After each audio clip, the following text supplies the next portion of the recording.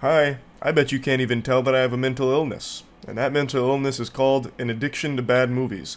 I can't help myself. I see every new horror movie that comes out. I've seen every single 2024 horror movie except for one. The one good one, apparently, which is Late Night with the Devil. I've seen every single other horror movie, and I double checked.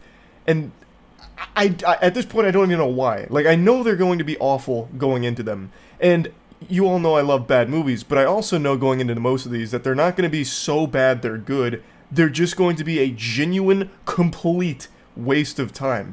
So you have to wonder, am I possessed by some kind of dog shit movie demon that just somehow deep in my soul compels me to go waste money and time to see these on the big screen? Today I subjected myself to The Exorcism starring Russell Crowe.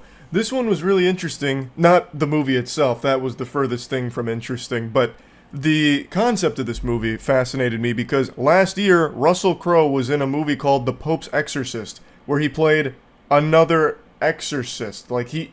So I thought this was like the extended Pope's Exorcist universe, but these two movies have no relation to one another. He played the same role twice.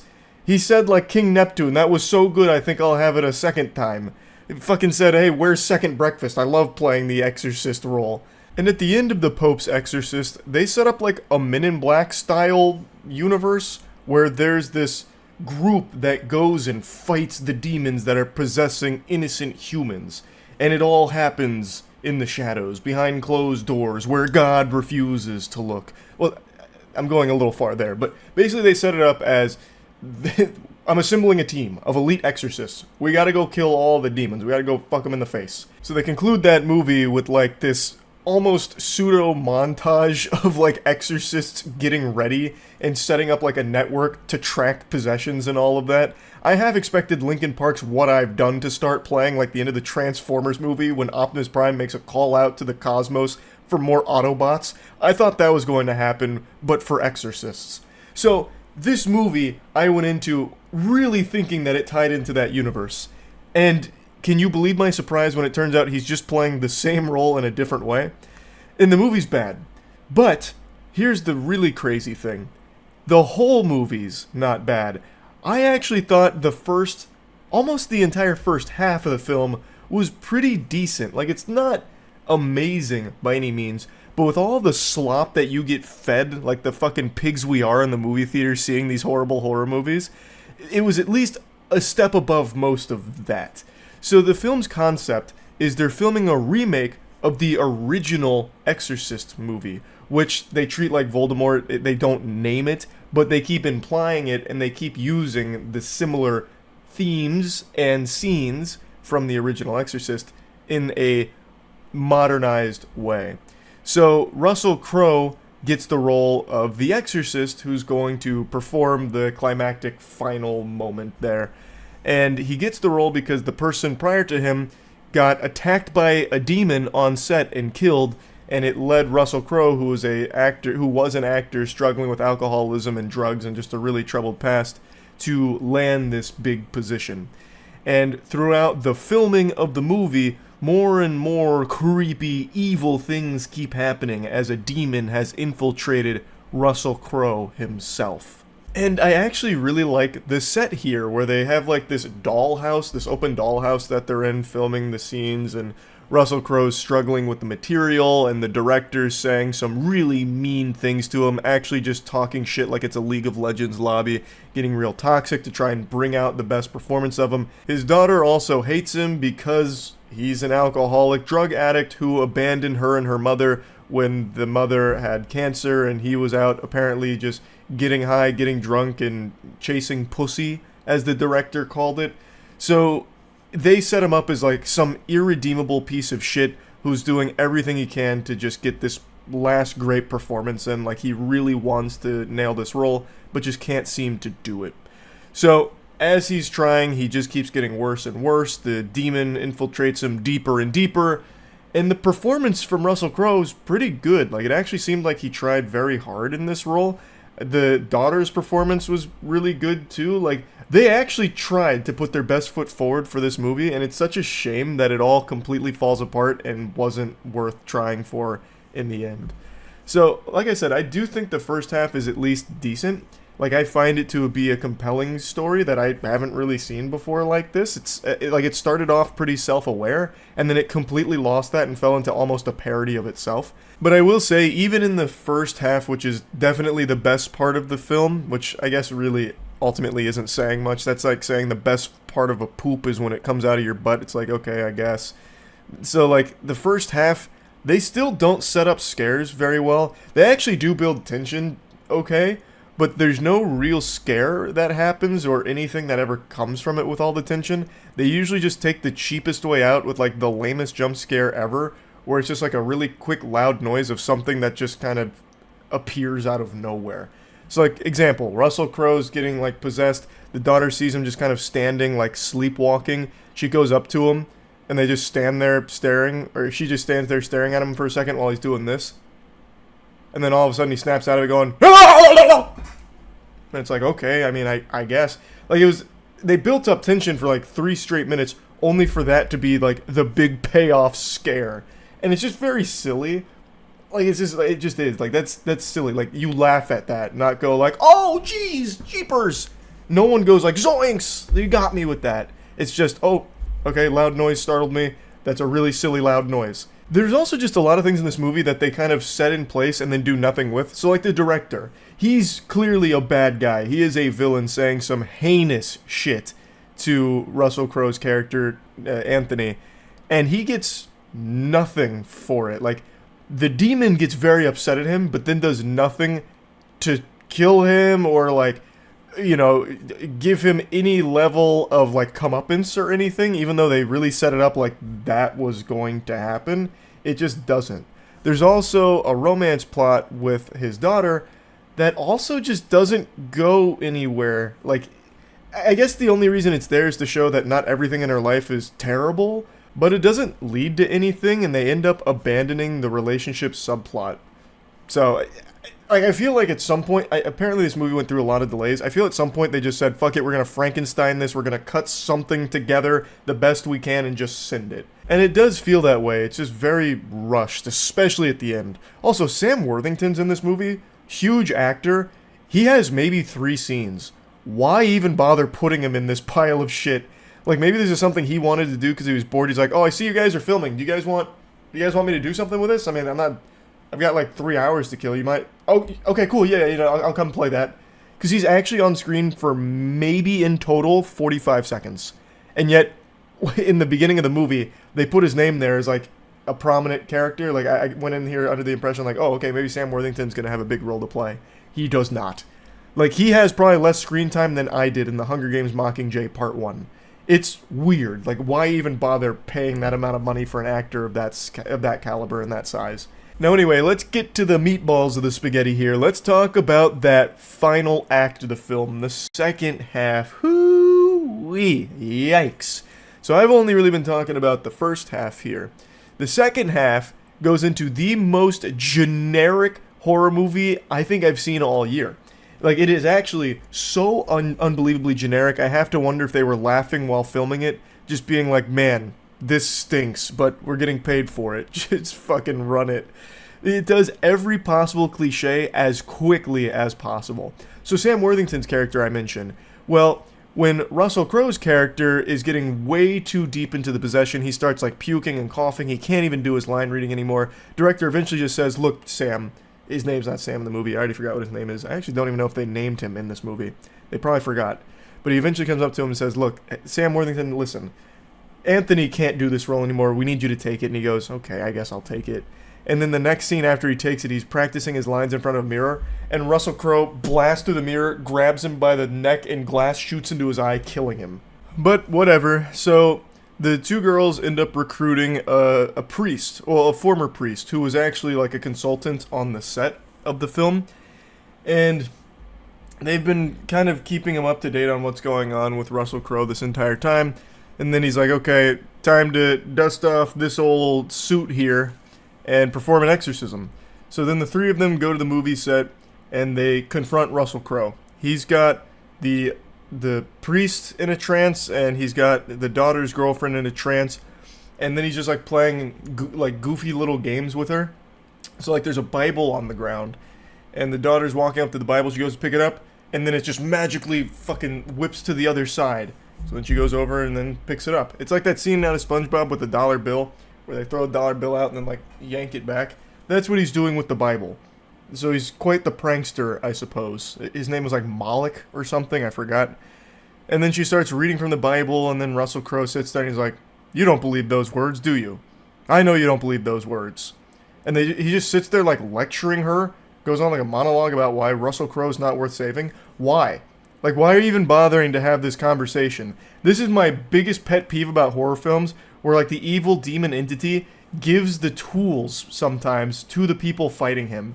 To, like, why? Why? Like, there's no self-preservation from the demons? What, they'd go through all this effort, this elaborate plan of possessing someone, and all of these steps, just to allow the good guys to get all of the necessary tools while they watch. Like, this demon could have killed all of them. Why put them in a trance? Why let her get the Bible? Why let them do that, and you just sit there watching and sometimes laughing and giving a stupid speech? It's ridiculously dumb. It just shows that the writers have no idea on how to have, like, the humans combat the demon here. So they just rush through it with this cliche formulaic dog shit. So, anyway, she starts reading from the Bible. He eventually goes over to her because it's not working, and he grabs her up, choking her, and then she puts a cross on his forehead, and he's like, "Ouch, oh, it burns," which snaps the other two out of their trance. And then eventually the priest is like, "Listen, take me instead. Give them Russell Crowe back." And the demon complies, so he then possesses the priest, and Russell Crowe snaps out of it. Russell Crowe then starts reading from the Bible, which bursts into flames, another classic horror movie trope.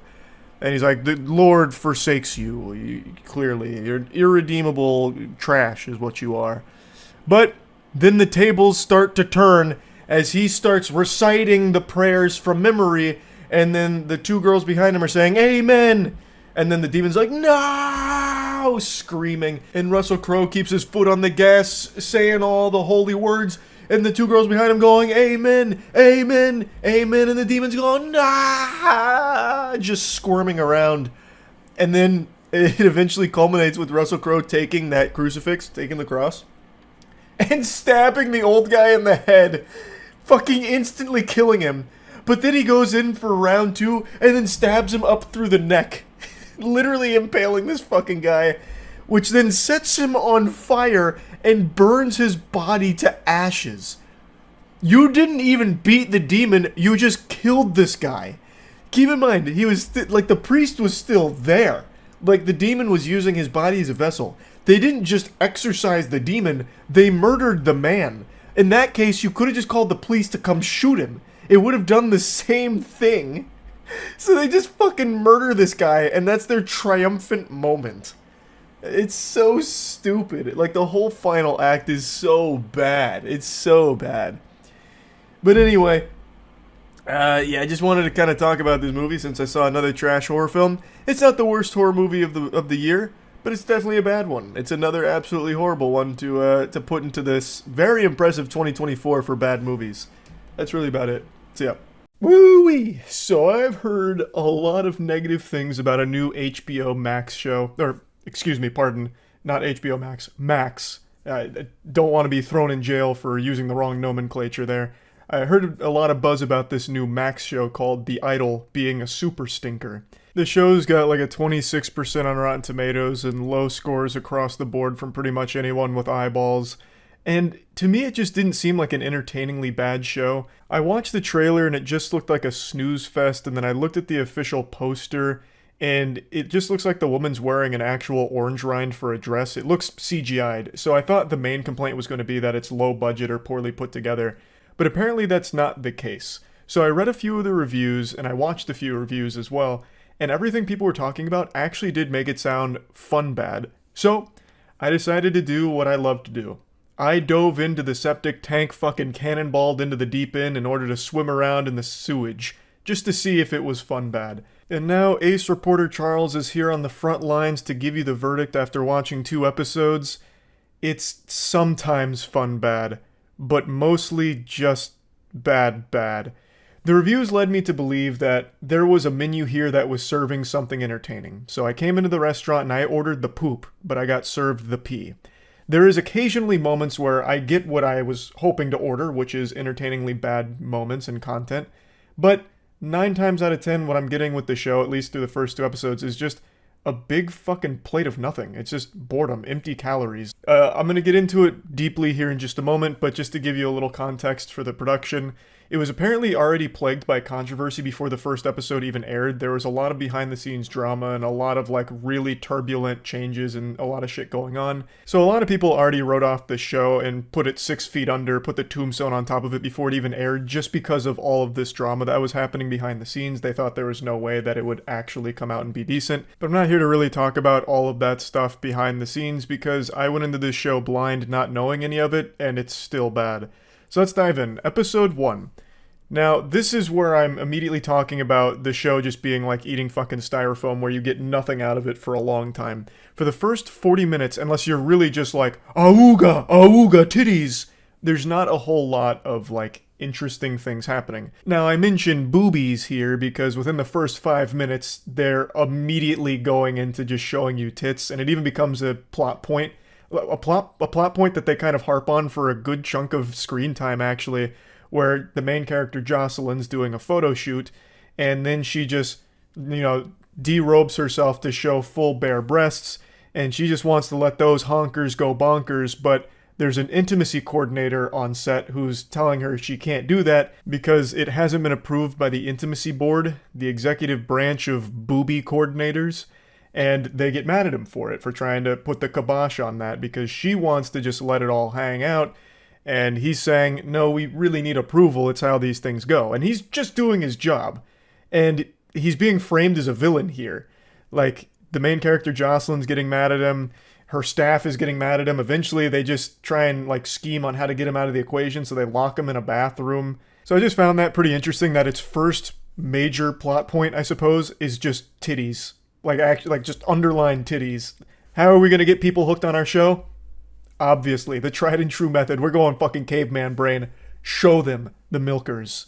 And that's the whole first part there, really. Like, that's actually the first instance of conflict or anything, really, exposition, which was an interesting idea, an interesting call to make. But yeah, like I said, if you're not just going into this for softcore porn reasons and like your eyes popping out of your sockets like a cartoon character when you see titties, I just really don't think there's a whole lot to get invested in within the first 40 minutes of episode 1. Now, to quickly blast you here with the cliff notes, episode 1 focuses mainly on our main character Jocelyn, who is a massive pop star, but has recently fallen on hard times due to some tragic events that have happened in her life. She's had some very tragic things happen, like the loss of her mother, and they keep mentioning that she had a psychotic breakdown at one point.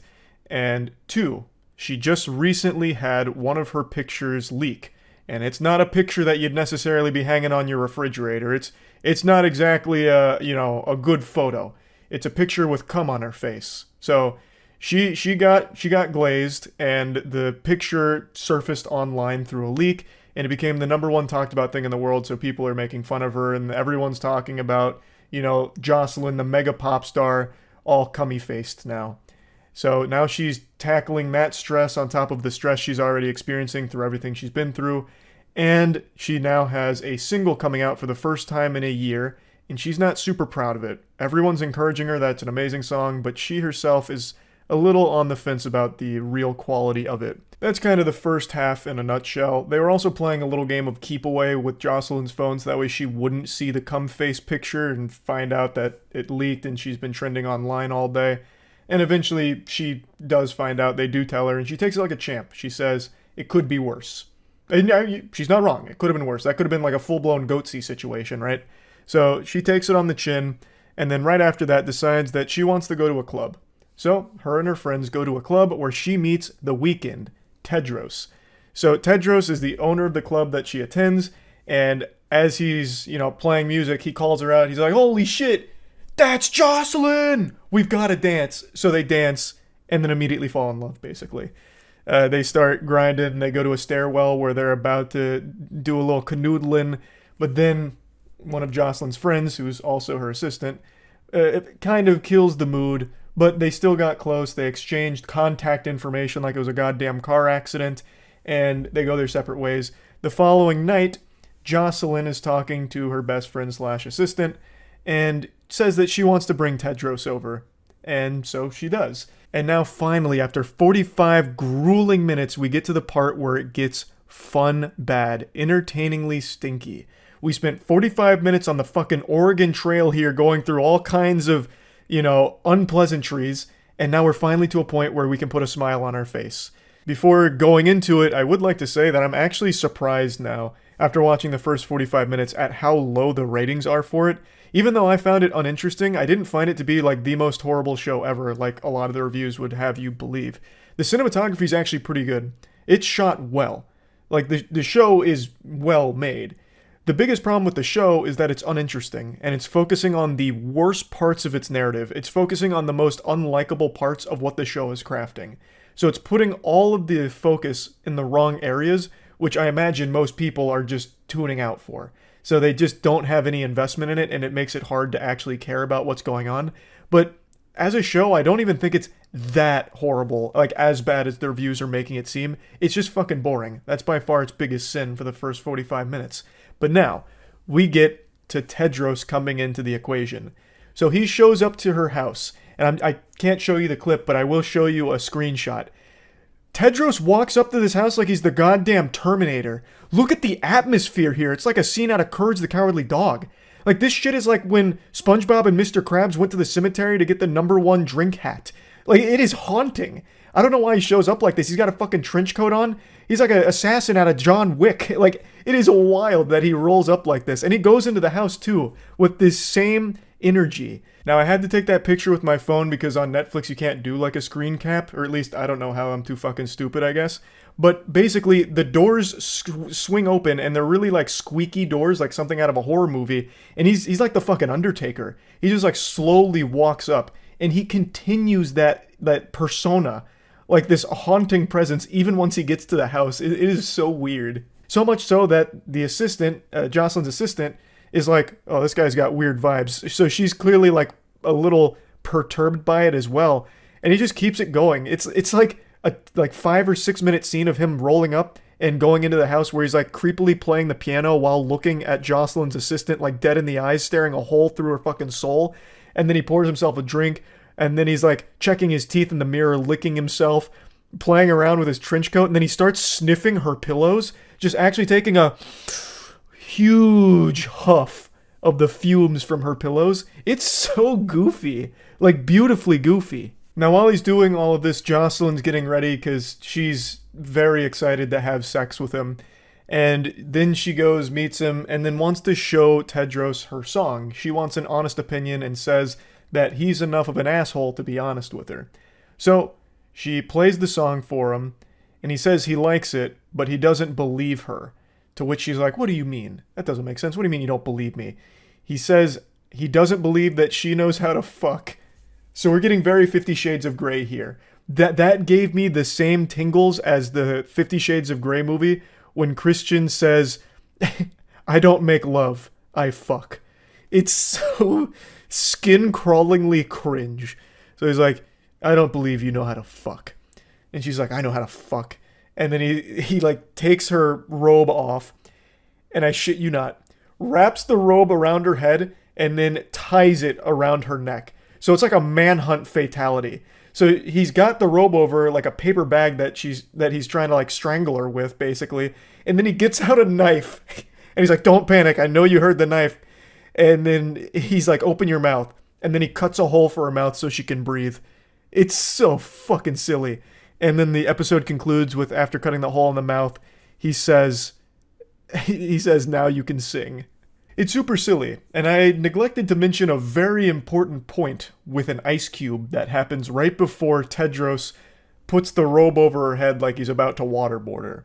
He takes an ice cube, and he like runs it down her leg and onto her like pussy and all that. And that ice cube is actually a major supporting character, believe it or not. Well, not like that single ice cube, it melted, God rest its soul, rest in peace. But ice cubes in general. because she became so inspired by that sexual experience in the ice cubes that it kind of become her vessel to tap into her more creative side. So the single she's releasing is about sex. Like, it's about being a freak, getting real grimy. And when he said that he didn't believe her in the song because her vocals didn't convey that she knew how to be a freak and have sex, the Ice Cube brings out that freak side of her, I guess. In the next episode, she does a remix of that song because she said, you know what, the previous one wasn't me, this one's more me. And she plays it for her whole team to get their opinions. And the song just actually sounds like porn. Like, the entire intro is just moaning and deep breathing and shit like that. It sounds like you just walked in on somebody in the masturbatorium going crazy. So her staff wasn't super thrilled because it just sounds like they're listening to porn. And she gets so upset that she goes back to try and remix it. And in order to get back in the zone of being a sexual expert, she has a glass of ice cubes nearby that she keeps taking from and rubbing on her vagina and then like squeezing at her neck in order to get back into that moaning sexual zone, which I thought was so silly. Like that made me giggle a lot. So this is when the show's at its best in terms of like entertainingly fun bad shit. Like having to kegel some ice cubes in order to do enough deep breathing on your track in order for it to sound sexually stimulating enough. What a brilliant idea. Now, episode 2 reveals like the deeper plot elements here. Tedros was already kind of framed as someone who's probably going to be a bit shady in the grand scheme of things, and episode 2 drives it home. It turns out Tedros has a label of his own, and pretty much everyone from that club is in on it, and it seems it's leading audience to believe that Tedros is getting close to Jocelyn for his own selfish gain as well as the gain of his label. So big plot twist moment was one of Jocelyn's dancers, whom is also one of her friends, is part of Tedros's friend group, and they actively fuck, and this whole thing was actually a setup. So that's episode 2. Tedros gets even closer to Jocelyn and eventually floats the idea of moving into her house, which she's all on board with. Meanwhile, Jocelyn's best friend is getting a little fishy once she learns that Tedros owns this label. She's starting to connect dots that this might not exactly be the most trustworthy person. Now, that's all of the plot shit. It kind of interesting, I will say. Like, I think that's an interesting narrative play. However, once again, I think they just focus on the most boring parts in the episode. But this one had a lot of fun bad moments, at least sporadically placed throughout. It feels like this show wants to be 50 Shades of Grey, like great value version, like diet 50 Shades of Grey. So it has these really weird moments, like genuinely just like baffling moments where Tedros and Jocelyn are about to fuck. And she's like, put that bathrobe over me again, or put the robe over my face again. So he like blindfolds her with the bathrobe thing.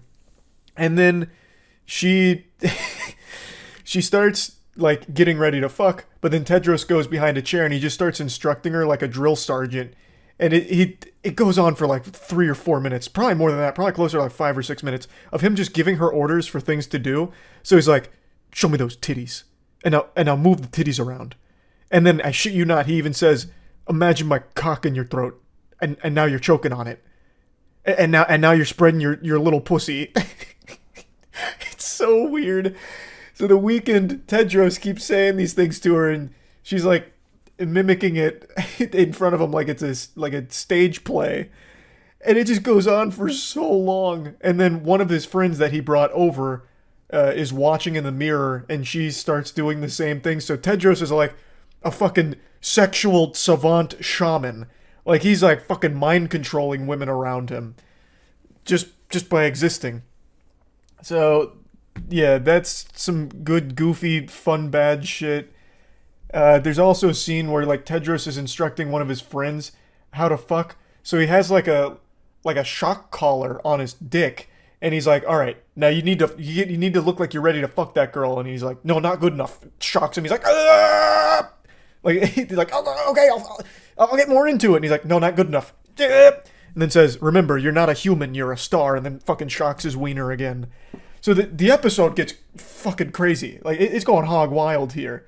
But it's all on the stuff that I don't think most people would care about here. Like, the softcore porn elements of it. I guess it's not even really softcore porn. It's just, like, straight up porn where they don't show you most of it. Actually, which is pretty much softcore. Yeah, it's just, like, all focused on, like, the sexual parts of it as opposed to the actual interesting narrative bits. Like, the whole setup plan, as well as Jocelyn's friend who is now getting in a position where the label's losing trust in Jocelyn, but her friend, who is the dancer, can also sing, and it's looking like they're going to replace Jocelyn with her, and she is the one that's part of Tedros' friend group, so that will benefit Tedros and all of them. Like, there are interesting elements at play, but they don't actually get the spotlight. It's all on the, make your titties bounce for me. Yeah. Good titties bouncing. Good shit. And then spanking her ass, and, like, jiggling her butt cheeks. Like, that's not very interesting. That's laughable. Now, there is another section of this episode that I actually thought was very interesting. It's Jocelyn's music video. She's doing a music video for the song, and it's not going well, which is why they're about to replace her with her friend. She just keeps doing the choreography over and over and over again, forcing them to restart. They're many hours over time, way out of schedule, because Jocelyn needs it to be perfect. She's still overcome with grief over the loss of her mother. This is the first music video she's done without her mother being there. And she's breaking down, she's crying, and she's going over the moves so many times that her legs are getting bloody, so they have to keep, like, fixing that with makeup. And it's actually conveyed in a pretty interesting way. The cinematography is good. Like, it is actually good. And then eventually she gets the perfect take. Everything was, like, fantastic, exactly what she wanted, but the camera was out of focus. So she had to do it again. And she didn't get it perfectly the 50th time around. So, like, it's actually a very interesting scene. Her staff coming in to try and lift her up, it's not working well. Her staff, you also start to wonder, do they even really care about Jocelyn, or are they just there because it benefits them? Like, all of that's actually kind of interesting, but it is not what the show seems to want to focus on, which I think is such a fucking misfire, and probably why so many people don't actually like the show. Because I don't think many people care to see softcore porn. Like, you just type boobies in on Google and you'll get a million fucking OnlyFans links, right? Like, you're probably not tuning into this to get porn. At least I don't think most people would be. But yeah, once again, the episode does end up being overwhelmingly boring for the most part and uninteresting. Because again, it is focusing on, like, the worst parts of what the show's offering. But yeah. Oh, another thing. The characters feel really stiff a lot in this episode, even more so than episode 1. Some of these characters that come in here feel like actually phoned in performances. They didn't really care that much, which is kind of odd. I mean, especially for a show of this budget and this prestige. I mean, it's a fucking HBO Max show. So I would think that they'd really make sure all of the acting is fantastic, but there's a lot of times in here where I was like, damn, that just really didn't seem like they cared at all about this whole scene. But anyway, I just thought I'd point that out. It's only 2 episodes. Maybe it really gets better. You know, it really finds its footing in episode 3. I couldn't tell you, but I just wanted to at least give you all an update since I did watch it. And overall, I do think it was a waste of time. Like, I don't think the fun bad moments outweighed the overwhelming boredom or disinterest I had in the show. There's just very few fun, shitty moments that are sprinkled throughout the 2 episodes, and that just really wasn't worth it. So, yeah, that's really about it. So, yeah. I've stayed silent on this topic for too long because I didn't want to hurt anyone's feelings, but you know what? Maybe a little tough love is what you need. Maybe a nice firm spank on the bottom is exactly what you're missing right now, and you know what? I'm here to give you that fiery kick in the keister. I'm sure you've all heard of the Mandela effect. It's very well known now. The Mandela effect, for those that aren't aware, is the phenomenon where a large group of people all share the same false memory. The biggest example of this is actually where the name comes from, Nelson Mandela. Well, I mean, Nelson Mandela is real. It's not like the false memory was his existence. Nelson Mandela was very real, but it's named after the time where a large group of people thought that Nelson Mandela died in prison, when in reality he didn't. But there was such a massive number of people who all swore that they remembered hearing or reading that Nelson Mandela died while in prison, but that just didn't happen. So the Mandela effect refers to this phenomenon where a large number of people all collectively share the same false memory. It's just super fascinating, and over the last like 8 or 9 years, it's becoming more and more common and more talked about. Like, here's an example of one I just saw on Twitter the other day. Cheez-Its, and I'm still saying it wrong.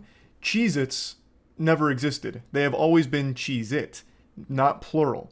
I always remember the box being Cheez-Its with the Z at the end. In school, we always referred to them as Cheez-Its, like, oh, what are you snacking on? I'm just having some Cheez-Its. Jonathan just choked on a whole bunch of Cheez-Its and ended up in the hospital sending prayers to his family. You know, like, we always referred to them as Cheez-Its, so it's deeply ingrained in me that when I talk about them, I use the plural. But they've never been Cheez-Its. It's always been Cheez-It. But this isn't one that I'm super passionate about. This one's entirely possible that I was just a dumb, stupid, milk-drinking, glue-sniffing kid and just got it wrong and never bothered to correct it. But there is one that I am extremely passionate about, and that's the Berenstain Bears. I made a whole video on this like 5 or 6 years ago now, I don't even remember, going into this giant rabbit hole of Berenstain Bears.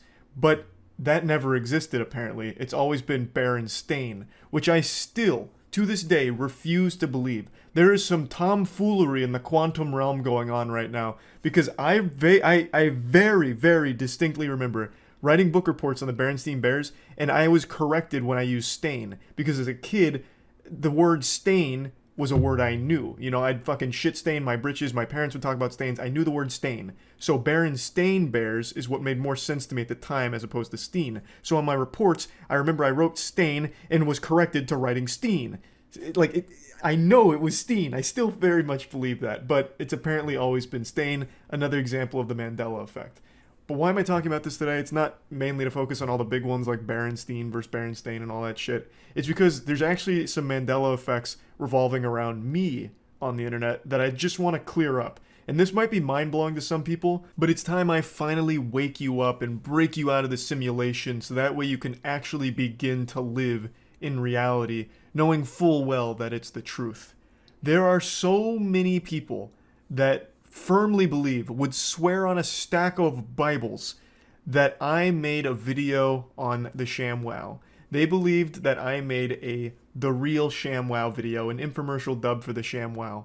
This is a belief that people have held for years now, and I'm telling you, I never did. I promise you, I never did. But I still, daily on Twitch, will see a few messages or even have someone subscribe, resub on Twitch with a message saying, I've been following you ever since you made that video on the ShamWow a decade ago. I've been following you for decades since you uploaded the ShamWow infomercial dub, something like that. And I do appreciate it. I sincerely tip my fedora to you, Quantum Time Traveler. But in this universe, I never made that video on the ShamWow that you swear you saw. In this godforsaken realm of the multiverse, it wasn't me who did that. But this is something that so many people swear by. And it got to a point, like, between emails and Twitch chat, I had to check myself. I had to double check here just to make sure that I wasn't the one hitting the crack pipe. But I have reconfirmed, yet again, I never made a ShamWow video. I never did a dub for the ShamWow or anything like that. What I think is happening here is people remember 13, 14 years ago, Djibouti Dubs posted a ShamWow dub, and it was really popular. In fact, Djibouti Dubs is what inspired me to do commercial dubs of my own, and the ShamWow is one of his most iconic. So I think what happened is people remember that ShamWow dub, and they remembered that I also used to do commercial dubs during that time. So they just started crossing wires. They started mixing the proton beams together, and they got their memories all fucked up and, you know, all cattywampus. But I also did do a video kind of similar to the ShamWow, which was the Real Mighty Thirsty video, which is an infomercial dub for a product that's similar to the ShamWow. So it's also possible that they're just mixing the name up. But when I point that out on stream occasionally, people will get, like, combative. Not mean or anything, but like, no, I really remember you saying these things about the ShamWow. And they'll list off, like, a joke or two that I've never told ever, and that isn't in the Mighty Thirsty video or in Djibouti Dubs video, so I don't know what to tell you. This is just a great example of memories not being the most reliable when it comes to accuracy in the truth. Over time, things just start getting all fuzzy and blurred, and then you end up with false memories, which is what the Mandela effect is all about, like the unreliability of memories. Unless we're talking about Berenstain versus Berenstain Bears, then we all know the truth is that it was Berenstain. Berenstain is a no-good, dastardly fraud, and I will stand by that till the end of time. Doctor Strange could peek into 1 billion universes and never find one where it's actually Berenstain. There is something wrong, and I truly believe it has always been Steen. But I digress. Anyway, back on topic. There's another big false memory that people have about me and my channel that I'd like to clear up as well. So, there's a large number of people that believe that my channel used to be named Critical, and somewhere along the way I changed it to Penguinz0. For at least the last 3 years, I've gotten emails, and especially in Twitch chat, many messages asking why I changed the name of my YouTube channel. And I've never understood it because I've been very vocal about never changing my name across like the last decade. I made this channel in 2007. I was 13. It was a name that I just came up with because I liked penguins. And penguins spelled properly was taken. Penguins with a Z was taken. So penguins with a Z and a 0 was available, so I took it. There wasn't a whole lot of thought that went into it. It was just the brain of a toddler. And I liked penguins. I still like penguins. I think they're unbelievably cute. And that's all. And I never changed it. I never touched it. I also do have an explanation here for what could have happened. When I started doing commentary, which wasn't until like 2010, I always said, "What's up everybody, it's Critical." So the more times I repeated that over the course of like 8 years, the more people associated that name with the channel to the point where they probably stopped looking at the channel name and just assumed the channel name was Critical. But in reality, it never was. It has always been Penguinz0. It's never ever been changed.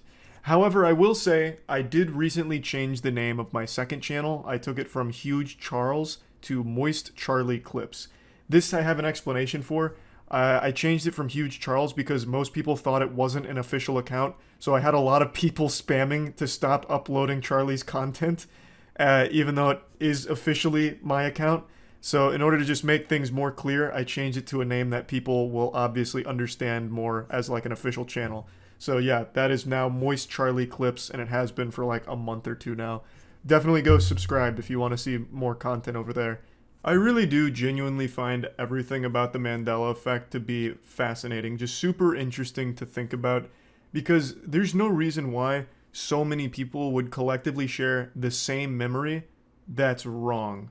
Like, there are just so many people that swear by things that are just not correct. Like, for example, me and Cheez-Its and Berenstain Bears, which are apparently not accurate, but I vividly remember seeing them that way and reading them and writing them that way. And so many others like me have those same memories, but we're all wrong apparently. So it just seems so weird that a lot of unrelated people from all different parts of the world can share the exact same memory that happens to be false. I don't know, I just find that to be super odd. And when it comes to my channel and the Mandela effects surrounding some of my content, it's super weird because now I'm on the other side of it. So, again, to tie it back to Berenstain, as everything always does end up back at that argument, that whole debacle, the people behind the Berenstain Bears franchise, the whole property, they can't understand why anyone would have ever thought it was Steen. Since there's never been any confusion around it, it has always been Stain. All of their marketing has been Stain. Everything has always been Stain. So they don't really get why anyone would have gotten it wrong, especially all of the people that have, like me. And now that I'm in this position, I can't understand how anyone ever thought I did a ShamWow video or how anyone ever thought I had changed my YouTube channel name. I don't know how those things started or where those memories came from because, from my perspective, none of that was even close to being true. I never even considered making a ShamWow video, and I'd never even remotely considered changing my YouTube name. Yet so many people really think I did both, or one or the other, I suppose. And I don't know, I can't wrap my head around where it comes from or how that shit starts, but it's just super interesting to me. And I'm sure the Mandela effect is something that all of you have experienced to some degree, or at least understand to some level. And I just thought it'd be something interesting to talk about today because it applies to my channel as well. So yeah, hopefully this cleared up some confusion or, blew your mind or something in some way. That's about it. See ya. I know this isn't my usual setup, but don't panic. This is not a cause for alarm. I'm actually here by choice. What you're looking at is hours of hard work. For about a year and a half now, I've been teasing on stream that I'm finally going to get the motivation to set up my streaming room and make it look really fucking cool, like a beautiful gamer's wet dream. And take a look. Did I lie, huh? I went from one empty room to another. It's like Squidward when he goes to that place to be all alone. So yeah, I just haven't felt like finishing this room today, but I will pretty soon. Maybe in another year and a half, we'll see. But we're here now, and I want to talk about something pretty important, and it actually has to deal with something that I was personally involved with. It has to do with Artesian Builds. That's the company that built all of the PCs that I've used and have at the warehouse for my friends to use for all of the editing and all of the content production we do. I'm sure by now you've all seen the clips as well as read the headlines. Artesian Builds really fucked themselves in the ass. They put their own dick in their butt, and now, as of today, they're pretty much no longer a company. They're officially dead and buried. But how did we get here? What happened? Artesian Builds would always be streaming their latest builds, where they'd interact with their community as well as do giveaways and shit like that. And a little over a week ago, their CEO went on stream during a giveaway, and when the giveaway winner was announced, he checked their profile and deemed them too small to actually earn the PC. I'm not going to play the clips, they're very hard to sit through, but their CEO was just going on and on about them being super small and not really benefiting the company, and then insinuating that their community isn't supportive or all kinds of just horrible shit. It was like a full-blown supervillain monologue, and not only is it extremely embarrassing and just downright fucking disgusting, but it's also borderline illegal. You can't just not honor a giveaway for no reason.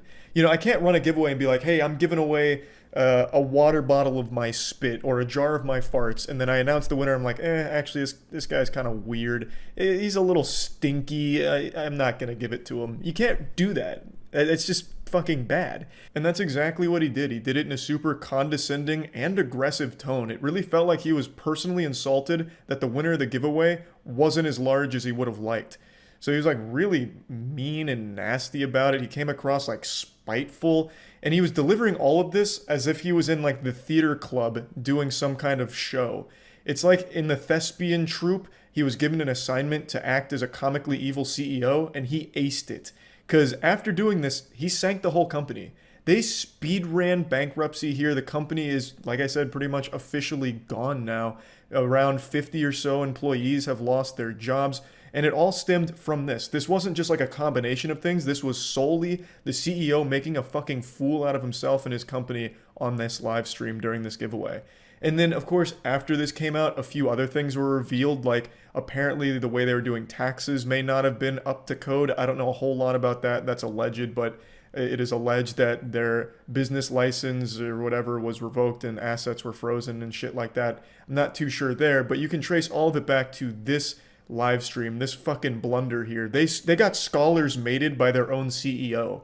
They speed ran dead company all because of this one live stream fail. It honestly would have been less detrimental to the company if Noah, the CEO, had just gone on stream and goatsied himself, just full-blown spread his asshole at the camera like, hey, PC fans, you wanted a new PC build? Well, how about I look at my colon instead, and then just spread his cheeks apart. The company might even still be around in that case. Artesian Builds was a company that grew off of partnering with creators as well as just creating a community around their personalities. Like, they streamed every build, they streamed pretty much every day, and they signed with pretty much every streamer on the fucking planet. They worked with the big boys like OTK, Mr. Beast, Nick Merckx, and everyone like that, and they had built a level of trust and a community around them. So when Noah does something like this, it completely breaches that. No creators want to associate with them anymore. So when the creators left, the consumers left, and Artesian Builds was left with their dick in their hand. They had nothing they could do anymore. It genuinely destroyed the whole company. Like I mentioned, I was partnered with Artesian Builds. I signed with them like over 2 years ago or somewhere in that ballpark. When I was like first with them, they had like 10K followers on Twitter and like 40 viewers per stream on Twitch. and they reached out to me, and they just struck me as such professional and nice people. They were super sweet, and they obviously knew what they were doing because their builds slapped. I never had an issue with any of their builds or anything, and everyone I talked to, I didn't get any bad vibes from, and I even talked to Noah a couple times, and I never once got the impression that he was like this, like what you saw on stream. So when this happened, I was equally as shocked and upset as everyone else. But I think it's important that people realize that there was like 50 or so employees at Artesian Builds. It wasn't just like the Noah show. So when he sank the company, 50 or so people lost their fucking jobs. And some of them, it was their passion. Like, they loved it. There's one guy at Artesian Builds in particular that I'm not going to mention any names, but he was actually the one who came up with the giveaways in the first place. And the whole idea behind it is he just wanted to give high-end PCs to people that might not have been able to afford them and just give it to anyone of any size. That was the whole idea behind the giveaways in the first place. The CEO, Noah, didn't actually create the giveaways. It was this guy who came up with the whole idea just to like give shit away and like have a fun community that can just win PCs. And what happened is Noah took that and went fucking wild and wacky, full-blown insano style madman. He went off book, going rogue, and had this meltdown about it, which ruined everything. But again, it's important people realize there was a lot more people at Artesian Builds than just Noah. Noah ruined it for a lot of people who now don't have a job. And it only took a week. So it's not like a lot of those people have a backup plan either. So I really find the whole situation to be extremely sad. There's no excuse for what the CEO did, and especially with what he did after this happened. When this initially broke, he went to Twitter on the Artesian Builds Twitter account, and there were statements made that were just so tasteless. Basically, instead of apologizing when this got pointed out to them, they had like a 4-tweet long thing that I'm not going to show here, but basically what it boiled down to them was saying, what it boiled down to was them saying, "Oh, we were doing one of our normal dope-ass epic PC giveaways on stream, and things got a little weird, and I'm sorry you guys made yourselves mad about it, but just remember, we're doing some fucking incredible PC giveaways on our Twitch stream all the time, so we're fucking awesome. You guys made yourselves mad, and we're sorry for that. But yeah, back to epic giveaways." It was a non-apology, and they were just patting themselves on the ass for nothing. Like, it was so terribly handled. So not only was the initial clip horrible, but the immediate response was as bad as it could have possibly been. Then they released another statement, like on an official document, or what was supposed to be an official document. But again, this seems like it came just directly from the CEO trying to not look as bad as he was looking currently. And again, missed the point entirely. It was more non-apology, and they still never even honored the giveaway. They still never even like tried to like publicly say, we will just give the winner the PC. They just kept trying to like push that to the side, like, there's so many rules, so much red tape, oh my god, so much was going wrong. The quantum physics of the Artesian build formula for giveaways, there's so many numbers weren't adding up, the calculations were wrong. So that didn't go over well. And then Noah made an apology video, which was even worse than the other two. It just kept getting worse and worse and worse. I bet if they did another one, it would have devolved into just full-blown Scatman. Like, it wouldn't even be on the same topic anymore. The apology video he released, again, I'm not going to show any clips from, but it was as generic as it gets. Terrible audio mixing. It sounded like actual garbage. Sounded like he was talking to you through a walkie-talkie.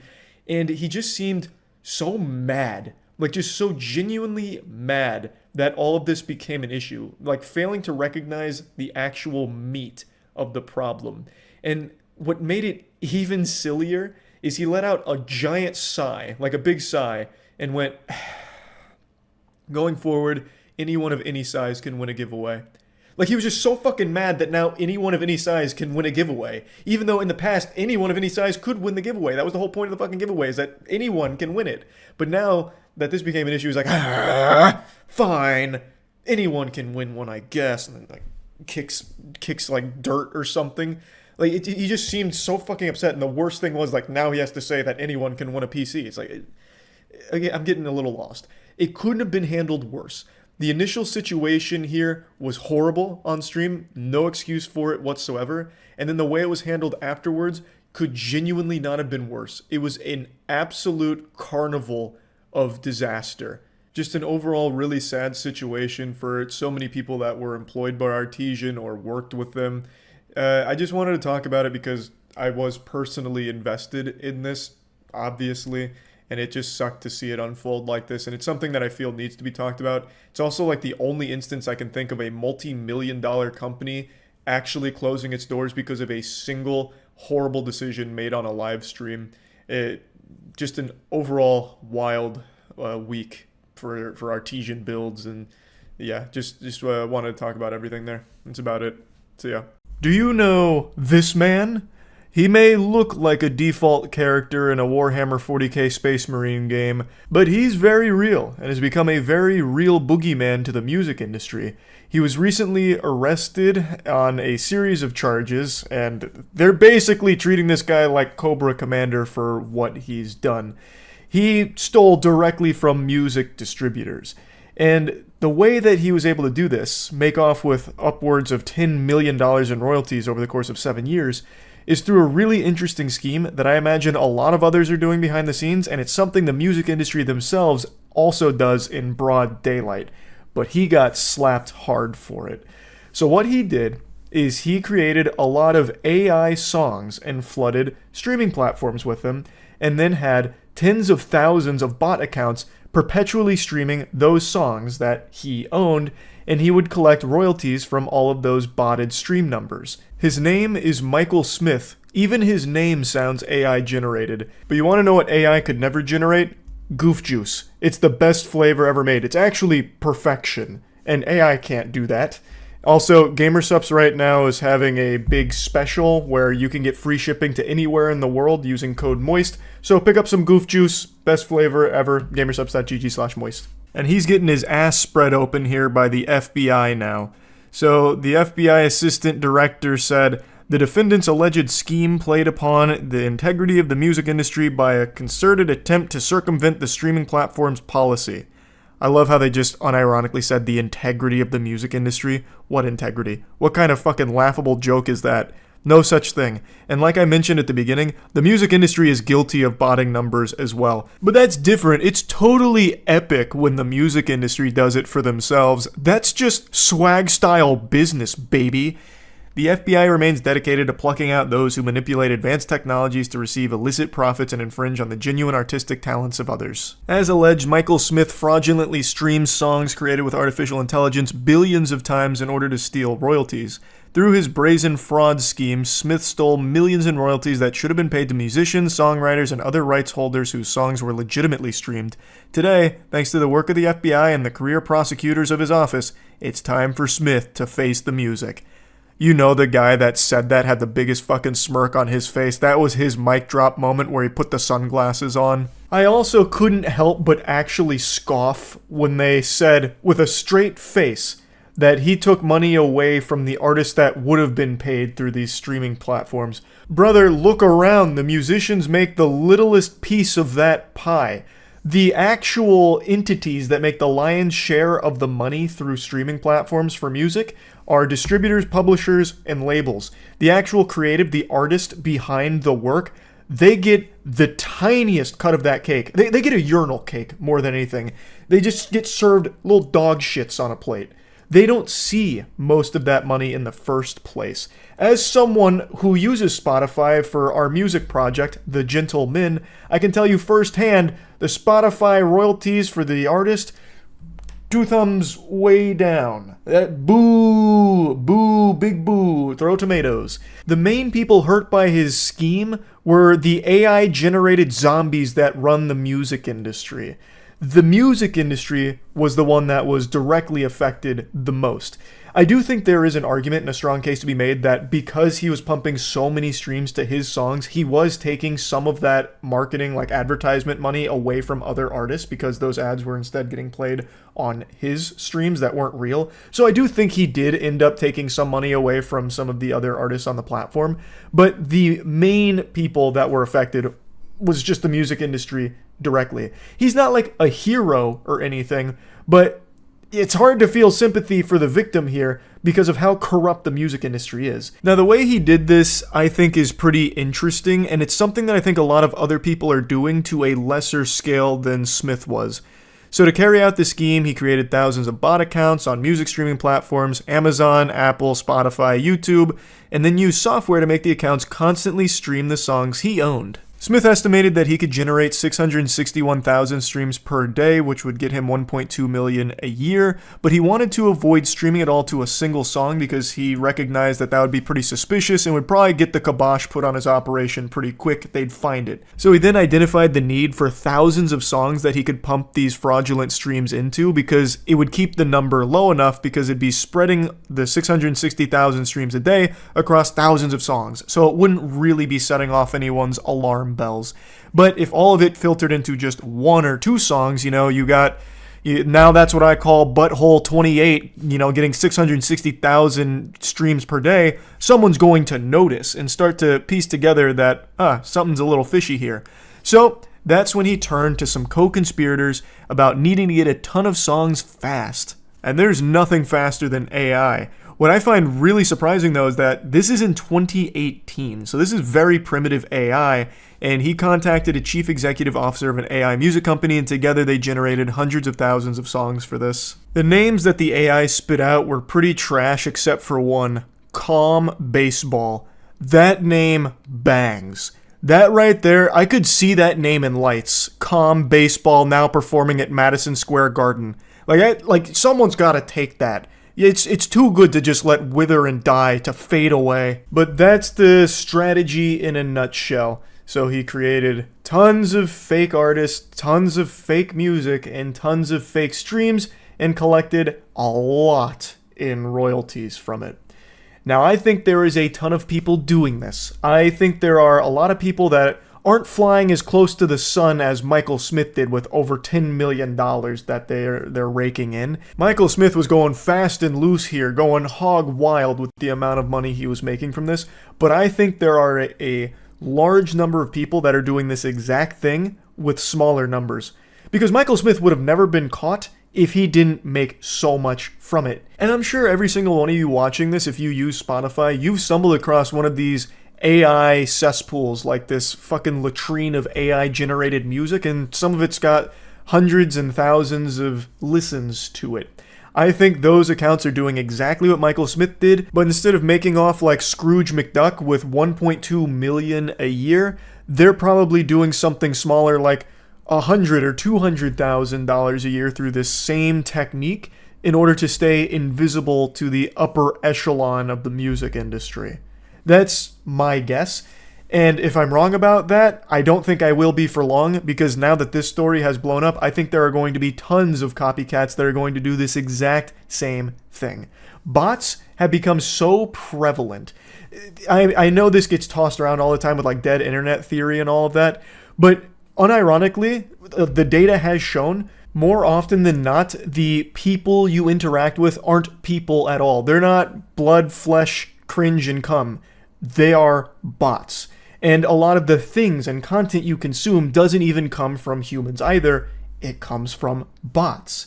So it's one of those things where if it's not already happening in a big way on Spotify, Amazon Music, Apple Music, all that, it's going to very soon. Now, in the case of Michael Smith, he's being charged with wire fraud conspiracy, wire fraud and money laundering conspiracy, and could face a maximum of 20 years in prison per count. And I've got a hunch that the music industry is going to do everything in their power to make an example out of Michael Smith to try and scare people away from emulating what he's done. I think they're going to throw the book at him to make it a deterrent from copycats. Because if more and more people start doing what Michael Smith was, the music industry is going to be in some deep doo-doo. It's a very hard thing for them to combat against. Like, look at how long Michael Smith got away with it. And again, the only reason he got caught is just because of how much money he was pulling in. But if people stay at lower amounts that they're making from it, I don't think they have the ability to find all of them. So I think they're very scared of this becoming a bigger problem for them. And I think they're going to do everything in their power to fuck Michael Smith. But anyway, I just wanted to talk about this a little bit. That's it. See ya. Usually when I talk about Twitch drama, it's goofier topics like that girl who was banned for queefing into her mic. And by the way, she was kind of a pioneer, like an actual innovator in the field. She was like the Tesla of farting. And the queef queen actually started a trend on Twitch for a little while, where recently ASMR streamers were farting into their mics for sub goals. So unfortunately for the valedictorian of vaginal air expulsion, she was just a little early to this. She just was ahead of her time. Had she been queefing during this meta, she could have probably popped off on subs, but she got there too soon. Also, those streamers that were farting into their mics also got temp bans for it, so the result was the same, but she wasn't able to squeeze as much juice from it as they were able to. But anyway, this is not one of those goofier topics. Today we're talking about something actually serious, like genuinely awful. Yesterday I received quite a few emails and mentions on Twitter letting me know about a streamer who was allegedly exposed for grooming underage girls and being a predator, shit like that. And for some reason, the guy that was accused of all of these things mentioned me. In this video on his channel, it says, hopefully Charlie will make a video on this and help prove my innocence, he's a homie. I don't know if this is about me, but a lot of people seem to think that it was. I want to make it clear, I don't know this guy, so I haven't defended him or anything like that, and I don't know why people are emailing me asking why I'm defending him when I haven't done or even said anything about this until right now. It's important to know that all of these are just allegations at the moment, nothing is proven, but seems like some pretty hard evidence. This isn't just some Twitter dog shit where one anonymous account says, in 2013 at MegaCon Orlando at the washing machine enthusiast booth, Soda Poppin was groping on my nutsack, fondling it a little bit aggressively. It felt good at first, then it got a little weird when he started tugging on my nutsack hairs, and ever since then I haven't been the same. Soda Poppin's a predator. It's not just baseless nonsense or anything. There is real evidence against this streamer for the things that they're being accused of. So since that video title has led people to believe that I'm somehow involved in this whole thing, I thought it was at least worth talking about. So I want to go over the full lore of the situation, as well as some things about it that just don't add up about all of it. So this all started with a thread on Livestream Fails, LSF, also known as the home to XQC's clips. If you miss an XQC stream, you can just check Livestream Fails and see every single moment of it posted there on the front page of it.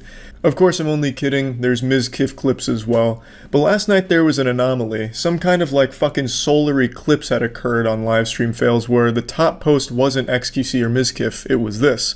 And it's about this user talking about their experience with a streamer. And you can read it for yourself, but the gist of it is they were following this channel in 2018 and randomly decided to check in on them that evening. And he believes that his name must have sounded similar to a girl's name on the platform because the streamer reached out asking if they were a girl and asking to chat, and then the following ensued. I'm blurring out the streamer's name everywhere just in case this all does turn out to be false, a hoax, or even worse, a malicious attempt to ruin one innocent person's career. So I just want you to keep that in mind, that that's why I'm doing that, just because none of this is completely confirmed beyond a shadow of a doubt. He reached out using Twitch Whispers, which is akin to using AOL Instant Messenger to get in contact with somebody. No one has used Twitch Whispers in years. This was probably the first time this was even activated since Twitch launched. Nobody uses Whispers, so, call this guy old-fashioned. This was pretty wild. I didn't even know this even still existed. It's an archaic system. More people use carrier pigeons than Twitch Whispers. But as you can see, he gets in touch. Are you a girl? Yes. Why do you ask? Want to DM on Discord, and then tries to add them. So they decide to add them on Discord, and this is the conversation they have. He asks what state and how old they are, so basically some Omegle shit, ASL, age, sex, location. They respond with 17, 18 soon. Streamer says, really nice, young, I like that, I could fly you to me, maybe. And then the conversation really starts to look like something you'd hear Chris Hansen reading. They ask when they started to follow. They say, check in the chat and I'll type something. So the streamer responds with, when you were a teenie then, hee hee. I actually haven't heard or seen the word teenie since I was a fucking teenie, 11 or 12 years old. So that was quite a blast from the past. And then this is where it gets very fucking weird. The streamer says, let me show you a little vid, are you home? And you can probably already guess the video that they send.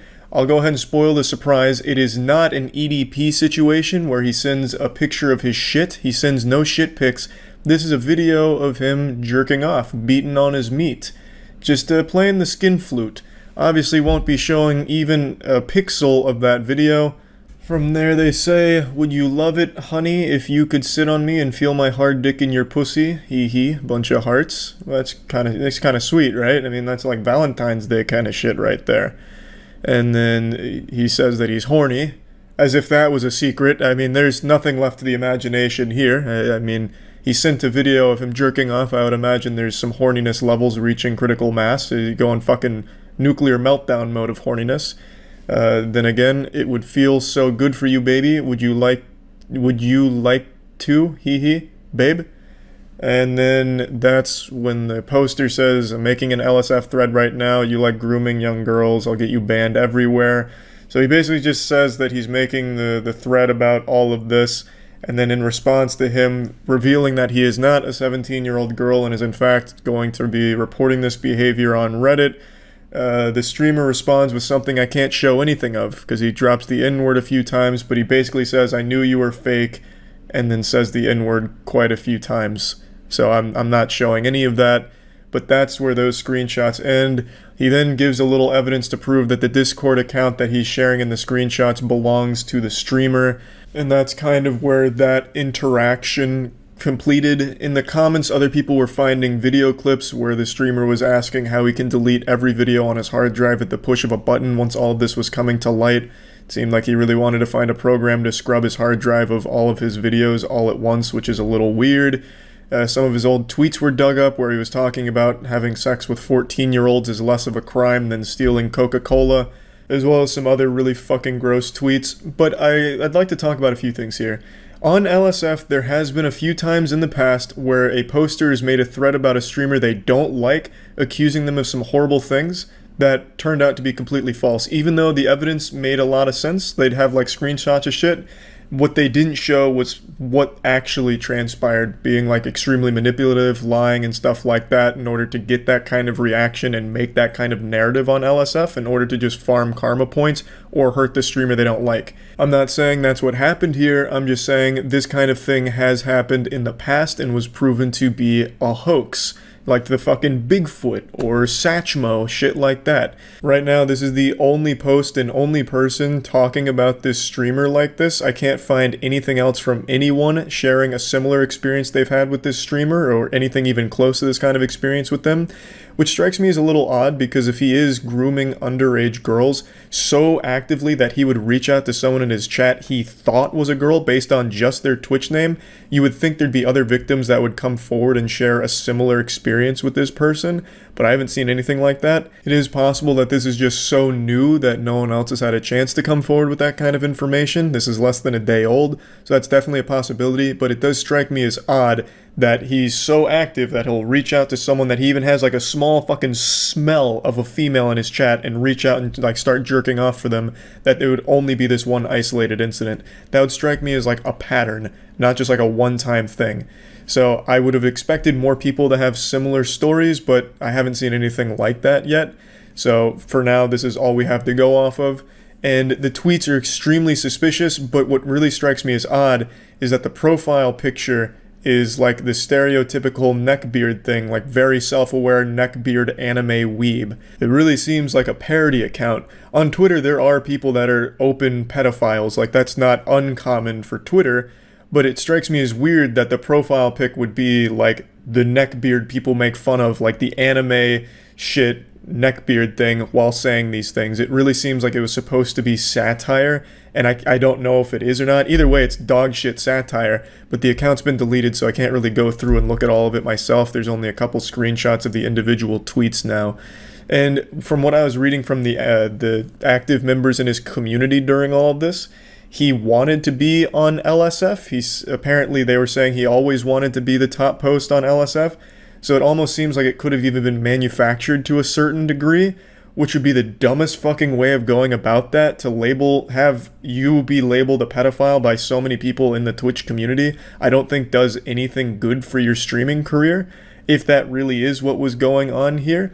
So I don't know if I really believe that, but there are some things in this that just don't make sense to me. The Discord having no profile pic, immediately sharing his Discord and then going 0 to 100, hey, where do you live? Do you want to see me put my finger in my urethra? just fucking tugging on his meat real hard after like 4 text messages back and forth. Like, it all just seems really fishy to me. And his chat going on about how you fell for Malord's schemes. They kept saying, like, Malord, treating him like he was some kind of supervillain mastermind and we were just pawns in his game. Like, this is exactly what he wanted, which wouldn't make him a mastermind and make him a master fucking idiot, because this is such a dumb idea for, like, publicity, if that really is what's going on here. It just really, all of it just doesn't add up to me. Like, to be so open about, you know, pedophile predator shit, that just doesn't make any sense. There's also this, so the poster was replying to a comment which is now deleted, and he says he's been famous in his chat for grooming young girls on Discord. When he whispered me, I wanted to see if that's true. That statement directly contradicts what he says in the opening statement in the thread, where he says he just randomly decided to go to the stream and then he just typed something in chat and then the dude reached out to him. Like, that's a little different. Now he's making it sound like he was in there with like a mission, like he was going in there as the fucking vigilante and was finally going to expose him, which is completely different from the narrative that he started with in the original post. He had also recently been banned and had only just been unbanned like less than a week ago, and then all of this happens. Like, it's just so many things in this story seem so strange. And then to, like, on that same night talk about, like, how do I delete videos on my hard drive, talking about, like, I need to scrub the hard drive, every video needs to go, someone quick help me, I need to get rid of all these videos. That doesn't strike me as someone who's, like, actually panicking about all of the accusations. That strikes me as someone that's trying to farm karma and attention out of this. It really does seem like the behavior of a troll, like an extremely edgy, really misguided troll. I mean, because now there's like articles about it that are talking about his alleged pedophilic behavior that he's exhibited, you know, over the course of like the last 5 or 6 hours. Those articles have been coming up. So it's like a really bad idea if this really was the plan. But overall, I just wanted to talk about this because for some reason I was mentioned in it, or at least people perceived that I was mentioned in this. So I at least wanted to talk about it and give like the full breakdown of everything going on. The whole situation's fucked up no matter what is actually going on here. And if everything from the LSF post is true and that's exactly how it all happened, then this is an extremely serious case where this guy needs to be off of Twitch ASAP, as well as have some kind of investigation done, because this is some really fucked up shit. I just wanted to talk about it, and yeah, that's about it. So yeah. I'm sure all of you have noticed that self-improvement videos have become extremely popular on YouTube. I don't think there's anything necessarily wrong with that. I totally understand that since so many people in society are more isolated now from other human beings than ever, oftentimes they'll turn their attention to the internet to get like some basic advice on certain things, and I get that it can be helpful to some people, but it's become a huge market and that's made it ripe for exploitation. So there's been this rise in AI-generated self-improvement gurus, and they all make the exact same video with the exact same life hacks. So you want to get a woman? Well, you need to be a high-value man, an alpha male. That means brushing your teeth, combing your hair, eat well, sleep well, go to the gym. You'll be drowning in sodden beef curtains in no time if you follow this advice that no one else is telling you, because no one wants you to know it. They want to keep you in the dark as a sad cuck beta male. And it's just that shit over and over and over again. And I wanted to show one channel that I found today that had me giggling, that is the embodiment of this entire trend. It's a channel called Far From Weak, and it's a picture of Kratos, and the guy behind it isn't using an AI voice like all of the other channels. It's his actual voice, but he puts a filter on it to artificially deepen it so it sounds more like Kratos and more masculine. And not to immediately start taking shots here, but to me that sounds far from strong. You're afraid to use your real voice for fear of ridicule, so instead you use effects to make it sound deeper than it is. To me that sounds pretty weak, but let's go ahead and go over his most popular video here. There are guys out there that attract the highest quality of girls, and they do so effortlessly. On the other side, you will find many guys that can't get laid, and that is why they are bitter. He makes it sound so haunting, like he's the Zodiac killer or something, and he's trying so hard to make his voice deeper so that way it's helping with the pitch shifting to bring it down so it sounds a little more natural. So he's getting up in there and letting it get real raspy. Here are the secret 3 tips to getting so much pussy your cock will fall off. The truth is that girls can make life more fun. It is always good to focus on yourself. But you have to stay honest with yourself. Don't start blaming girls for your own shortcomings. Instead, learn from videos like this one and become better with them in real life. I have absolutely no doubt that he has ChatGPT generate these scripts because every single video plays out almost exactly like this on all of the other channels that do this kind of content. By far the most popular subject covered by these channels is like this: how to get girls. The ultimate tutorial on getting women. So you want to fuck like an alpha male? Here's how. And it's the same points every single time, and all of those videos are so popular, which is extremely sad, because what that means is there's a bunch of really lonely dudes out there that just keep watching these same videos over and over again, somehow expecting to like get all of those skills through osmosis. Like just by watching it, it's going to make them more equipped at getting a woman without ever actually implementing any change in their life. It's not even terrible advice every time either. Like there, don't blame women. Look more introspectively. But that's not groundbreaking information. That's not like a eureka moment, like, oh, it was my fault all along. Like, I feel like deep down, everyone who watches these videos knows that they have to grab the bull by the horns and do it themselves.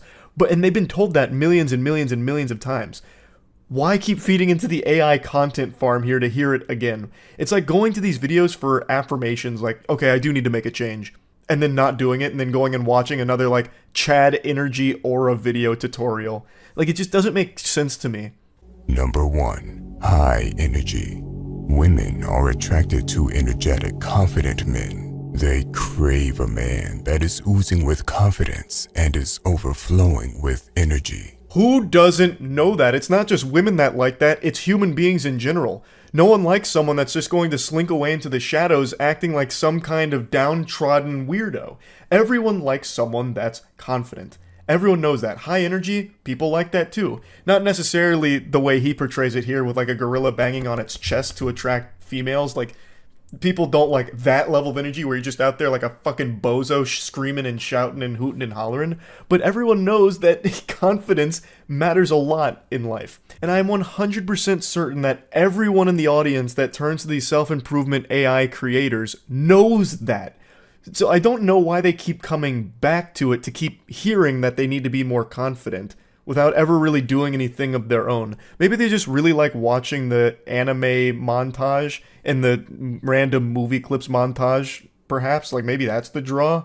When I say this, I'm not saying to act like a clown or behave like a fool. Think of the alpha gorilla that gets all the females. Because the silverback is the powerful leader, full of energy and strength. If challenged by a younger or even by an outsider male, a silverback will scream, beat his chest, bare his teeth, and then charge forward. I love how all of these channels always pull from the animal kingdom, either the gorillas or lions is another really popular one. Why does the lion fuck, but you don't? What separates you from the lion? Here's the breakdown. This one's using the gorilla. The gorilla has a ton of energy. It's the powerful leader. When challenged, it'll charge forward, beating its chest and screaming. It's like, yeah, it's a super cool, fun fact here, but the example isn't necessary. That's not going to be the selling point to someone watching this. That's not going to be the eye-opener. Like, nah, this guy's full of baloney. What a bunch of horseradish. No way confidence matters at all. And then the gorilla segment comes on, he's like blown away. Whoa! So I guess confidence does matter. Look at the gorillas. Okay, I guess I'm gonna emulate that. From now on, anytime I feel threatened out in society, I'm just gonna scream, "Ah!" and start charging at them. And then I'll get women. And even happily serve as playmates for excitable infants. Let me be very clear. There are alphas amongst us humans too, and they always have higher energy than beta males. This is a very important part of thriving as a man, and you will not hear many people talk about it. The zoology lesson goes on longer than anything else he talks about here, just focusing on the gorilla behavior, because I imagine ChatGPT really went in depth on it, so he just put the whole thing in here to pad the runtime, and then he tries to tie it all back. So there are alphas among humans too, and they have high energy and confidence. Won't hear many people talk about it. Except for every single other content farm that makes this exact type of slop. Like, that is the most preached thing ever in this category. You can boost your energy for free by working out, getting sunlight, and getting good sleep. No shit, you don't say. By doing like the basic human necessities, You can boost your energy? Wow. Number 2. Be charismatic. Charismatic men are perceived as both likable and powerful, a dynamic, irresistible combination that drives women insane and makes them obsessed. Another absolute bombshell of information you won't hear anyone else talk about. Be charismatic. Like, Jesus Christ. I'm almost 100% sure the reason these videos always have so many views isn't even really people looking for any kind of legitimately good advice or anything. It's people in a desperate situation to find companionship and looking for some kind of cheat code or some kind of, like, glitch that they can use to find a soulmate without putting in any work of their own. So they click on these videos expecting something new, some little nugget of wisdom that might actually help them, but they just keep getting fed the same advice every single time. Granted, it's not bad advice, like having confidence and charisma is extremely important, but that's not why people are clicking on the video. Everyone knows that shit. I really feel like the reason they get engagement is because it's people truly searching for this fucking, like, I don't know, super soldier potion like Captain America so they can overnight be the Adonis they dream of. To be charismatic, you have to be able to listen more than you talk. This will make you more mysterious, and it makes the other person feel important and good about themselves. Ask questions, maintain eye contact, smile, frown, nod, respond. This is like some kind of program that would be used by aliens to try and help them figure out what human expression is like. No shit. When you're in a conversation, you should be engaging with it. Obviously. Now, the advice about listening more than you talk, I think that's legitimately good advice. Not because it builds you up as some kind of mysterious anime character or whatever, but because that's just a genuinely good thing to do, so that way you can process what's being talked about and legitimately conversate about it, as opposed to just overpowering the other person in this conversation where you treat it like some kind of war. Again, that's not even like an incorrect point to make. It's just a point that's been made a billion times before, and it's just being pumped out by AI self-improvement gurus out the wazoo, and they're making tons of money off it. Number 3. Smell good, dress good. While we're taught not to judge a book by its cover, first impressions always matter. Zoinks! You don't say. Smell good, huh? Who would have guessed that that would be important in getting ladies? You're telling me you can't run around smelling like turbo ass? Gonna have to take notes there so I remember that. That's big. What a huge revelation there. Broke new ground. And then dress good? You gotta dress well? Oh man. This is big stuff. The first step to smelling good is to not smell bad. Make sure you take care of your hygiene, shower every day, and use some natural form of soap. Make sure your mouth hygiene is good. I've said this before, but YouTubers have become like parents to a lot of their audience. This is just telling you the most basic shit you've ever heard in your life. The trick to smelling good is not smelling bad. Who is this, Socrates? Man, this wisdom is profound. Really makes you stop and think. But anyway, there's no, you get the point. There's no reason for me to keep going through the videos. You get what the channel is. I have to go away for a while. This isn't clickbait or some pathetic attempt to get views. I will actually vanish by the end of this video. He has to go away for a while because he's being hunted by the Illuminati shadow government that's trying to take him down for being too powerful and revealing the secrets on how to get laid. So this is his goodbye video. And in it, he talks about the movement, which he is extremely proud of and wants to continue to spread the movement. Our movement is better than that. Besides, I have many other faceless channels that bring in consistent money even when I sleep. There's no reason for me to milk content since money is of no concern to me. So, the question is, what would take our movement to the next level? His movement is just basic ChatGPT self-improvement advice. The most by-the-numbers, basic surface-level shit you could ever imagine in terms of how to help yourself. That's it. That's his movement. But what he drops here is something I find very interesting. He claims to have many other faceless channels just like this one that are generating a ton of income for him. And I believe it. I would imagine he has an entire network of channels just like this because you can spit these videos out super quick and super easy. I imagine he doesn't even use his voice for the other ones. He probably does just use canned AI voices, which makes it even lower lift and even bigger return. Less time, more money. That's exactly the kind of world we're entering into in the digital space. We're seeing it a lot with shorts right now. That's been a huge talking point for a lot of people recently, is all of the AI generated shorts. YouTube recently rolled out something where you have to click to disclose whether or not the video is AI generated content. It's supposed to help viewers distinguish real from synthetic content. And that is going to be something that's going to get really tricky down the line too. And this guy is far from the only one that's doing this. There's actually tons of people that are super open about their AI usage and content farm. So I think it was like 2 or 3 weeks ago, there was a shorts creator who was talking about how he's making 15 to 20K a month just by using ChatGPT to generate things like top 10 reptile facts. And then the only thing he has to do is compile random reptile videos that he finds on YouTube, throw it into a short, and he's making a ton of money doing that. This guy is doing it for self-improvement. He's just taking like the most general self-improvement topics, how to get women, how to be more attractive, what alpha males do versus beta males, that kind of thing. It generates the script, and then all he has to do is just randomly grab anime moments and movie moments and put them into the video, and that's it. Ship it. And he says he has tons of other channels that do similar things to make him tons of money. There's a lot of people that are doing this now. And it's something that is only growing in popularity. It is so fucking dystopian, and I just had to talk about it a little bit here. So yeah, that's really about it. So yeah. I wasn't even going to bother covering Halo Season 2 because it doesn't seem like most people care about it anymore after how abominable Season 1 was. It was an affront to God that insulted the very technology that gave us the ability to watch moving pictures in the first place. Halo Season 1 was atrocious. So there were very low expectations going into Season 2, but as I said on stream multiple times, the first 2 episodes I actually thought were going in a pretty good direction. Like, I was impressed. It seemed like they did bring on new people that were familiar with the property, and as I understand it, they did.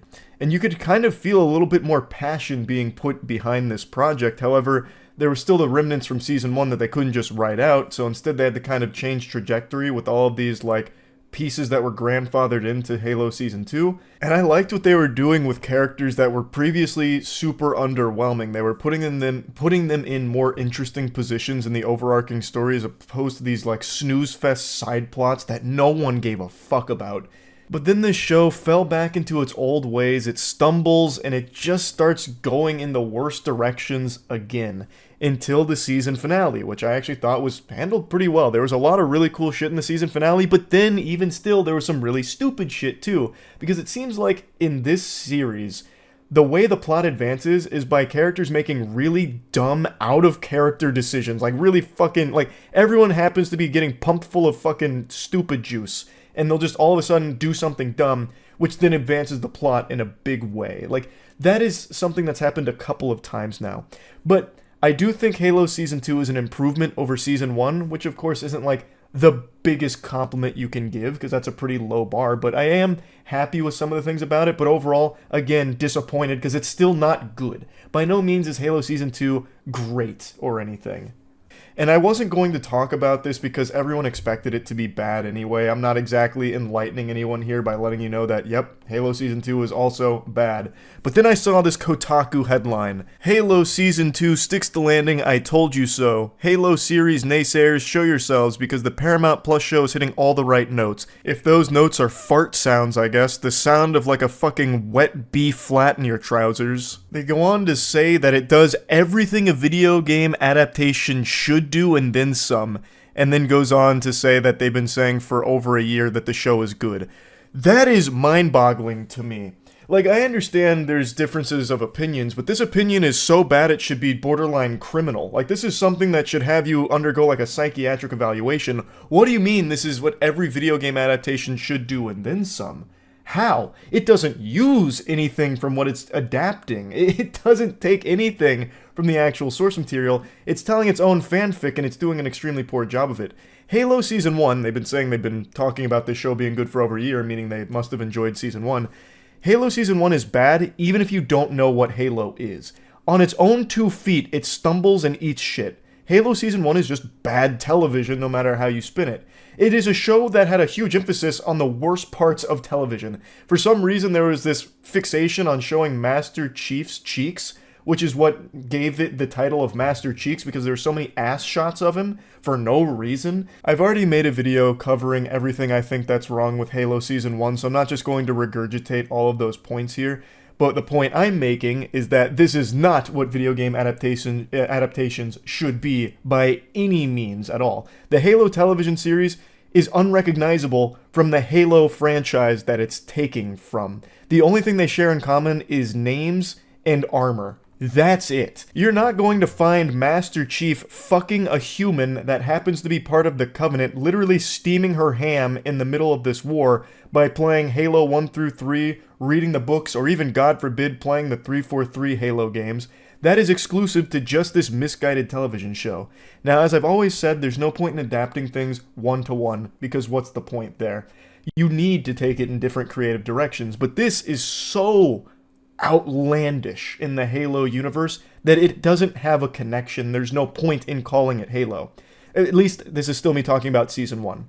I ended up focusing on that too hard because of how ridiculous that statement was in this article from Kotaku. And I know Kotaku is on life support right now, just pumping out as much rage bait as they can to try and get as many pity clicks and desperation as they can possibly muster. I get it. They're in their death spiral. But this still, like, even knowing it's rage bait was enough to make me just want to come in here and talk about Season 2 since it wrapped up. Now, going back to this, there is one thing that I do agree with them on. It's this last sentence. Action sequences felt tighter and better choreographed, emotional beats hit when they were supposed to, and the interwoven story threads made for incredibly watchable television.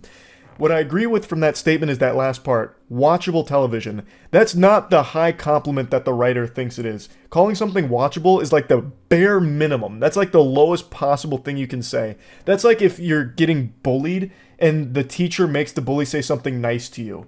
Like, that is like the tiniest compliment you can give it. And that's what I can say about Season 2, is that it is watchable, and I'd even agree that the action sequences are pretty tight and well choreographed. I do think the action, when it's present in Season 2, is pretty good and interesting.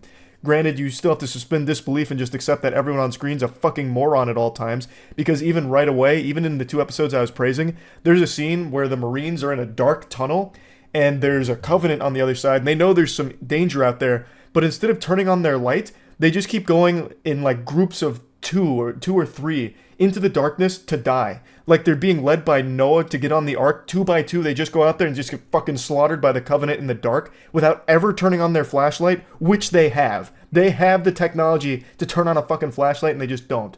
Because, fuck you, that's why. It's silly.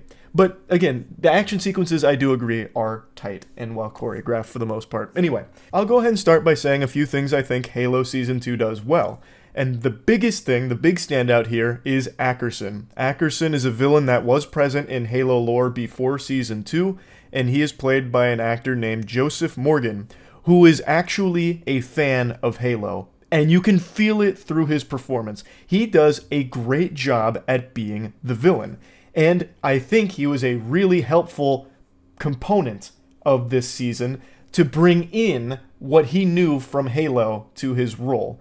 And that really helped elevate it. Ackerson was by far the best part of Season 2, hands down.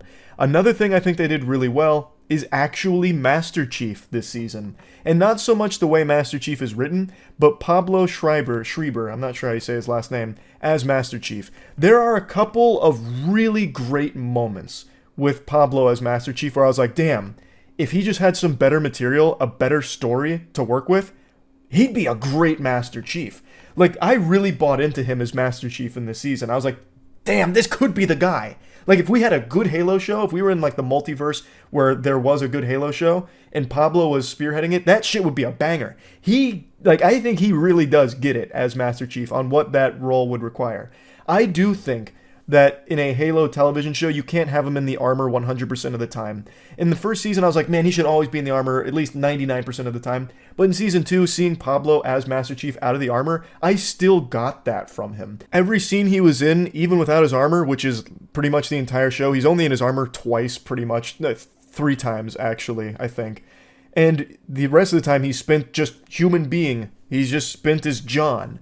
And I still felt like, damn, that's the Master Chief. So he did a great job, really, of embodying that character, even outside of the armor. It's just such a shame that it feels like it comes in a losing effort here, because everything else around these two characters is just not good. I mentioned that Season 2 took some of the characters that had these really boring side quests that felt really insignificant to the plot, like Soren, like Quan, and it took these characters and put them into like the actual main juice here in Season 2.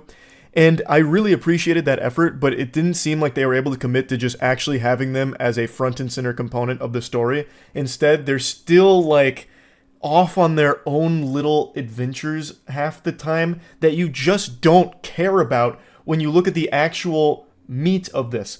The Covenant are about to get to the Halo ring. The humans are losing. Reach has fallen. Like all of these really big things. And then you still have to go watch Quan see ghosts. You have to watch Soren and his wife try and locate their son. Like, that is so underwhelming when put against the big stuff. I'd rather those characters be brought in and contribute to the big stuff as opposed to just kind of being there and then still doing their side quests. Oh, I also did forget to mention one other thing I think they actually do really well. It is a huge spoiler though, so this is your spoiler warning. The Flood. I thought they crushed it with the Flood. I was shocked by how well they did the Flood here, so I won't get into any more detail than that. I won't dive like super deep into spoilers, but I actually thought they handled it really, really well. Impressed with that. But honestly, it actually makes me more upset that there were some good moments here and some like actually very impressive shots, because it showed what could be if the rest of the show could just follow suit. There are some elements here that work pretty well, more so in Season 2 than Season 1 had. Like I said, it is an improvement. And it showed that there is the real capacity to create a great Halo show. But it's just not this. I don't know if there's just too many cooks in the kitchen working on this show or what, but there are some wonderful shots here, and then there is some stinky shots here. There's some good writing here, like with Ackerson and even some of Master Chief's lines, and then there's some terrible writing here, like with some of Kai's lines, and I'm not going to get too deep into spoiler territory, but some other horrible writing choices. There's nonsensical plot holes that are present and never addressed. It's just such a mixed bag. It seems like there are people on board this team that get it and can deliver great Halo content on the television screen. But there's just too many other moving parts behind the scenes that overwhelm that and lead to what you ultimately get here, which is an unsatisfactory season of Halo yet again. Even with all this said, I do think with the finale of Season 2, if there is a Season 3 of Halo, it's actually in a good spot to pick up and be entertaining and actually be pretty solid.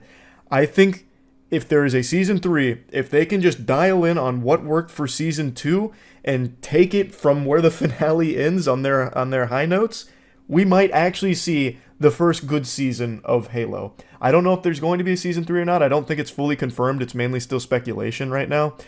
But yeah, I guess maybe I'm just being overly optimistic, but it's just there were some good moments here, and I just hate that it's still overall not good. Like, it's still bad. I don't think it's worth watching. Like, I don't think by any stretch of imagination Halo Season 2 redeems this show and it makes it worth the slog of getting through it. It's not. But Season 3 of this show could be decent with where it's at the moment. Anyway, though, maybe I'll get into like more spoiler-heavy stuff about all the things I dislike about Season 2 on stream or something, but I won't do it here because I know people don't like to hear spoilers and all of that during these things, so I'll just leave it there and I won't continue ranting about it anymore. That's really about it. So yeah.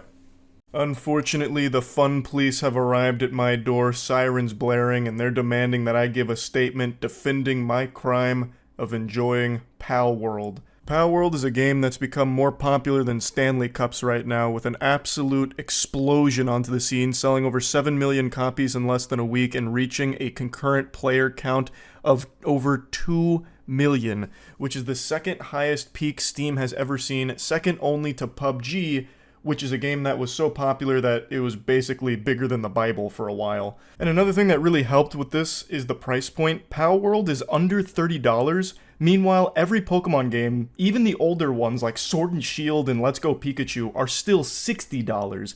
And yet Palworld offers 20 times the amount of content and 20 times the fun of these modern Game Freak Pokemon games. It's a better deal. If you've been watching any of my streams over the last few days, or even just over the last few days, I've uploaded 3 videos on this bad boy.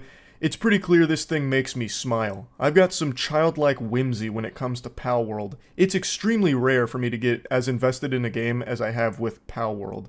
The game is surprisingly deep. It's more of a survival game that has a Pokemon element to it for creature catching, and I just love the entire package here.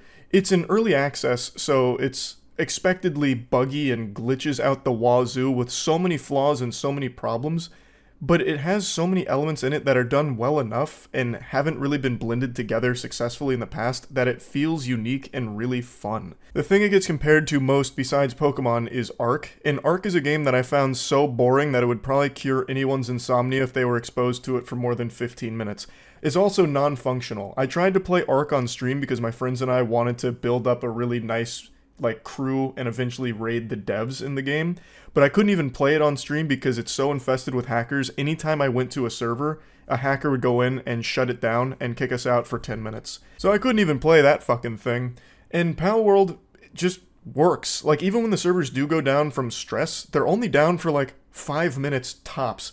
Whereas in Ark, if you get into a server within 5 minutes, you've just done a speedrun world record. Now, I know I'm kind of gushing grannies about Palworld right off rip, but I want to make it clear I really like the game. So the drama was quite the head-scratcher for me. So let's get into the actual meat of the subject. Palworld is exploding right now, one of the most popular games there is, and there is so much controversy around it, with tons of people trying to make anyone that likes it feel bad for liking it, making all kinds of arguments against it, and I want to go through each and every one of these because I find it to be really surprising that this is where we're at right now, and in the beginning of 2024, that we're mad at bootleg Pokemon here for doing what Game Freak refuses to do: innovate. So, I've been very vocal about my distaste for Game Freak's work over the last decade and some change. I think Game Freak is the laziest developers in the world. They get the task once every couple years to go in and copy and paste their last Pokemon game with no real effort, and somehow they still fuck it up every time. The modern Pokemon games have been the same formula. They haven't changed anything. When they've tried with Arceus, they didn't really go full hog wild with it. They dipped their toes into a couple of ideas and then fucking fell flat on it with mediocre execution. They're too afraid and not talented enough to actually use the Pokemon formula to deliver anything high quality. Multi-billion-dollar franchise, the most fucking lucrative franchise in human history, and the Pokemon games still look like they're made by middle school students as part of some kind of computer science project. It's embarrassing. Like Scarlet and Violet barely even fucking worked. And now we have Palworld that comes out from basically an indie studio that does Pokemon so much better. It should be celebrated that Pokemon is finally being realized for the potential of the concept. There is so much you can do with this, and Palworld is showcasing it, which is why it's so popular. So we shouldn't be content just accepting the sewage, the absolute rotten sludge that Game Freak feeds us when it comes to its Pokemon games, because now we've tasted delicacy with Palworld, and it's so far from perfect, but it's still so much better than anything Game Freak has done recently. It's not even a competition. But anyway, sorry, I keep getting off on tangents right away, but I'm clearly pretty passionate about this topic. So the first thing people immediately started to target Palworld for is the obvious, that it's extraordinarily derivative of Pokemon, even from its designs. There are so many pals in Palworld that are basically a carbon copy of Pokemon, just with the color changed. It's actually the meme of, copy my homework, but don't make it too obvious, and then you get the homework and the only thing that changed is the name on the paper, but it's still the same. Admittedly, that is the case with some of the pals in the game. Not all of them, not even most of them, but a small chunk of them, for sure, are very clearly borrowing many design elements from their Pokemon counterparts. So much so that my friends and I often refer to those pals by their Pokemon name, because they're so close. Now, this has gone a little bit chaotic on Twitter, where people are calling things that don't look similar copies. So a big one was Pinking in Palworld being compared to the Penguin counterpart in Pokemon. And these two don't look even remotely similar. They just take the concept of an Emperor Penguin and do something silly with it in different ways. This tweet sums it up nicely by saying that this actually showcases Palworld putting effort into changing a design concept around and making it their own. So It is a legitimate criticism to dislike how derivative some of the designs are and how it clearly borrows maybe too closely to quite a few of them, but it got out of control with people just saying that for every PAL in the game when it's just absolutely not the case. But this is a legitimate criticism that I think is totally reasonable to have and hold against Palworld. I too would like if their designs were a little bit more unique, for sure. That is one of my complaints about the game. Does it ruin my enjoyment of it? Absolutely not. It definitely doesn't. Is it a bit of a blemish on it? For sure. But now let's get into the ones that I think have absolutely no merit whatsoever. One of the major things people were saying day one with Palworld is that it's just an asset flip. This was a perspective shared by many that decided not to turn their brain on for the day, and they went viral with people pumping their fists like, yeah, it is an asset flip. This was a big one saying that it was creatively bankrupt and poorly put together asset flip of a game. This was another one saying that 10 years ago, an asset flip game like this would have been relentlessly ridiculed and also called it generative AI slop. We'll get into all the AI can of worms here in just a minute. But let's start with this asset flip component. Now, in the first tweet, calling it creatively bankrupt, that's totally fine to say that. Like I said, there are a lot of designs that are very clearly borrowed from Pokemon, but overall, the product is not creatively bankrupt. I haven't seen a Pokemon with guns style game that has survival elements that are blended together pretty well with a really large world with quite a lot to do in it. Granted, a lot of times, a lot of the biomes of the world are super barren and empty, but overall, I'd say that I haven't really seen any other games like Palworld, so I definitely wouldn't call it creatively bankrupt, but maybe he's playing some real heaters behind the scenes that aren't released yet. But anyway, calling it an asset flip, I think is some absolute smooth brain nonsense. Either you don't know what an asset flip game is, or you're just baiting engagement through being incendiary for the sake of some numbers on your tweets. There's just no way anyone genuinely thinks that about this game. I am a connoisseur of asset flips. If you watch my streams, you know I do something called Bad Game Night, where I'll go through Steam's new releases and play games that nobody has ever heard of, looking for the stinkiest, most foul abominations game engines are capable of pumping out, and most of those games are legitimate asset flips. What it means is the game is composed entirely of store-bought assets, and everything is just jumbled together into an absolute mess that kind of works. Usually what it is some kind of open world zombie horde shooter. That's your most notable culprit, your most common offender of being an asset flip. It just takes things from the Unreal Engine store, it takes the guns, the character, sets you in there, and you just randomly shoot zombies and other assets that charge at you, and that's the whole game. That's a fucking asset flip, and there's varying degrees of it, but that's your most egregious example. Palworld should not even be in the same sentence as asset flip. Does it use assets? Absolutely. You know what else does? Everything else. Every other game in existence uses assets to different degrees.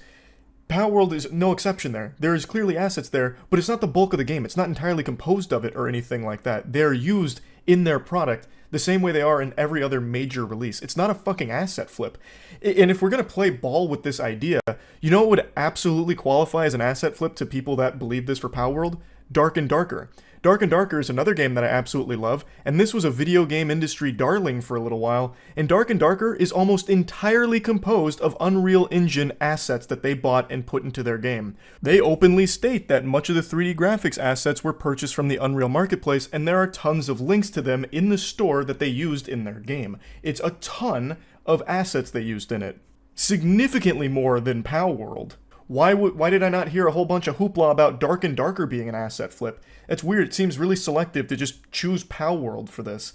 It doesn't make any sense. You clearly haven't played the game and were grasping at straws for something to shit on it for because it's popular, is how it seems. Because it is just, by no definitions, an asset flip. But now let's get into some of the other ones that have been very controversial. A big one is the claim that a lot of it was AI generative. Now, this is a real problem that I think the video game industry is going to be facing very soon, with AI being integrated into games in a way that's going to be extremely scary going forward, take a lot of jobs, and produce a lot of slop. I think that is absolutely right around the corner. But right now, there is no proof at all that AI was used in any way in Palworld. Right now, all of that evidence is based off the developer, as well as a couple of statements I believe the CEO made in a previous project. There's a PC Gamer article going over this as well that talks about how this AI claim is right now just based off of hunches. There's a ton of people playing Super Sleuth right now and investigating whether or not AI was used, and at the moment there's no substantiated evidence to back up any claims that AI was used in this project at all. Now, if it does come out that AI was used in this game, that will certainly change my impression of it. I am not looking forward to the future where AI is replacing real human ingenuity in entertainment. I am very much dreading that. It's extremely concerning to imagine that future where all of your entertainment is just part of an algorithm that the AI knows that you're going to enjoy and clap and spit up at. So if it does come out that Palworld used AI in a big capacity during its development, obviously that's going to change how I feel about the game, 100%. But right now, again, there is no proof of AI being used here, and yet some people are singing it like it's the gospel and 100% confirmed and true, based off nothing. Which is basically Twitter in a nutshell, to be honest.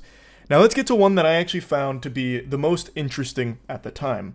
There was a Twitter thread that came out talking about how the models are exactly the same in Palworld to some of the Pokemon counterparts, basically insinuating that they kind of just took the models and tweaked them slightly but kept everything else intact. That they copied the models and made exact replicas, which would be a big deal. If they took that and copied it for their game, that would probably open them up to a huge lawsuit from Nintendo, because that is literally just stealing their work. But then this morning, it turns out that the person that was posting all the threads going over like how the models are the exact same meshes and everything was a bunch of hooey.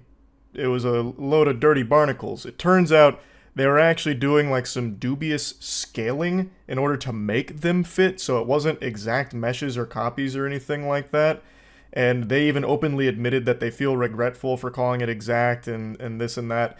And then they posted a pin tweet saying this: I am doing this because I think it's disgusting how much Palworld glorifies animal abuse. What in tarnation? What the hell is even that? That is a load of poop with some fart on it. You're doing this because Palworld glorifies animal abuse. It's a video game. Someone also pointed out that Pokemon is literally sanitized cockfighting, which it is. I mean, you're making the animals fight each other, and they respond saying, I think that's bad too. So then where is this energy for Pokemon? Like, it doesn't compute. I can't tell if they're just trolling or not, but they have so many threads about how Palworld copied the exact meshes and, insinuating that there's so much foul play there that it feels weird if it'd be satirical, because you went through so much effort to like take down Palworld with these claims or like attempt to. It's so odd. It's a video game. It's not real. There's no animal abuse, and it's not promoting it. No kid's gonna play Palworld and go out, find some kind of exotic animal and make it work in the mines. Like, that's not going to happen. It's what is happening? What's going on here? So anyway, the claims about the meshes being exact aren't true. However, I wanted to do more digging, because even if you just look at it with the old eyeball test, the meshes of the models in Palworld are super, super similar to the Pokemon ones. The shapes are the same. A lot of the placement of certain appendages and stuff is in the same location. So I did a little sleuthing of my own here, did a little digging around, and I found a YouTuber named GoGo who was a technical animator and gave their perspective on this and talked about why the similarities in the meshes matters. Now, there are differences between them, obviously, like the topology of it is very different from Palworld to Pokemon, but the general shape remains mostly the same, and some of the locations of certain appendages on other models is similar to the Pokemon one, or in the same location. And GoGo explains how this helps with animation. If you're looking to take an animation and bring it over to something else, because the shape stays the same, it makes it simpler and quicker. Now, I want to be clear, GoGo's not pointing the finger here, trying to accuse Palworld of doing anything wrong, and in fact even mentions that Nintendo could easily sue, and they'd already have all of the evidence. They probably would have already sued if this was the case. If Palworld developers were just taking their models and porting the animations over or something, Nintendo would have likely already taken action, because the evidence is just right there at your fingertips. It's pretty quick to access. So GoGo's just giving their perspective as an industry veteran here. that these shapes do matter, and since they're so similar, it does open the door to speculation on whether or not the Palworld developers copy and pasted things like the animation or something of that effect. It just leads to speculation on whether or not they're being truthful about creating from scratch. Again, GoGo isn't making any accusations against them, just stating that the shapes are important, even if it's not like exact one-to-one meshes. Just having the shapes be in like the exact same order and same placement is still a big deal in the profession, according to GoGo. Of course, I'm not in the industry, so I don't know, but still pretty interesting nonetheless. And another thing GoGo mentions that I want to mention is that a lot of people have brought up the fact that a lot of Pokemon are based on real-world animals, and thus a lot of the pals in Palworld are based on animals. There's only so many ways of conveying a snake, or a lamb, or a stingray. Like, the shapes there are going to be pretty closely resembling each other, I imagine, because at its core, it's still this real-life animal that we know. So, like, a snake is going to look cylindrical and long across, right? So that could be an explanation for it, but since it is still so close, it does just have that level of speculation to it.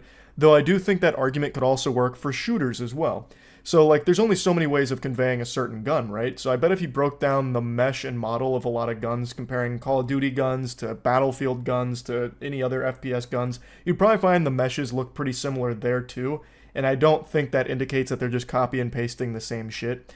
But again, I'm not knowledgeable enough on this area to really speak on it with any real authority. I'm just giving my perspective on it. I do agree that there's only so many ways of conveying like a snake and shit, but it's really odd how there are very similar elements shared in the mesh to Pokemon counterparts that aren't normally there on a snake. But anyway, there's still no concrete proof that Palworld developers took these meshes and are just copy and pasting this shit behind the scenes. So these were all the main controversial talking points used to shit on Palworld and say that we shouldn't be encouraging it, this game doesn't deserve its success, this and that. And I understand like some people being put off by it being too derivative, that's understandable. But a lot of the other things like AI, there's no proof of it even being used in Palworld, and yet it's being used as this gotcha for why Palworld's the ultimate evil. Shit like that, I just think is reaching for controversy or calling it like an asset flip. There's plenty of things to not like about the game. As I said, it's so far from perfect, but it's still super fun and significantly better than anything Game Freak has put out in a long, long time. So I personally am not super bothered by some of the designs being extremely derivative. I hope they don't go that direction in the future. It seems like they're actually going to be updating this game. They just released a roadmap already, and it's been less than a week, so they're already looking to keep updating the game and improving it. So I'm excited to see where it'll be by the end of the year if they keep up that energy, because I do think there's so much potential here, and it is showing that there's a lot of potential, a lot of juice left here in the Pokemon idea, the concept of creature catching, monster taming. So I've been really enjoying it. If there is big revelations about AI being used, or if it turns out that they have been copy and pasting Pokemon shit behind the scenes, obviously that would change my perception of it quite a bit. But as of right now, there's still no proof of any of that. But yeah, anyway, that's my full thoughts on the whole Palworld drama. That's about it. See ya. I want to start this video off by celebrating something important that's a little unrelated to the overall topic of the video, but one that calls for celebration. So let's pump our fists and wiggle our fingers together as we say rest in peace to James Corden's Late Late Show. That's right, it's finally over. We've survived the bubonic plague of bad television. James Corden's show is off the air officially, and I also love that now we have like some classified documents finally releasing that confirms what we all knew. That nobody fucking watched James Corden's show. It was a colossal flop. It was losing $20 million a year apparently before they finally decided to take it behind the barn and put it down for good, just execute it. There is nobody in the world that likes James Corden. I've said it for years now. He's like one of the only unifying things our planet has to offer. We all have our differences, but somewhere embedded deep in our DNA is this common ground of disliking James Corden. And for some reason, his shows existed for so fucking long now. It was always a mystery, and I thought maybe I was just boofing crazy pills and like he had huge fans, but clearly not. They were losing so much money on him, and now they finally decided to stop the bleeding. It's just such a breath of fresh air. Already the world looks more colorful and less gray now that the Late Late Show is dead and buried, just put 6 feet under in its coffin. No more carpool karaoke. I feel like the possibility for our species are limitless now. It's like in Gurren Lagann when humanity goes from living underground fucking cave-dwelling troglodytes to breaching into the surface world, and then they start evolving at a rapid rate. I feel like that's where we're at right now because carpool karaoke is no longer keeping us buried. You know, that was the single thing preventing us from reaching a Type 2 spacefaring civilization. It's so nice. Now let's get to the actual topic of today's video. Enough celebrating the end of the Late Late Show. I'm sure many of you have heard about this massive writers' strike that's going on right now, where the Writers Guild of America is protesting, so they've all stopped their work in the industry at the moment. There's a lot of reasons for it, but really the primary takeaways are they're not being fairly compensated for their work when it comes to streaming services. So right now they're paid a single fixed residual that aren't tied to viewer numbers and no additional payments that come through when the show shuffles between different streaming services. An example they give is one of the writers for Jane the Virgin is only receiving 1 to 2 cents for their residual checks, which is far from the norm or acceptable. And that's because streaming content has blown up recently, and for the industry itself, it's still pretty new. So they're not really getting the compensation that they should be, especially when compared to other aspects of the entertainment industry like normal movies or normal TV shows. So streaming is still in that weird gray area where they're getting face fucked when it comes to their compensation, and now they're protesting, looking for more appropriate compensation and fairer pay for it, which I think is totally reasonable. None of these shows happen without the writers. I understand the A-list actors and celebrities are always going to put asses into seats and make swamp-ass thrones as people are glued to it for these characters, but those characters are written by these writers, and without them, they'd be fucking flat and worthless. The effect of writers on the actual medium is severely overlooked by just normal viewers, I feel. I've seen real brain rot takes on this from Twitter about how the writers aren't even important to the shows to begin with, which is mind-boggling that we've reached a point where there's a lot of viewers that are unable to wrap their head around the entire show they watch is constructed by these writers. Without them, it doesn't exist, it doesn't happen, and it doesn't work. So it's super weird that people are trying to belittle their role in the industry and downplay their importance, even going as far as to call this whole strike a bunch of mumbo-jumbo, hocus-pocus nonsense and that they're entitled. It's so fucked up. Like, for some reason now people are taking up arms in order to protect billionaires in their right to exploit writers like this. I think it's fucking stupid. Like, again, the writers make the shows happen. It's not like your favorite actors that are in these shows go in there and fucking improv every single one of their lines. That's just not how it works. So yeah, I do agree that the writers deserve better pay, especially because streaming has blown up so much, and yet the pay for writers hasn't grown with it. This sector has exploded, yet for some reason the writers have been left behind when it comes to their compensation. So I think the strike is totally within their right to do. I think it's a good thing. And if you don't believe me that it's a good thing, how about I just show you some of the proof that's in the pudding right now? Get ready, because I'm about to give you a fucking enema of good news. This writer's strike has already been huge W's across the board for anybody with eyes, because since they're striking, a lot of terrible shows have had to go on hiatus, had to go dark. That includes every late night talk show, baby. Every single fucking one of these late night parasites have had to go off air because, of course, they don't write their own material. They're not like real comedians anymore. They don't make fucking jokes on their own. It's all fed to them by these writers. And now that they're striking, they have nothing. Thus, they've had to stop the programs. So no Jimmy Kimmel, no Jimmy Fallon. We're getting everything fucking purged right now and on break, and it feels so good to not have to have YouTube inundated with fucking god-awful late show talk clips. Oh my god, it feels amazing. So there's already a huge W there, already seeing some great stuff from the writer's strike, some good results. But if you want the best possible news from the writer's strike, you know what else is severely affected? Big Mouth. The worst show ever produced by human beings is currently getting hammered because of this writer's strike. It is unable to continue production as of the moment, and we can only pray, have our fingers crossed, that they will just shut down the upcoming season and call it quits. Just put the kibosh on the entire series, because Big Mouth fucking sucks. Just close your eyes and envision this utopia with me. No James Corden Late Late Show. No Big Mouth. That is a serene existence. That would actually unlock the full potential of our brains. It'd be like taking that pill from Limitless. We would fucking invent teleportation technology the next day. Now, even better news, even if Big Mouth does unfortunately continue, if we're cursed for another season of Big Mouth, it's the final season. So there won't be any after that, which that's great news, but it's bittersweet because we could just not have that season air to begin with. So, regardless though, Big Mouth on the horizon is soon to be finished, kaput, which is fantastic. I also forgot one other big one that's currently going dark. Another stinker. Saturday Night Live! Saturday Night Live is also affected by the writer's strike, so they're unable to currently continue as is. So just a lot of good W's all around here. Now, there is more to the purpose behind the strike. It wasn't all for the compensation. There is another component to this that I think it's worth mentioning here. They're also wanting to regulate AI when it comes to the industry. AI is also exploding, and it is evolving at an unbelievably fast rate. Which is, of course, a legitimate concern here. AI is already fucking wild. It is frightening how good it's gotten in such a short period of time, and it's still very primitive. It is still very early on in this technology, so it's only going to get better and more refined.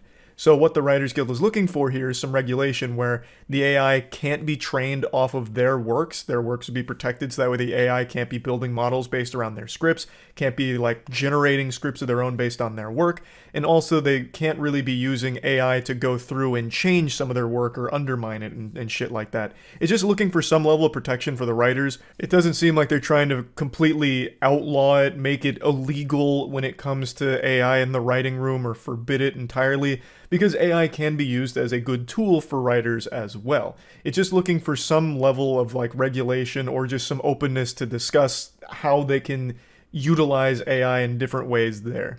At least that's how I understand it. I could be wrong, but it doesn't seem like they're just trying to get rid of it entirely from the writing process. So yeah, overall, wishing the best for the writers here with the strike. From what I can tell, it doesn't seem like the powerful suits out there are really responding at all to it in any meaningful capacity at the moment. It seems like the attitude's kind of just rub some fucking dirt in it, get over it kind of thing.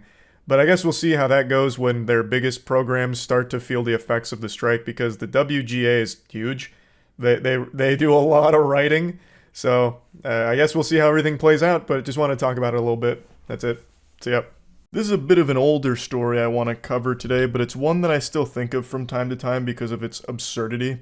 It's vintage, 2021, which in internet years is prehistoric, basically. It's fallen out of everyone's consciousness, and I need to do my due diligence to put it back, because man oh man is it a weird one. So let's dive in.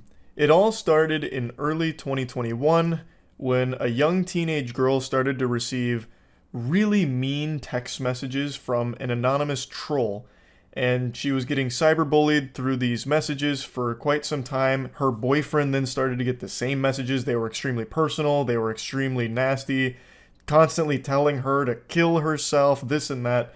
And the mother got really upset at this because obviously, who wouldn't? Her daughter is being harassed by some weirdo degenerate. As I imagine any good caring parent would do, they see this kind of behavior and they start rolling up their sleeves, giving them one of these, why I oughta when I find who's behind this. So she starts to launch an investigation and work collaboratively with authorities to find the culprit. Who's behind this? Could this be the work of the infamous hacker known as 4chan? And they went on a hunt to track this person down because it didn't stop, and it was tons of messages, hundreds of messages, over a year's worth of harassment and 349 pages worth of DMs with this shit. And eventually the FBI got involved in this case to figure out who's doing this, because it was so personal and so targeted and mean that they really wanted to figure it out. And this is all attacking a minor too. So it was like stalking a minor, just harassing, unrelenting. And eventually the investigation concludes that it was the mother that was sending these text messages. She was running it all through a VPN to try and avoid being tracked down. So she had a real nefarious scheme here where she would just keep telling her daughter to kill herself and insulting her and the boyfriend. There was even this subplot that arose where she started to blame another classmate that could have been behind it. So she started to try and frame another child for this. It was fucking wild. And keep in mind, the mother was the one working so closely with the authorities to, I guess, throw them off of her trail. So this whole thing was kind of like that SpongeBob meme where it's like Maniac on the loose and he's on the walkie-talkie with the Maniac poster behind him with his face on it. That was this case in real life. 7, the Isabella County mom who catfished her own daughter for almost 2 years is going to prison. Kendra Licari was arrested in December for stalking her daughter and her daughter's boyfriend. Now, I didn't mention a moment ago, but I will now, that it was more than just sending those really nasty messages. Apparently, Kendra Licari would even send her daughter doctored photos of herself. I guess, like, with really mean shit on it. It didn't go into detail, but I read one of the reports that it was more than just text. She would send photos, too. So I'm guessing she would, like, Photoshop shit with her daughter in there to, like, bully her further off of it. It's so baffling. For nearly 2 years, she sent hundreds of harassing and obscene messages and pictures to the teens every day. It wasn't until the mother of the boyfriend and Licari herself went to police for help. That's when they discovered Licari was the one sending the messages.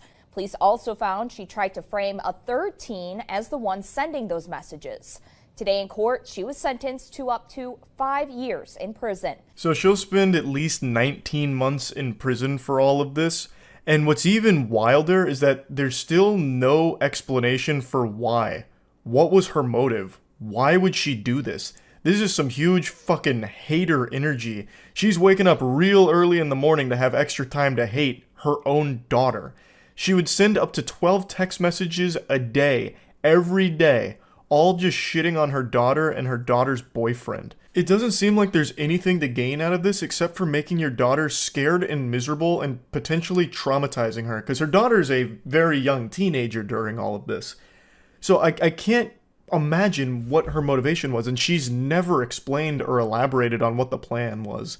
So I've seen speculation that people thought this was maybe another, like, Munchausen by proxy situation. If anyone is familiar with, like, the Gypsy Rose case, you're probably familiar with that term. But I don't know if that would necessarily even apply here. I really don't know. Maybe it is the mom trying to, like, isolate the daughter somehow by making her afraid of all of her classmates, or maybe trying to push the boyfriend out of her life. The whole thing is just a giant fucking question mark of why would anyone ever do this? And she did this every day for over a year. This was part of her morning routine. Get a nice cup of joe and shit on your daughter. Why? Maybe a power thing? Like, maybe she was bullied in high school, so now she's trying to, do the same to, like, take that back. She's, like, passing the torch to herself to be the bully now. I don't get it. No one really does.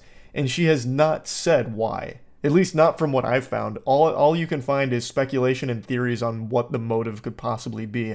Isabella County Prosecutor David Barbary said this is one of the most confusing and complicated cases he has had to deal with. Not only from the case itself, Kendra Licari harassing and catfishing her daughter and her daughter's boyfriend for more than a year, but also when it came to sentencing.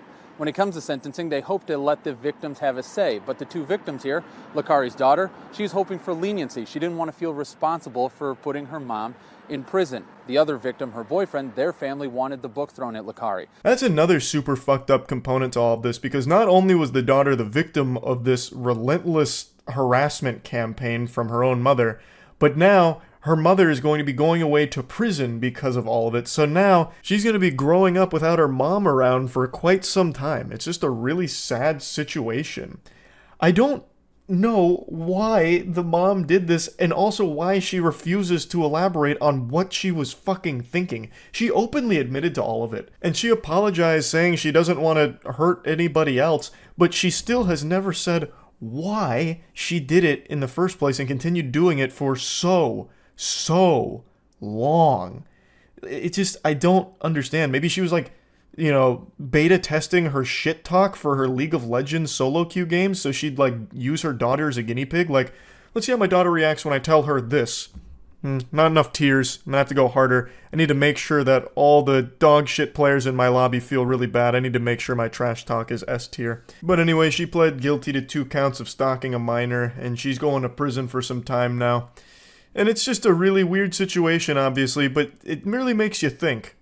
Your biggest hater, who exactly are they? It could be anyone. And don't give me any of that mumbo-jumbo baloney about how everyone loves you, you don't have haters. You do. I'll hit you with the cold water. Even if there was a perfect person that existed, they would have haters because they are perfect. They would hate them for that. So no matter what, I promise you there are people that don't like you. And who are they? This story makes you think, makes you sit back and go, it really could be anyone. What if the person that's replying to all of your tweets saying awful things like, "You're so short. Why'd you end up so short, dummy? You stupid face, greasy little goblin man"?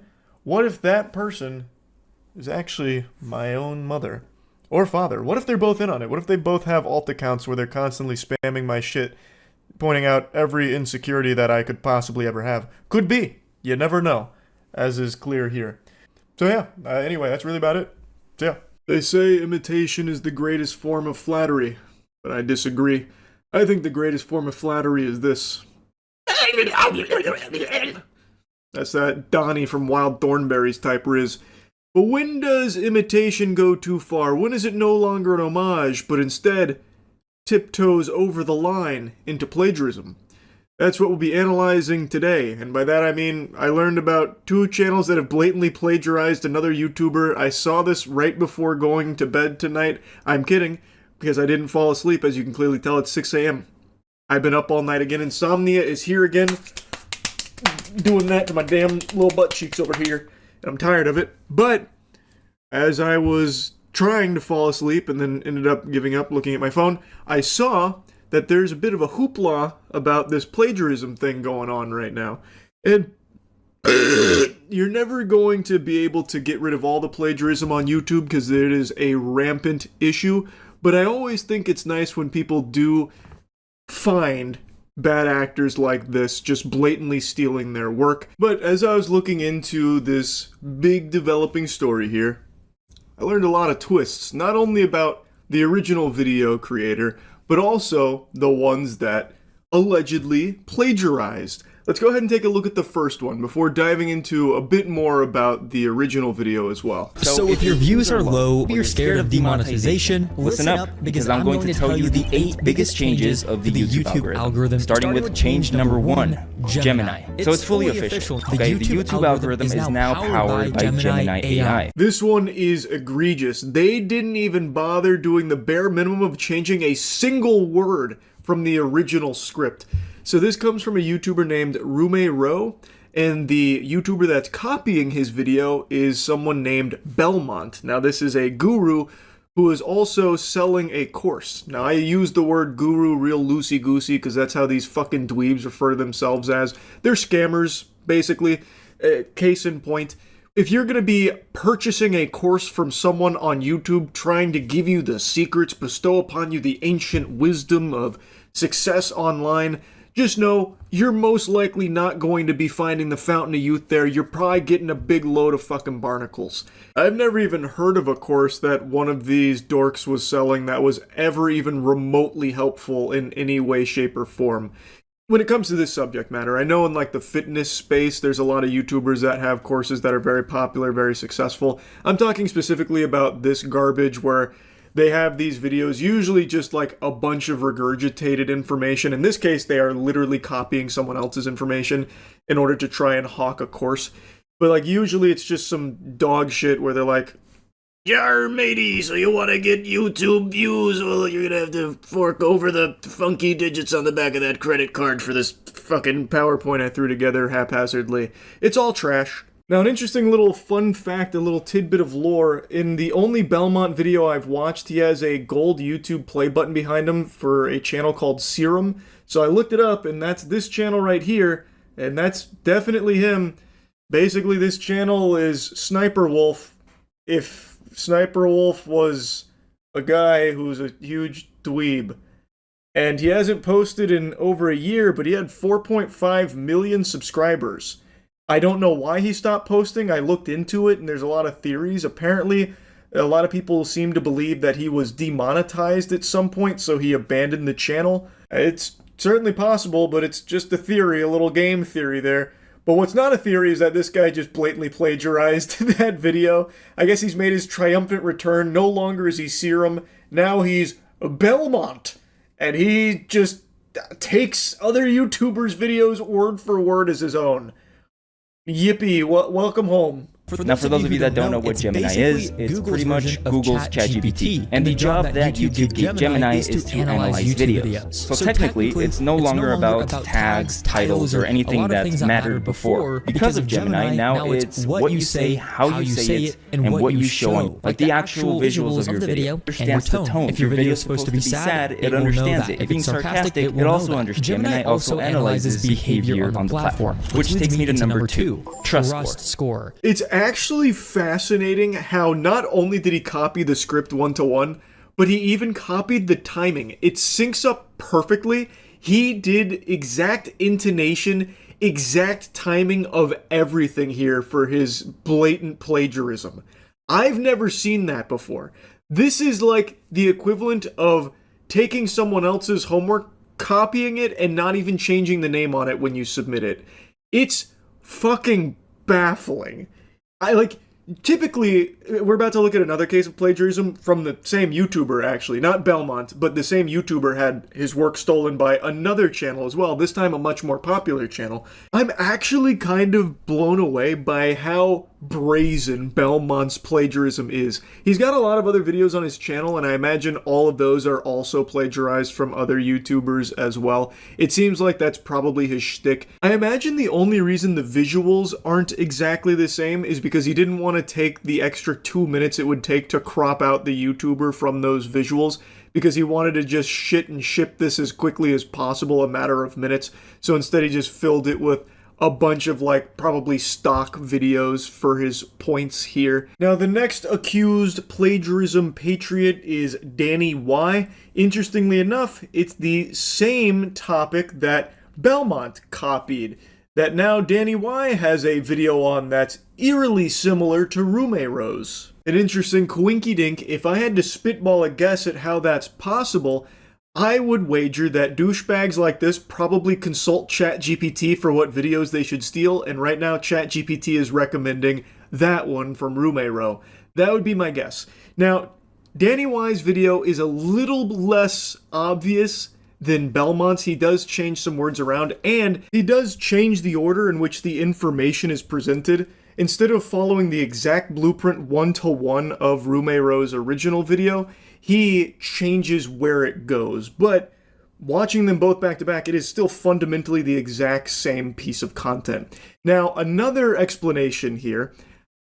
Like I said, I don't know Rumero's content. Maybe it's possible he generated a script for this topic through ChatGPT, and Danny Y doing the same thing. Thus, they came with very similar scripts. I think that is also equally possible. Now, for those of you that don't know what Gemini is, it's pretty much Google's ChatGPT. And if you don't know what it is, think of it as Google's version of ChatGPT. And it even understands the tone. It even picks up on your tone. If your video is supposed to be sad, it understands it. If your video is meant to be funny, it knows. If you're being sarcastic, it also understands it. If you're being sarcastic in your video, it also knows that too. So that's pretty scary shit within itself. And honestly, this one scared me when I first learned about it. Now, when YouTube reviews your channel, which they will. When YouTube reviews your channel, and they will. The first thing that Gemini will check is your channel trailer. And the first thing that plays is going to be your channel trailer. The age of the email and the age of the YouTube channel. Use an email that has been around for a while. The older the YouTube channel is, the better. Just use your personal email. Maybe your personal Gmail that you've been using for years. If you have any Google subscriptions like Google One, Google Workspace, YouTube Premium,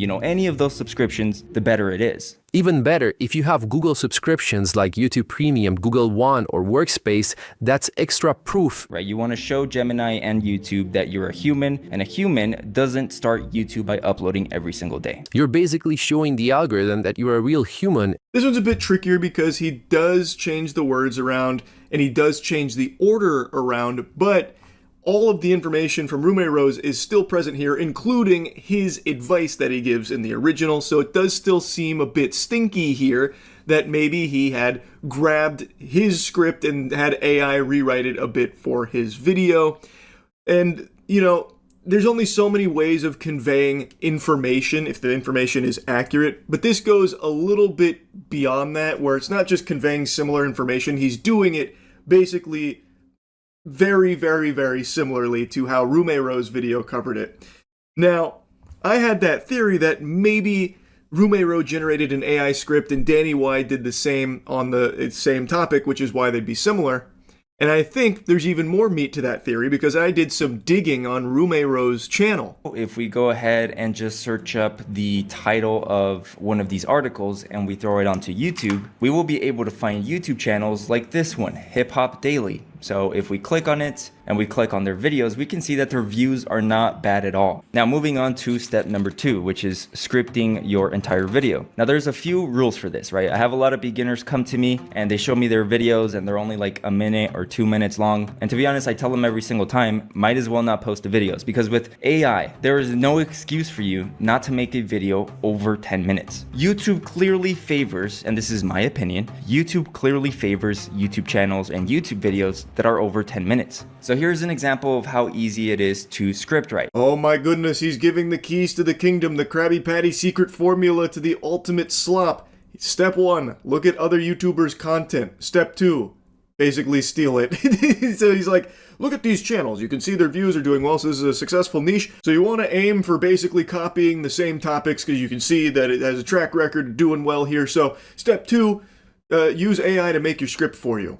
So he then shows you like to grab an article, copy and paste it into AI to have it write a script for you, so that way it can cook that shit up for you pretty much instantaneously, and bingo bango bongo, you've got a soulless AI regurgitated video that can now just passively generate income on YouTube for you for doing fucking nothing at all. So, not a huge fan of this guy, to be honest with you.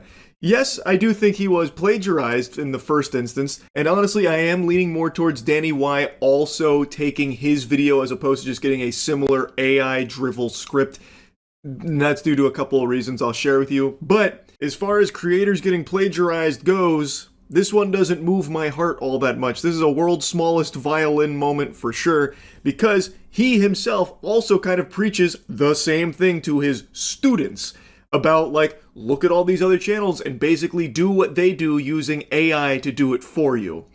So it's a little odd that he would cry foul that other vultures in the same space are doing the same to his content, when he has these AI faceless slop channels that he literally kind of does very similar things with. Granted, it's not one-to-one or as brazen as the examples here, but still, it's fundamentally the same DNA. He is also just regurgitating the same information using AI to do it for him. Now, maybe he doesn't do it on his Rumero channel, that I don't know for sure, but in the videos on this channel, he does talk about and literally try and instruct people on how to take other people's topics and like ideas and plug AI into it so it will make the scripts for you so you can stretch these videos to 10 minutes and make money off it passively for doing basically fucking nothing.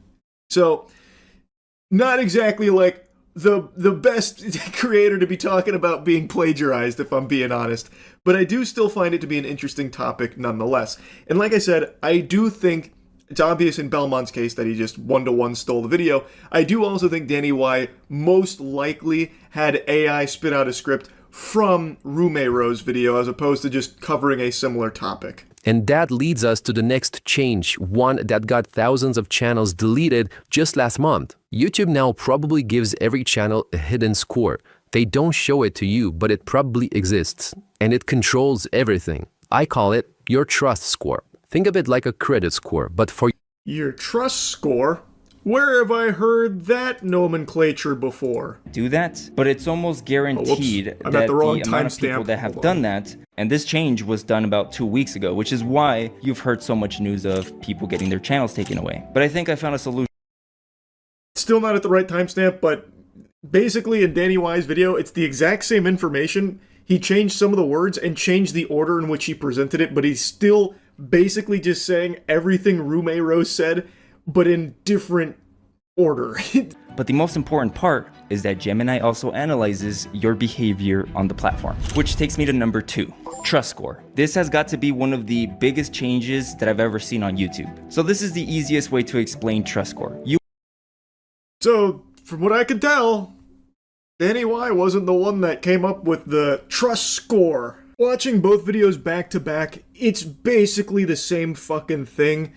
Like I said, Danny Y just changed the order in which he presented shit, but it's still fundamentally exactly the same. And at points, like in the minute and a half clip there, it is almost identical. I find it unlikely that this is some big misunderstanding and it's just a coincidence. I understand that when it comes to information, there is only so many different ways you can convey the information, but it just feels very fishy that not only is it conveyed very similarly, almost identical at points, but also saying weird things like, I call it your trust score. I came up with that, when he clearly didn't come up with that. Also, couple that with the fact that the advice he gives in his video is the same advice Rumero gave in his video. It just feels like he did take the script from that video and just change it around a little bit so it wasn't just so blatantly obvious. Not as lazy as Belmont was with it. Anyway though, plagiarism isn't unusual on YouTube. This shit turbo sucks and it's only being more common now thanks to AI, and people like Rumero himself also preaching very similar tactics of just taking other people's topics, ideas, niches, and just having AI be fed this information in order to spit garbage out for you to post and make money on. I think that shit also sucks, and it's not all that dissimilar from what he's complaining about here with these channels ripping off his video. His AI faceless slop channels are fundamentally doing something very, very, very similar. And it's all trash. It's all garbage. And I'm sure he knows that, but it doesn't matter because he makes a ton of money doing it. If you look at his channel, a lot of his videos are just kind of bragging about how much money he makes from doing these AI faceless slop channels. It sucks. It's sad. And that's the exact kind of shit that's ruining the entire platform. Anyway, just wanted to yap about it a bit. That's it. See ya. People don't always see eye to eye with each other. Everyone has their own set of opinions and beliefs, and historically, humans have fought each other over this difference. Now, while we may be divided by land or belief, there's one thing that unites all of us, something buried deep inside the human DNA that makes us all on the same page. And that's our extreme dislike for Amy Schumer. God bless. Amy Schumer is like the common evil that unites the world. It's like in that anime Code Geass where Lelouch becomes the ultimate evil that the entire world rallies against, and then by the end of it, it brings everyone closer together. That's Amy Schumer, but in reality. Whenever she's present at like an award show or something, the entire internet, nay, the entire human race gets together and says, we just don't like her. She reminds us that we're not so different from each other after all. So why am I talking about Amy Schumer today? Well, it's because she was at the Oscars recently and decided to make the entire thing about her, about how she's now traumatized because of the Will Smith slap on Chris Rock. And I'm sure a lot of you are tired of hearing about this, but she just keeps fucking going. And it's making me sick to my stomach. It makes me want to puke and shit. This is of course a very stupid statement and just performative to put her name back in the news about how now she's a victim somehow. I don't think there's any world where Amy Schumer is right now sleeping with one eye open, just fearful that Will Smith, the boogeyman, is going to rappel through her window and slap her while she's asleep. But I'm going to set aside this stupid statement for a minute to talk about what really got my ass all grinded up, which is what she came forward with today. She bravely stepped foot in the Thunderdome today to reveal the jokes that were too edgy for TV. Her side-splitting comedy that was just too intense, and she had to cut them from her monologue. Just like Voldemort's name, she wasn't allowed to speak of these things, but she decided to tell one of these super stinkers anyway, which is horrible news for anyone with ears. Don't Look Up is the name of a movie? More like Don't Look Down the Barrel of Alec Baldwin's Shotgun. It's incredible how she can't even accidentally almost say something entertaining. And this probably isn't even her own joke. She has a history of stealing jokes. She probably just saw this shit on Twitter and it had like 100 likes, so she said it's mine now. And it's still fucking stupid. None of it makes sense. Alec Baldwin wasn't even in Don't Look Up. The joke doesn't work. I don't care that it's edgy. Edgy jokes are fine. It's just this is so poorly done from top to bottom. Alec Baldwin is not in that movie, so it doesn't even make sense. It'd be like me saying Moonfall, more like Poonfall, because Amy Schumer's talking about her vagina again. It's just dog shit. Sex in the City, more like, Amy, stop having sex with the whole city, we're tired of seeing you on stage. Or He-Man, more like, help me, man, I just had to listen to Amy Schumer tell another fucking awful joke and now I'm in need of medical assistance. I don't know why she would think it was a good idea to tell this joke after everyone told her not to tell it in the first place. They gave her a gift of shutting her up. Like, she didn't have to tell this joke. They were like, we're not allowing you to say it, we're putting the kibosh on it now, we're doing you a favor, and then she slaps them and all of us by telling this joke anyway. This whole situation is like if Amy and her friend were on like a walk and they approached this cliff and Amy didn't see it, but her friend did, so her friend reaches out to stop her from falling off the cliff, literally saving her life. But then Amy Schumer just blasts her hand away saying, don't tell me what to do, I'll walk where I want to walk, and then throws herself off the cliff. She then gave us a sneak peek at some other gut busters we missed from her here, some more of her comedic stylings. She said that she was also going to take aim at Joe Rogan and James Franco, but wasn't allowed to say any of that, but you can just come up and slap someone. That statement doesn't even make sense either, Amy. No one invited Will Smith to go up there and slap the shit out of Chris Rock. The man went up there and slapped the taste out of his mouth off script. The man had a full-blown Winter Soldier episode. It wasn't planned. You had a script that you were getting approved and everyone said these jokes just fucking suck. Don't tell them. It's not the same. She's always so incredibly desperate to put herself at the center of everything that ever happens, even when it doesn't make sense or even involve her in the slightest. She had a golden opportunity just to say nothing and everyone would have forgotten her miserable presence at the Oscars, but she just had to tell this awful joke and remind everyone why she was universally disliked as one of the worst comedians of our time.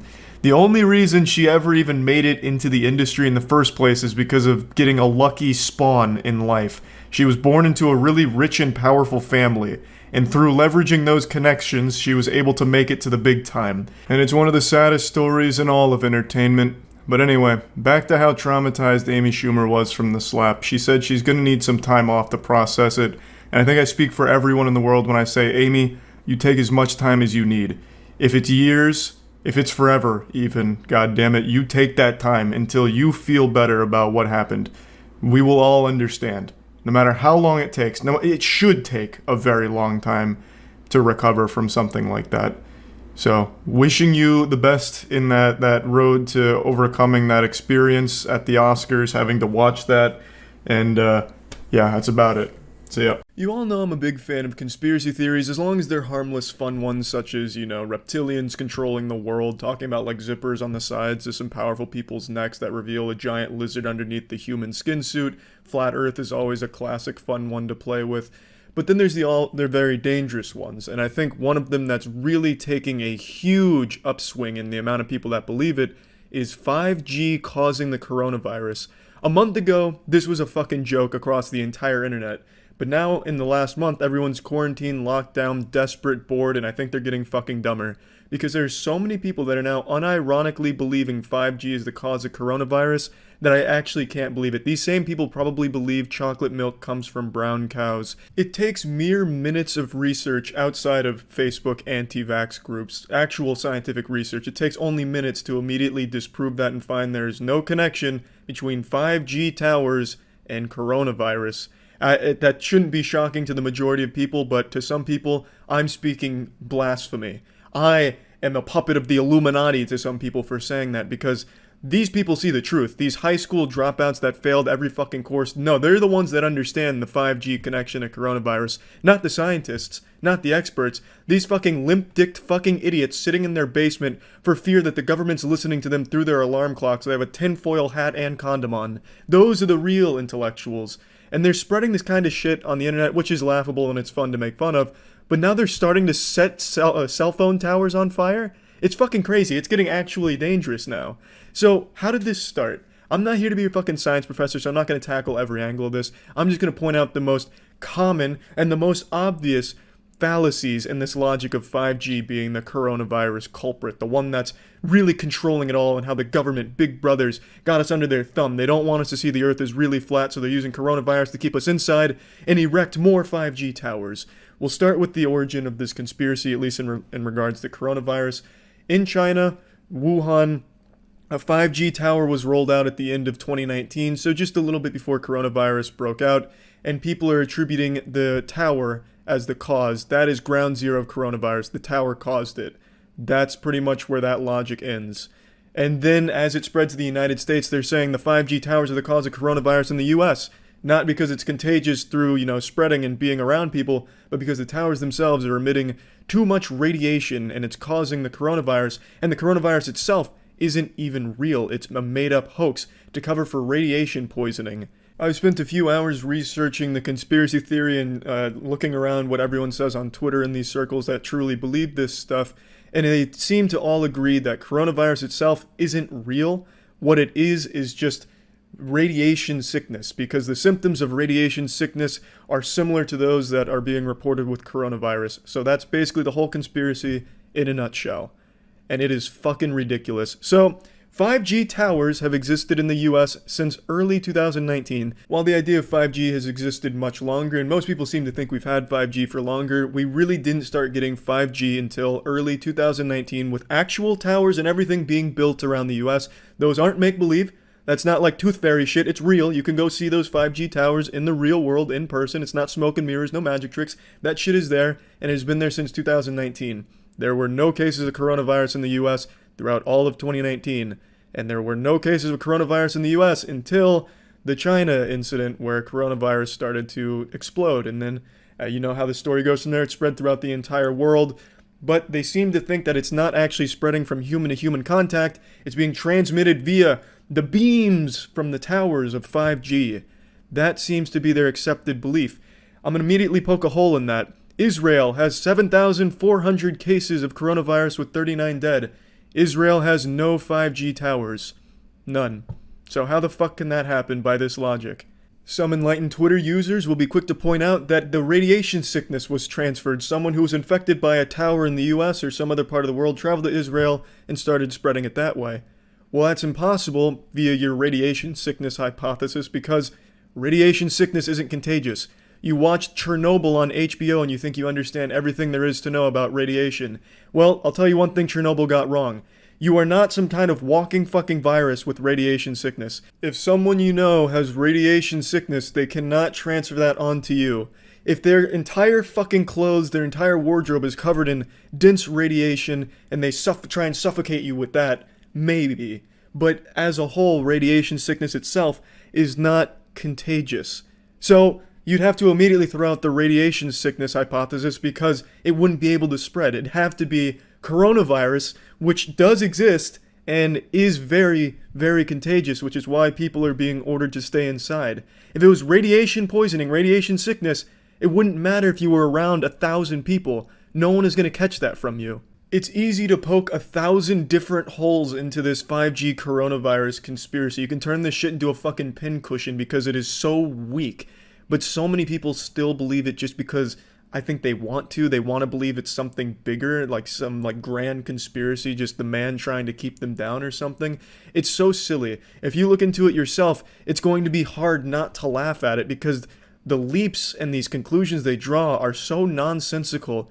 It's ridiculous. I just picked two quick ones to point out because those are the two most obvious ones that they have really no answer for that I've seen. And I'm sure there's going to be some comments on the video that immediately disregard shit and still try and promote the idea that 5G coronavirus thing is real, which is just pathetic. But anyway, I know I don't need to poke holes in it because it's already so goddamn silly if you even look at it for a second. I don't like having to be your fucking science teacher here. I graduated from university with a human sciences degree, so I do understand a lot of this stuff. Granted, I'm not as brushed up on the whole field as I used to be, because, I barely fucking use that knowledge anymore. But I do get it, and I understand where this fear comes from. You're locked inside, you're desperate, you're looking for answers, and you have no idea what else to turn to. So Twitter has this giant fucking platform full of lunatics that seem to believe this and are promoting it as a real thing. And since you're constantly on Twitter with nothing else to do besides jerk off and read garbage Twitter posts, you see this and you start to accept it. I get it, and I'm not blaming those people. But it is a very dangerous thing to just blindly follow this shit with no science and not doing any research on it at all. Now, what I do find interesting is there is a community of real scientists that are apprehensive about 5G's implementation and the future of 5G and what health implications it could have down the line. The conspiracy side of things is using this to promote the idea that scientists are afraid of it and they think that the scientists believe that it caused coronavirus. That couldn't be further from the truth. None of those scientists that are afraid of 5G's implications down the line have said anything about it being coronavirus related, which is what I'm focusing on. The scientists' main concern is they haven't been able to study the long-term health effects of what 5G could do in the future. There's nothing about coronavirus or anything like that. This community just wants a little more research done on 5G before it's implemented, and they think it's perhaps a bit rushed. It has nothing to do with the fucking scientists thinking that it's the cause of coronavirus.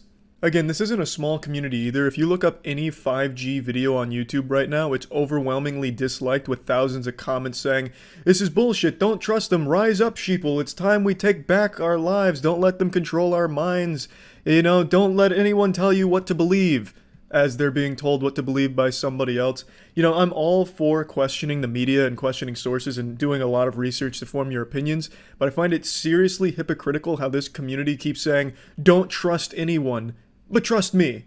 It makes no sense. Like, don't listen to anyone, don't let anyone tell you what to believe, as they're being told what to believe by some dude in his shit-stained underwear in a chat room somewhere. It's fucking silly. It's very hypocritical. Again, I'm all for questioning things you see in the media and online. I think that is the most healthy thing you can do. But when you start just entering an echo chamber and only looking up things that support what you want to believe, you're not getting anywhere and you're only making the problem worse. Now, I'm only focusing on the coronavirus aspect of this conspiracy theory. It goes much deeper with 5G. 5G itself is a rabbit hole for a crazy amount of conspiracies, especially on YouTube. For some reason, it seems a lot of YouTubers and YouTube commenters really believe that 5G is this ultimate boogeyman, like this final boss that's holding back the human species. Like, 5G is the one that's keeping us from growing wings and opening our third eye. It's weird. I don't know why everyone's latched on to 5G as this mega evil mastermind shit, but they have. But in regards to coronavirus, which is all I want to focus on, there is absolutely no possible way that 5G has caused coronavirus. You can just look at data, like real time, because it's only been a couple of months. You can see that 5G had no role to play. You can pretty much trace where coronavirus started in each area that it's in. It's right there at your fucking fingertips. You only need to look for a second in real, actual fucking sources outside of bad Twitter shitposts, anti-vax Facebook soccer mom groups. Just do real fucking research and form your own opinions, but this one is very silly, and lighting 5G cell phone towers on fire isn't doing anyone any good. You're causing more damage with the chemicals you put into the air from fucking burning that thing than the 5G arrays, the beams. This fear of cell phones and networking has existed for as long as communication has, and it's always been ridiculous. It's always been silly and laughable, but Twitter is the place that now, no matter how outlandish and how ridiculous a belief is, it's going to blow up and it's going to have a big movement behind it. It doesn't matter what it is. Like on Twitter, for example, there's whole communities of people that fuck dogs. Like this community that would never find a home anywhere finds a home on Twitter, and there's thousands of them. There's pages on Twitter that actively talk about fucking their dog and have tens of thousands of followers that all support that and do the same thing. It's absolutely fucking disgusting. So then you'll have these people that believe that cell phones are the evil, dangerous thing, and you'll have people that just want to feel like they're smarter than everyone else. They're the ones that saw the truth, peeked behind the curtains and got the truth. So they'll believe these things, they'll spread it on Twitter, and then people that are gullible, bored, or just susceptible to misinformation start believing it, start getting real riled up, and then it leads to just absolute chaos, and that leads to setting a 5G tower on fire for no fucking reason. It's just crazy shit.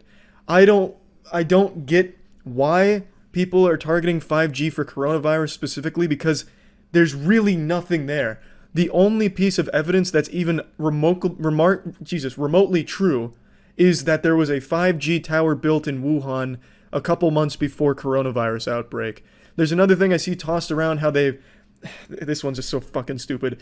This community plotted out every major pandemic or every major flu and correlated it to mobile towers and networking, as if that has any correlation at all. So they have like the Spanish flu and then world's first prototype mobile network. Coincidence? No, I don't think so. And there's like 6 of these and it says 6 coincidences? That's impossible. It's just so fucking stupid. You can go through history and correlate every single one of those pandemics or flus to something else too. You know, peanut butter sandwiches invented in 1914. 4 years later, Spanish flu. Interesting. Peanut butter and jelly sandwiches start getting packaged in the, the next one. It's just dumb. This is just such fucking terrible research and evidence. And yet people are believing it at face value, probably just out of boredom from quarantine. But I just wanted to talk about it because it's got me fucking fired up because this shit is just wacky. This isn't the same kind of fun to laugh at conspiracy theory like flat earth and all that. This one has people believing it's fine for them to go outside and just spread fucking shit all over the place, especially in a time of pandemic like this because they're convinced they know the truth that it's the cell phone towers, not coronavirus. So then it has them hurting everyone around them. I think it's just terrible. So I just wanted to talk about that. That's it. See ya. I've always had a deep passion for shitty video games. I've been doing YouTube for about 14 years now, and terrible video games have just always been a big part of the content I like to make because, well, I just fucking love them. Everyone's got a vice. For some people it's drugs, others it's pornography. For me, it's playing these abhorrent pieces of diarrhea. It's just something about them. I'm like a wine sommelier for bad video games. You know how like a wine taster will swish it around, take a drink, spit it out, piss their pants? I kind of do that with video games. I'll take a shitty game, put it in my ass, wiggle around, and shit it back out to continue the cycle of shit. I've never liked those pretentious modern art douchebags that think taping a banana to a wall is somehow worth thousands of dollars, or those assholes that try and explain why Jackson Pollock's paintings are worth millions of dollars even though they just look like a child went wild with a couple of cans of paint. Until recently, and now I kind of understand where they're coming from, because I see a lot of people not appreciating the art of bad video games. And make no mistake, it is an art. The canvas for the developer is the coding, and they create masterpieces of dog shit. I think what makes it very special is when the game has no self-awareness, and you can really see that the developer had a clear dream and passion was put into it, but they just didn't have the talent to realize that, and it leads to just an actual abomination of entertainment. And it's through this shit Event Horizon that I really create a special bond between man and bad video game. It's not too dissimilar from the people that say Jackson Pollock's painting's value comes from being able to feel his emotions through his pieces. You could feel Jackson's crying tears on this splatter-painted piece of shit. Which is nonsense, of course, but when it comes to bad video games, I can kind of relate, because when I'm playing a bad game, I can feel the developer's micro-penis in certain cases. If it's a Ubisoft game, I can feel the sexual harassment going on at the offices. There is a certain level of almost metaphysical bond between a bad video game and the player that you can't get with a good video game. And not to get too philosophical, though I have been called the Socrates of suck-ass games, all of this to say, I've been asked a lot of times over the last fucking 14 years what's the worst game I've ever played. I've made hundreds if not thousands of videos on terrible video games, from the all-time worsts like Big Rig's Over-the-Road Racing to Superman 64 and everything in between. The entire spectrum of garbage I have played. And for the longest time, I couldn't answer the question, what is the worst game I've ever played? Because it was just really hard to choose. Until this year. This year brought a gift. A gift that I didn't think could ever exist in this corporeal dimension. And that gift was Super Fight. I recently made a video on this game. Super Fight is a $200 Steam game that lasts for about 1 minute and 30 seconds worth of gameplay. If you can call it gameplay. It's asset flipped Unity shit on a single demo level with only 2 moves, attack moves, and it's being sold for $200. And now 2020 has finally given me the answer to a question that has long plagued me, that has kept me up in cold sweats at night. What is the worst game I've ever played? Well, objectively, it's Super Fight. Buying Super Fight is like paying $200 to have someone spit in your face. If your whole family was being held hostage and the only way to save them was by buying Super Fight, you'd think twice. It'd be a difficult decision for you to make. Do you save your family or do you waste money on a game as bad as Super Fight? If you died because a vending machine fell over and crushed you, the most embarrassing thing about your death would be if they found Super Fight on your Steam library. If Super Fight was a person, they'd look like a pedophile. Playing Super Fight is like walking on rusty nails and then falling over and falling headfirst into a wood chipper. I really can't express how truly awful Super Fight is. Everything about it is an insult, an affront to God himself. $200 for a game like this really should be illegal, like an actual crime punishable by jail time. It is so unapologetically terrible, with so little shame, to charge $200. And it's never gone on sale, by the way. It is still $200 last I've checked. And I don't think it'll ever change. I think the developer genuinely believes flipping those assets was worth $200. I fully believe that. I don't think this was even meant to be a scam. I think there's so much pride in his work that he actually thinks $200 for this game is justified and worth it. And that's what makes it so incredibly special. There is no other game as bad as Super Fight. I don't think any argument could be made where a game is worse than Super Fight because of what you get for the price of this game. You get almost nothing. You get this fleeting wet fart of an experience. It's so impressively bad.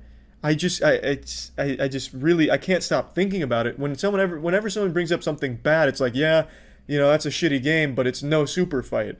Because there's now this level where, yeah, games can be bad, but they can never be as bad as Super Fight. It's totally reinvented the meta. It's changed the entire landscape of what it means to be a bad game. And I think that is wonderful and terrifying at the same time.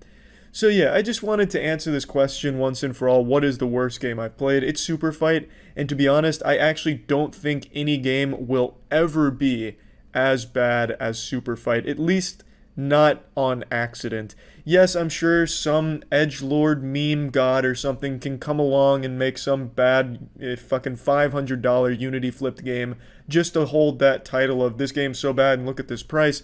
But that's just garbage because Super Fight is doing it earnestly, whereas that's just trying to take the record from Super Fight. Super Fight is just a one-of-a-kind enigma where a mystery man from behind the scenes decided that his 30 seconds spent in Unity was worth $200 to gamers, and he puts it up there without shame, without second thought, and it's still up there, and it's still riding, baby. He's still got that fucking bad boy listed, and that is just incredible, and just awful as well. So yeah, what is the worst game I've ever played? It's Super Fight, and it also answers another question, what is the worst game ever made? Well, that's Super Fight too. That's about it. So yeah.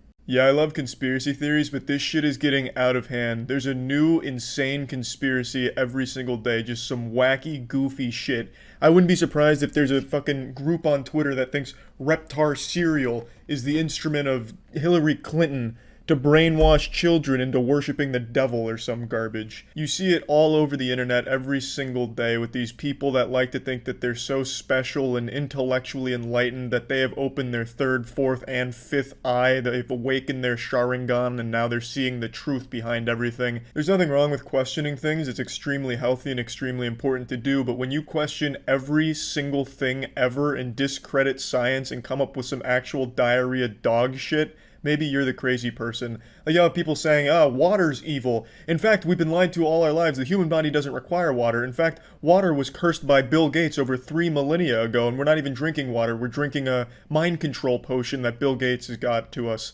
In fact, the only fluid we should be consuming is a Diet Coke via enema. Please, join me, enlightened brothers. And you'll have like 50,000 people on that Facebook page that all agree with that. It's just crazy shit. Like the Wayfair conspiracy is another big one where everyone said they were human trafficking people in fucking wardrobes and shit and pillows. It's actual nonsense, but everyone likes to think that they're seeing the truth, which is what makes conspiracies so appealing. And once you get ingrained in a conspiracy, once you start believing in it, you're never going to change that belief, or at least the majority of people don't. Like flat earthers, for example. Flat earthers are like Looney Tunes villains that can't do anything fucking right to support their point.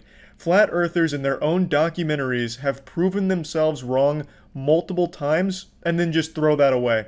Like in the end of the most recent documentary I can think of on flat earthers, they proved the earth is round with their own experiment and they said, that's interesting. Must have done something wrong. Even doing their own experiment perfectly correct and proving the earth was round, they just said, no, it's still flat, even though this proved it was round with our own science. you can't convince people of these things because they just don't want to believe it. They'd rather stay believing in some garbage to make themselves still feel like they're special. Like people that think the moon is fake, you could literally fly them to the moon and they would say it doesn't exist. They'd say you drug them and just put them in Nevada on a CGI set or something. No matter how many times and how thoroughly these awful conspiracies get debunked, people are always going to believe them. It is what it is, so now I just kind of enjoy the chaos of it all, and there's been some absolute bangers when it comes to bullshit conspiracies recently, like spirit cooking is a really good one. There's also a wild one about the tablets of Thoth being used to resurrect an ancient deity from the underworld who's going to rise and exterminate Earth for its sin. Another really cool one I've been into is that Atlantis is real, and the previous god of Atlantis is very upset with the state of the world, so to get back at us, he started cloning celebrities. I don't know how exactly that, punishes us to just clone celebrities, but apparently that's what the god of Atlantis is doing, according to a bunch of people. It's just some really fucking incredible stuff. Like, these conspiracies make Sonic the Hedgehog fan fiction sound sane. And when I mention conspiracies like this, it's not like one person who's having some kind of bad acid trip and writing this shit down in some kind of journal. It's communities of people that believe this. I'm deep into conspiracy Facebook groups and stuff, just kind of reading about all of it and getting a little bit of a giggle out of it. But admittedly, it is sad to see people genuinely believe some of these things and be fearful of this boogeyman who's coming from like the 12th dimension as a time-traveling pedophile to steal away people's families or something. It is sad to see people kind of believe these things and act so out of fear online about shit that absolutely isn't true at all. But that being said, I thought it'd be fun to add some fuel to this fire here, and I'll bring up a conspiracy that I believe in. I'm sure some of you might remember this. Berenstain versus Berenstain Bears. I made a video on this a few years back, kind of blowing this shit wide open and spreading the cheeks of this conspiracy to get into the meat of it. And I think it's time, in the current climate of things, we reopen this one. We gotta open this wound up again and pour some salt on it and figure out what the fuck is going on. So, to break down the Berenstain versus Berenstain Bears conspiracy, growing up, there was a very popular book series called The Berenstain Bears. Or at least that's what the government and the reality puppeteers would have you believe. What I remember growing up, having written reports on this book series, was it was always called the Berenstain Bears.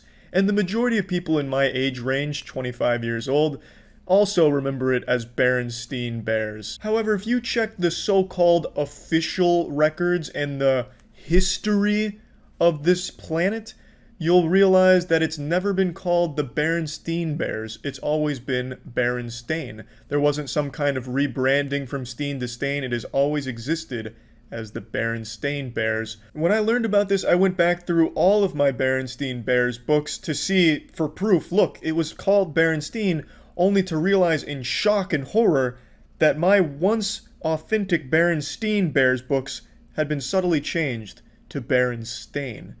As if some kind of adjustment bureau, some kind of, legion of tooth fairies or something came in when I wasn't looking and they very subtly changed the name to Stain over Steen. Semi-chubbed and in a panic, I began searching throughout the entire internet for proof that it was once Berenstain Bears in this corporeal dimension we inhabit.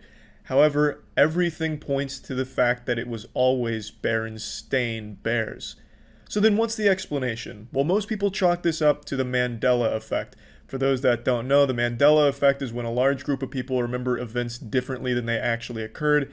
Basically, it's just a large group of people that misremember something, and oftentimes when faced with the truth, people say the truth is wrong because they have these vivid memories that don't match up with it.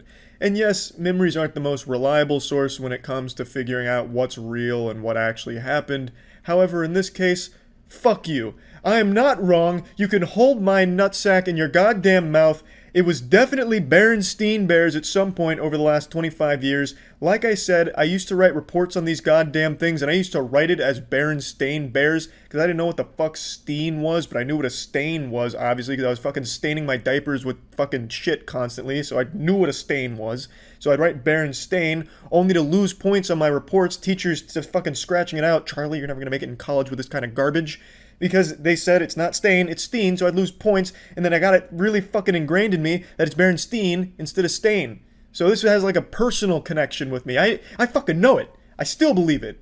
And so, what is the other explanation? Well, a lot of highly intellectual truth seekers believe that at some point in the last 25 years, the multiverse has collapsed in on itself. So the multiverse theory suggests there's infinite number of universes, and at some point in the last 25 years, our Berenstain timeline collapsed on top of the Berenstain timeline, causing subtle changes in the two as we transformed into this Autobot of disappointment. And that's why we're left with Berenstain instead of Steen, and only some of us remember it as Steen instead of Stain. The chosen few, the cream of the crop that remember it as Berenstain. So there's a fun little conspiracy to play around with, I think. Hey, that one's got some meat to it, I will say. The Berenstain versus Berenstain one that one's near and dear to my boners. Like, that shit I think is really weird. Because, like I said, I really do remember getting points off for writing Stain, because I thought it was Berenstain as a kid, but I was told it was Berenstain. And I wish I could find those reports, but obviously I don't have homework from 20 years ago. But anyway, yeah, that's about it. See ya.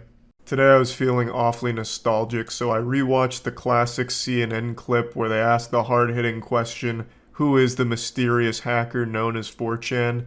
And I realized it's been 8 years since this happened. This was back during the fappening. Do we even know who is this 4chan? He may have been just a system administrator who knew his way around and how to hack things. And in my head, it feels like it's only been a few years since this happened. This brief period of time where all of these like octogenarians were freaking out about this 4chan guy who could hack anything. He'll hack into your grandpa's pacemaker. He'll go right into your bank account through your digital alarm clock. Sleep in fear. Just this omniscient cyber boogeyman treating 4chan as if it was some tiny goblin that existed in the cyberspace. And I got a little teary-eyed thinking about how quickly time's been moving, and I decided I wanted to go back in time a bit and appreciate some of the classics from the internet, more specifically some 4chan ones like Pools Closed, the time they found Shia LaBeouf's flag based on like trail patterns from planes that were flying overhead. Just some of the wildest and best adventures and stories from the internet.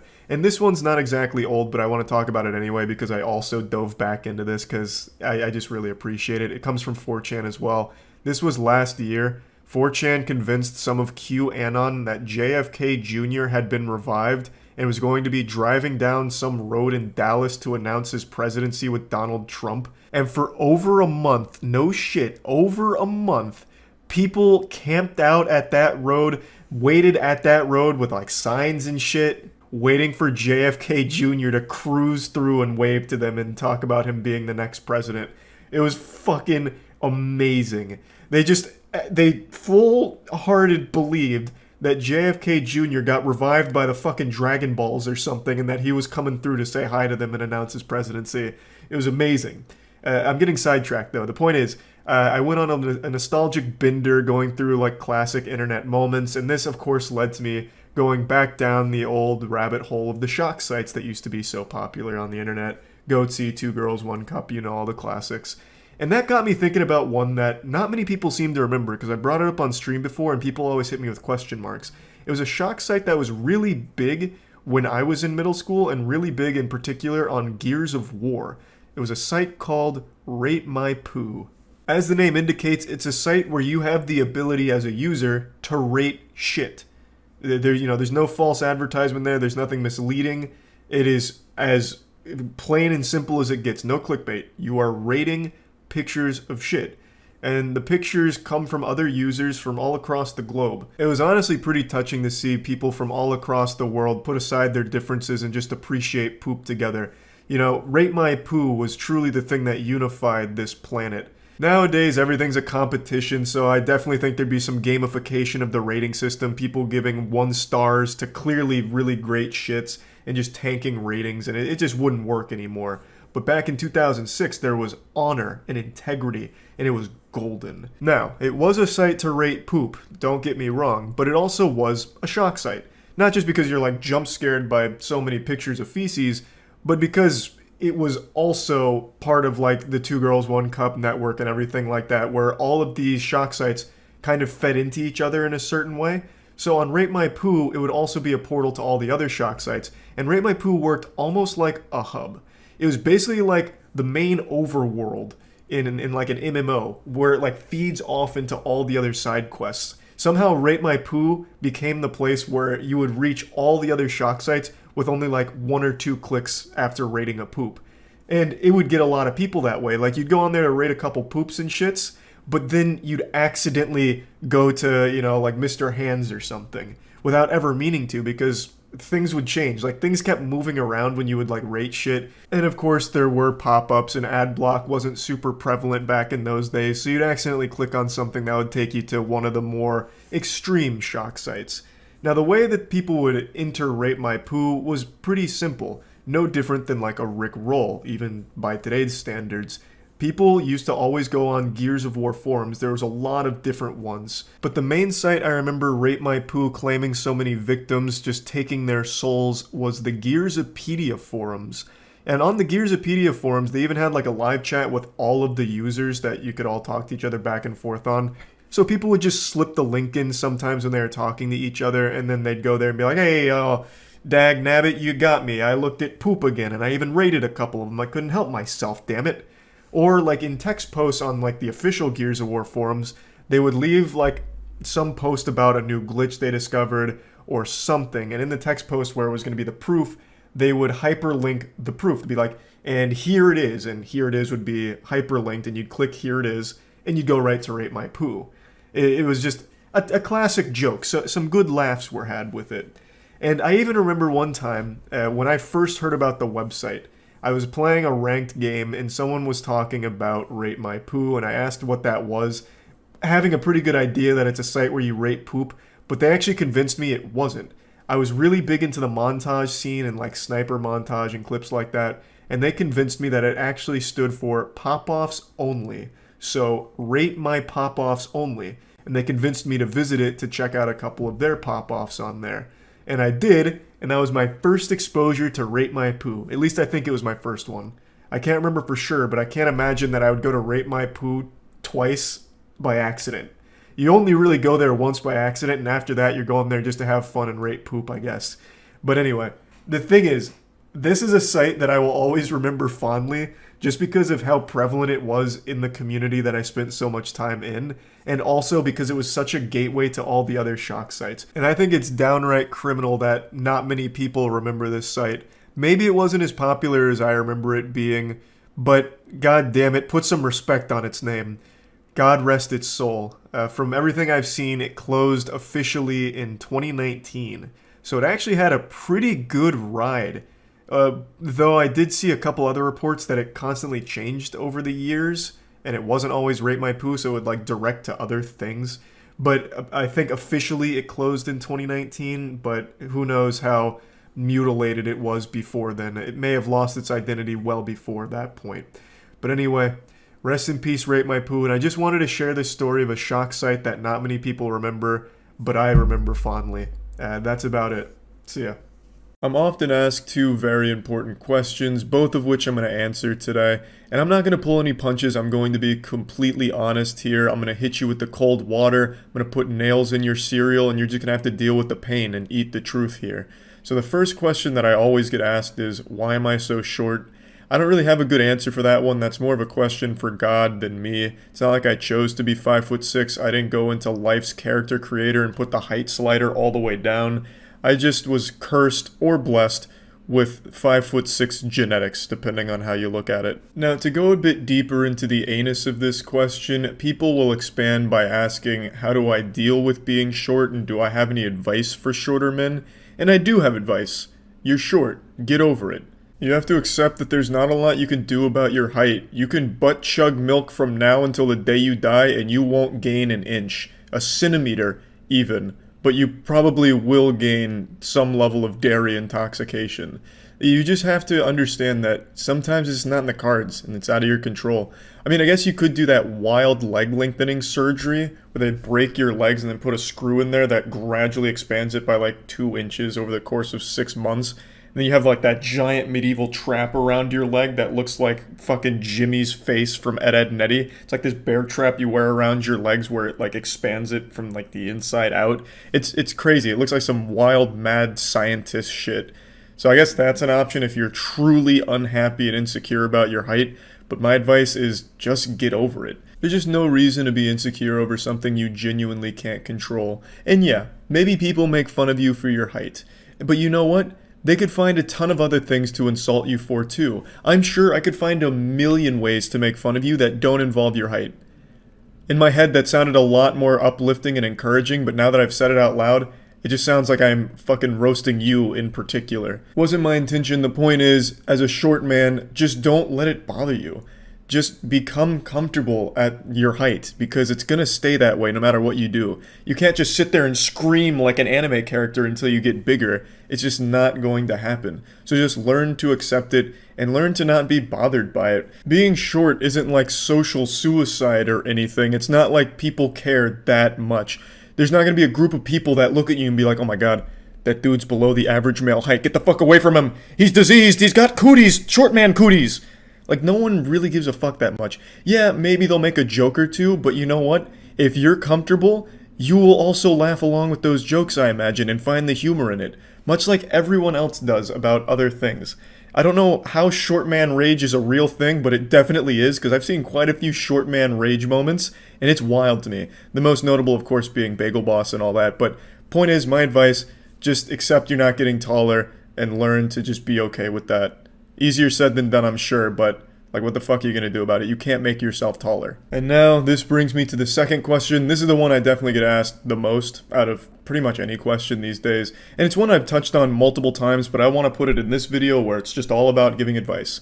The question is, what advice would I give to an upcoming content creator or streamer or someone interested in doing online content production?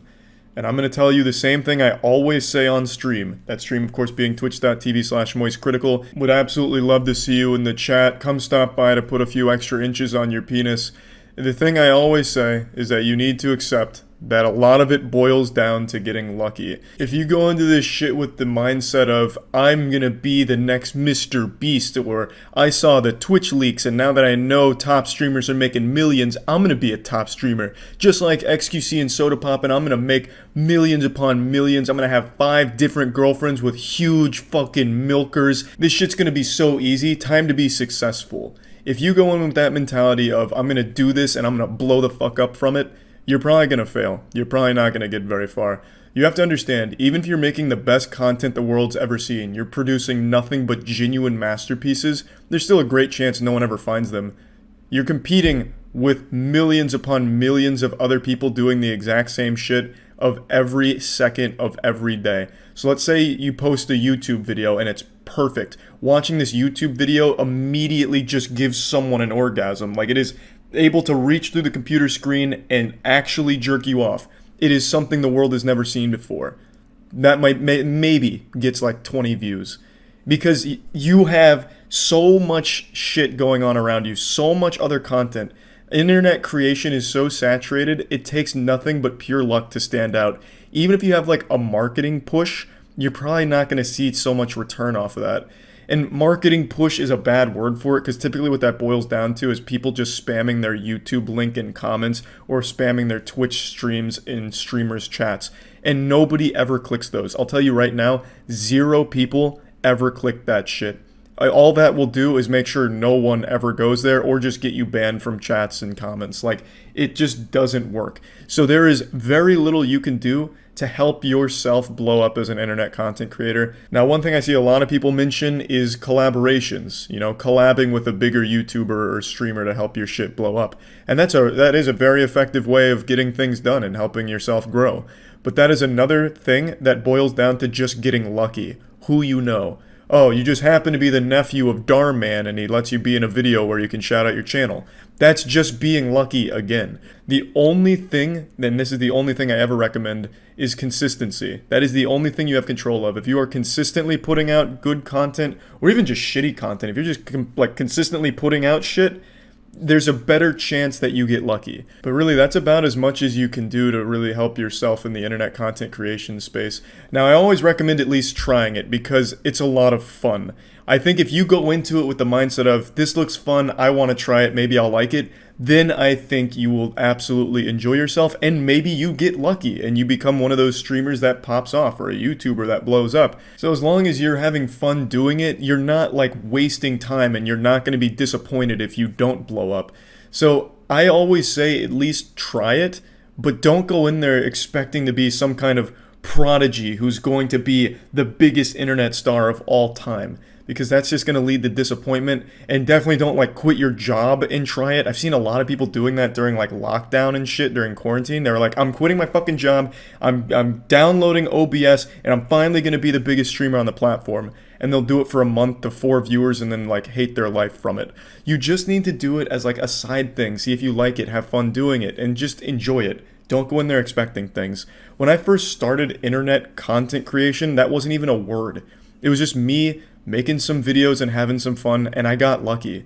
Everyone you see on the internet, like a content creator, a streamer that's big, all of them have gotten lucky. Now, of course, there's a lot of hard work that goes into that, absolutely, but at the end of the day, what really got them there was just being in the right place at the right time and having the right people find them. Maybe one of their clips went viral because a viewer posted it on LSF and that helped blow their stream up, but things that they didn't directly influence, things that just happened. For me, what blew up my channel was Ray William Johnson, the biggest YouTuber at the time, covering my Q-Op video, which I didn't give him permission to do. I didn't know he was doing. He just did it.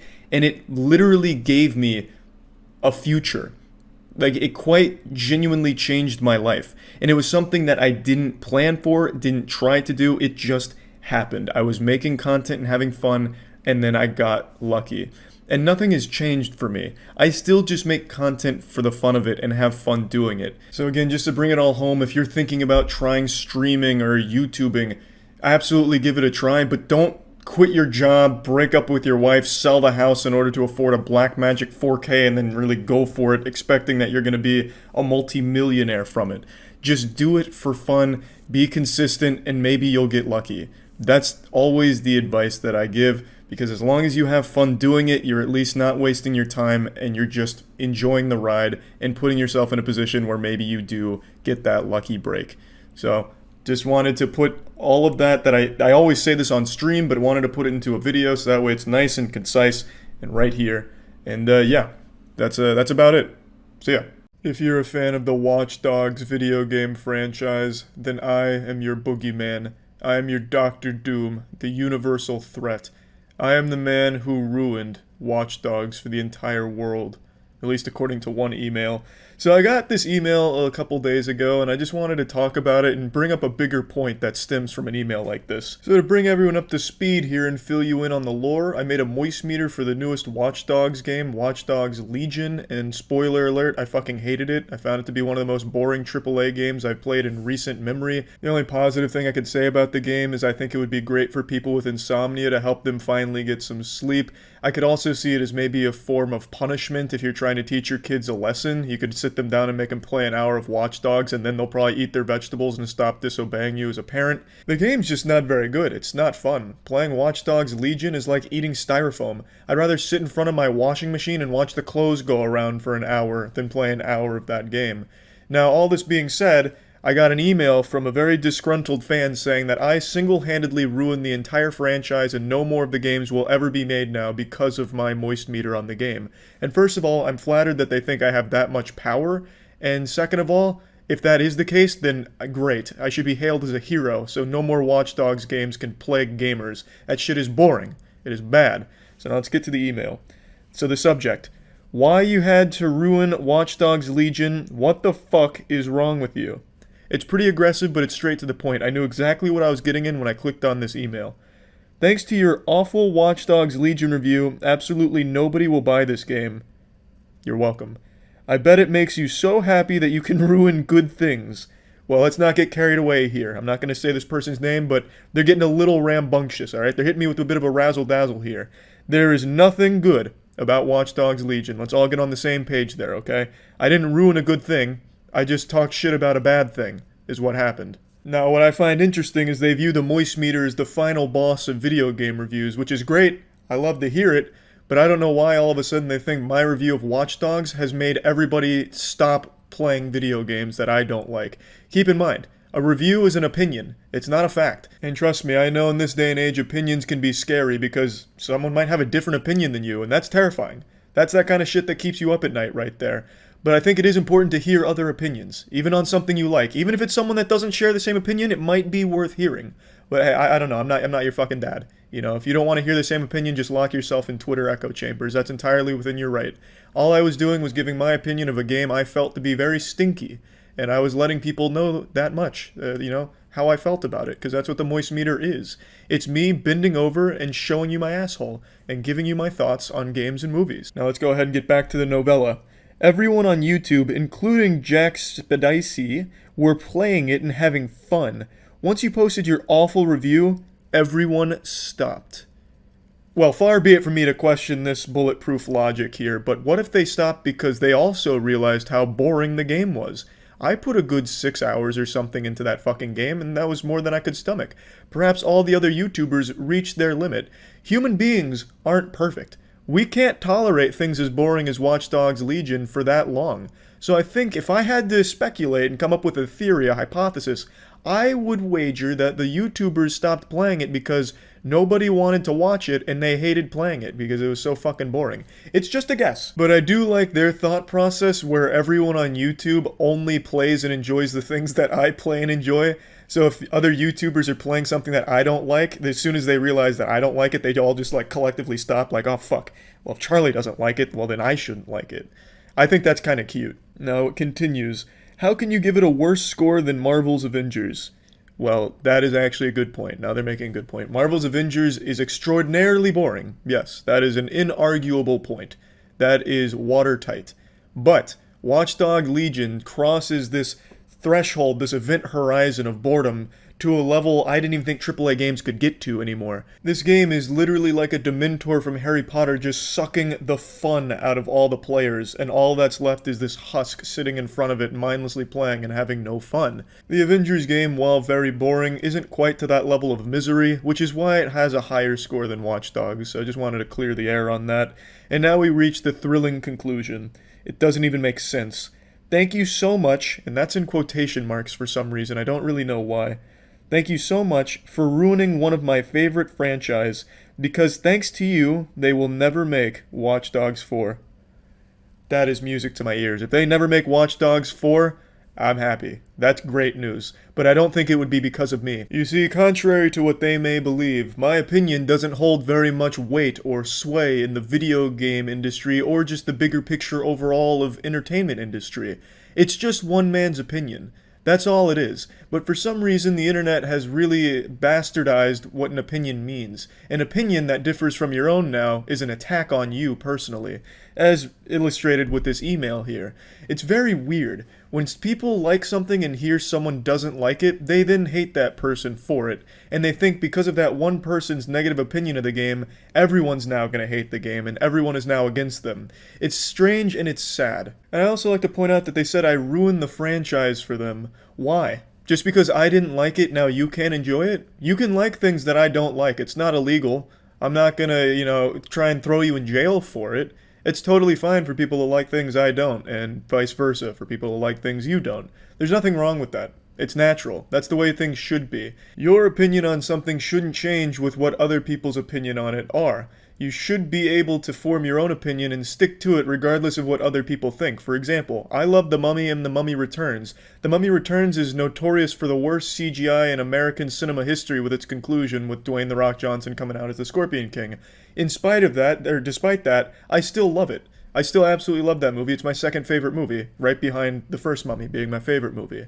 It doesn't matter what other people's opinions are. If you like something, stay liking it. In summation, I didn't ruin the Watch Dogs Legion. Or maybe I did, I don't know. Maybe I'm wrong. Maybe I'm just talking out of my asshole now. Maybe at the Ubisoft headquarters right now, they were planning Watch Dogs 4, but once I dropped my moist meter, they just set fire to the documents. That's super possible, I guess.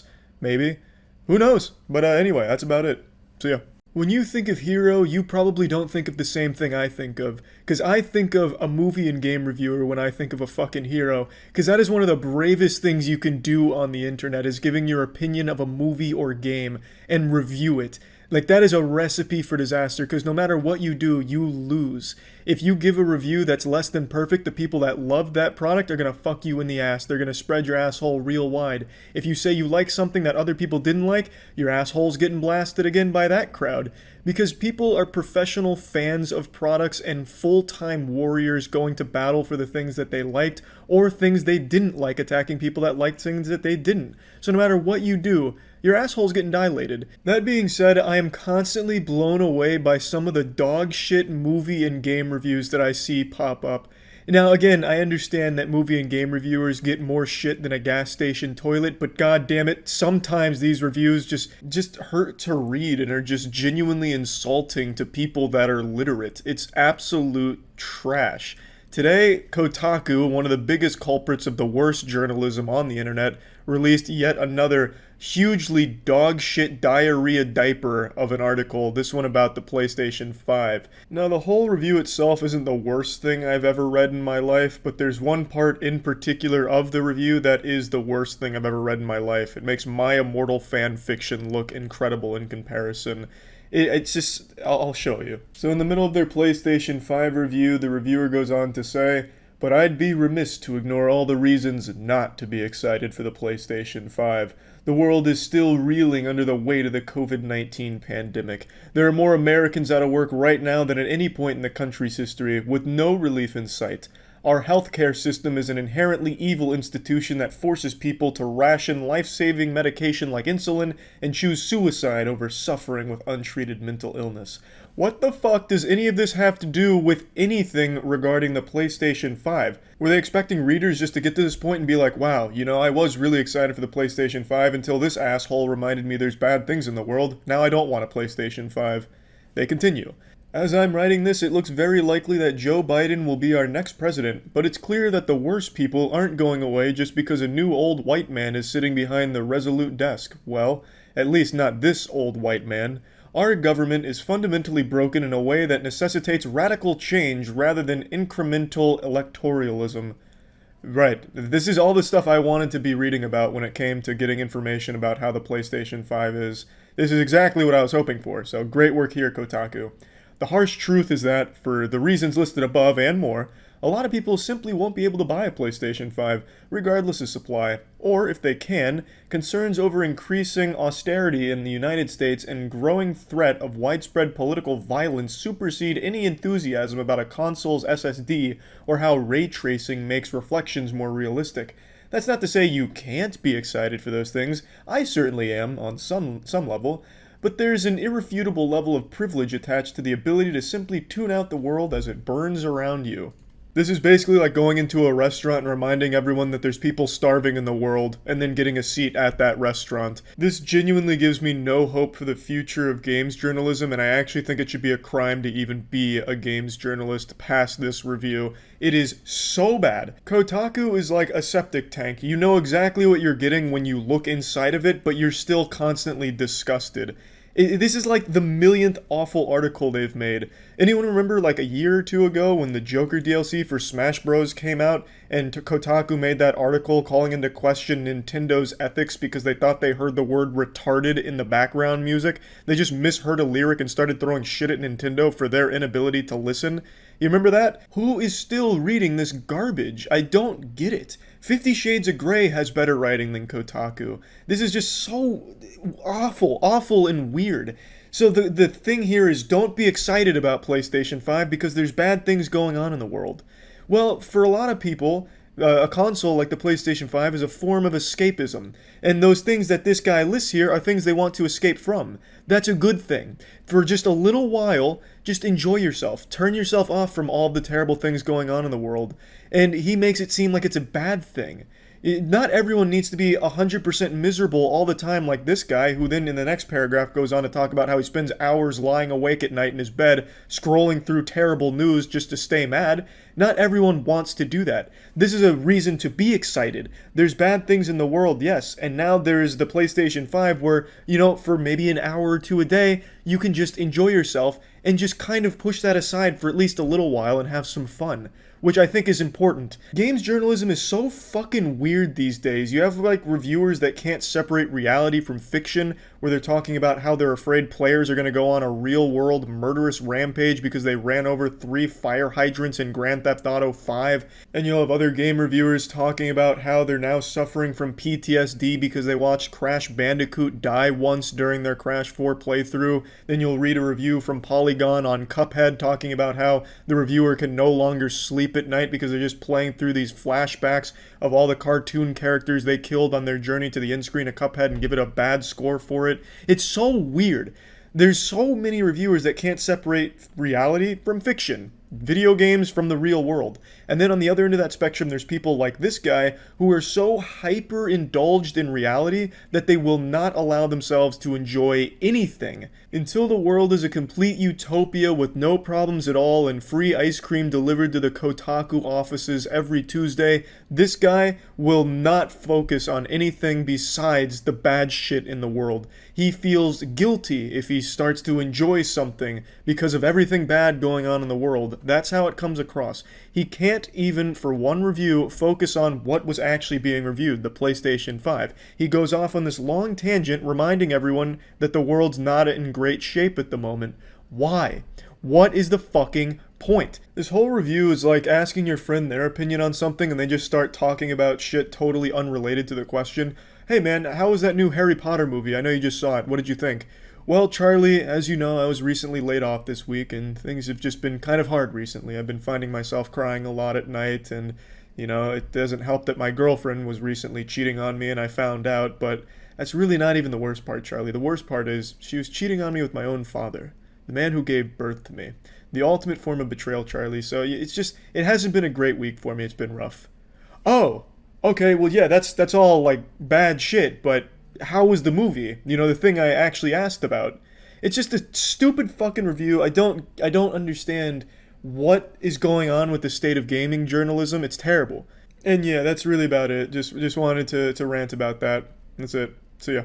It's not often that I'll follow a news story for more than a month, but there's one story that I've been following for 5 years now, and it's finally concluded. It's been like my own little personal soap opera to enjoy, and for some reason one that not a ton of people have talked about, despite it being one of the biggest scams in GoFundMe history. Now please, hop into my magic school bus and allow me to take you on a journey through time.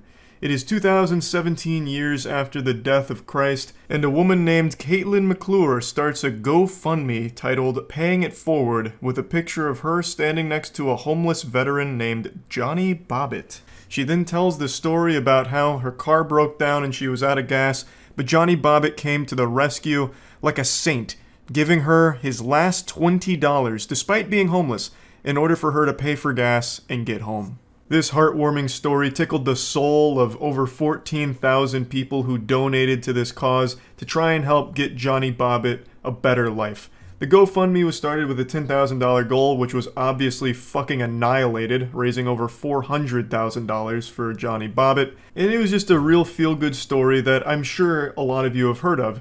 This was 2017, and GoFundMe was very popular at the time. It still is, but this is when GoFundMe was really popping off. Some of you watching may have even donated to this cause, and I'm sorry to be the one to slap you with the unpleasant palm of the truth, but you were scammed.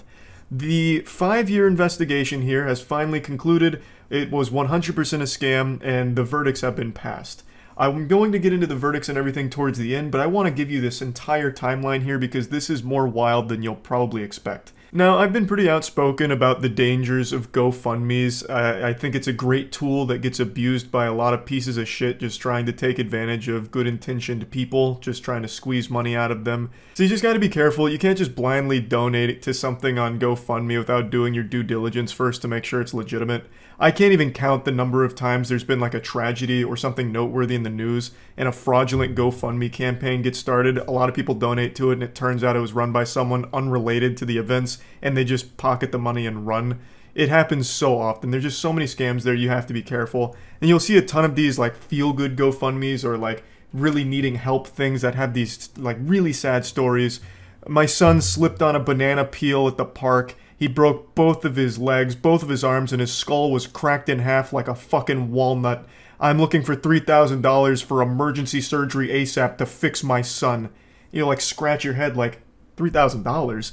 That doesn't sound enough to cover the cost of all this. It sounds like you're gonna need a brand new Android, son. Like fucking cybernetic enhancements here. $3,000 isn't gonna work. That's something fishy is afoot here. Then the next thing you know, you just bought that scammer a brand new Lexus. The point is, you just gotta be careful. That's what I'm trying to say. I'll stop ranting about GoFundMe now and get back to the story. So in 2017, Caitlin McClure was dating a man named Mark D'Amico. And then one fateful night, they were texting each other, and they started talking about a homeless man they both knew. That homeless man was Johnny Bobbitt. And we're talking about him, talking about like maybe wanting to help him, and they'd given him $10 in the past. And then an hour after this conversation between the two of them, they launched the Pay It Forward campaign after taking a picture with Johnny Bobbitt.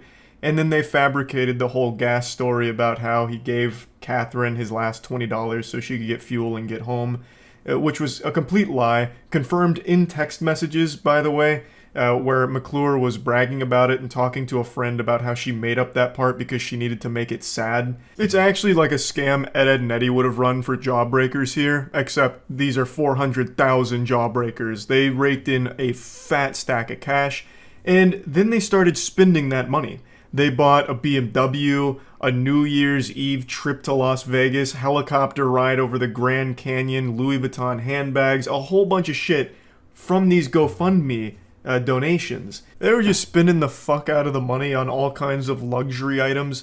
And from reading some of the text messages, I do think this started with them just having a normal conversation about like maybe wanting to help that homeless guy. But when they saw how much money was coming in, they eventually just got completely corrupted by it and just decided to turn this into a cash cow for all three of them to milk together. But I could be wrong. Maybe I'm putting too much faith into assholes here, and this never had good intentions even from the get-go. But anyway, in 2018, Johnny Bobbitt shocked the world when he sued Kate McClure and Mark D'Amico, claiming that they were withholding most of the GoFundMe funds. According to him, he only received like about $75,000 worth of it, and he called it like his share of the funds. And from this lawsuit, it got investigators really interested in exactly what the fuck was going on here. So after doing a little poking and prodding and combing through 60,000 text messages, they concluded that this whole thing was made up and all three of them were in on it together with the goal of money. Big time cash. Fat, filthy clams. They all came together and agreed to keep up this story. So Bobbitt was in on it as well. This wasn't them just taking advantage of a homeless veteran. This was them cutting him into their scheme here.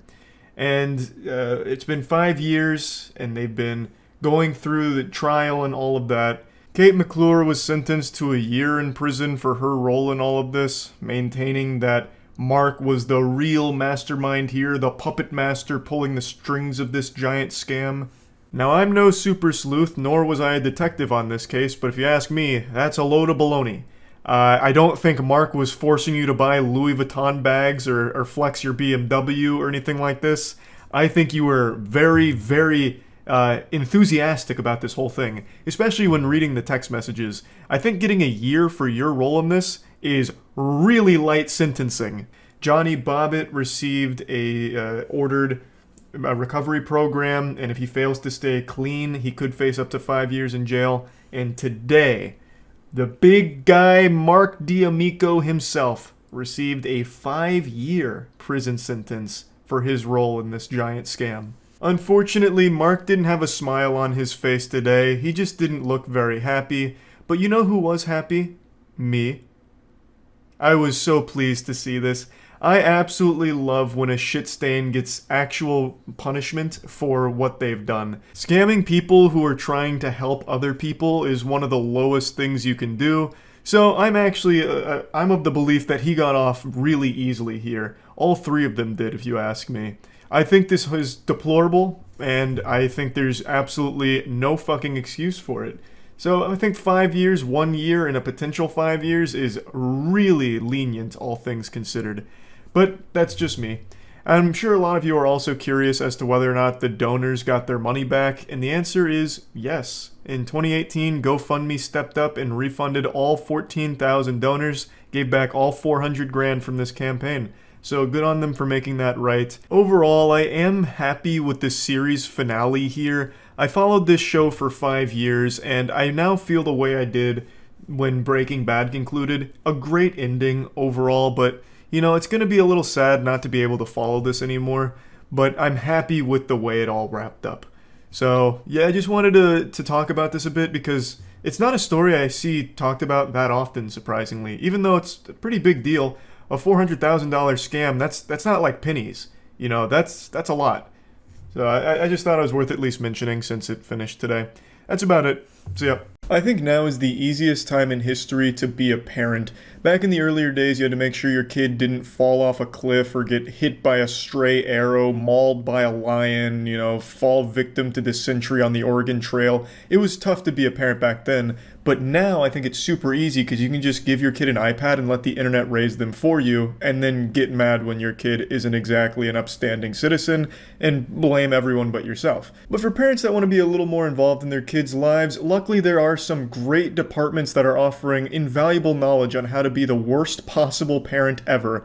This is coming from the OC Sheriff, who posted this tweet.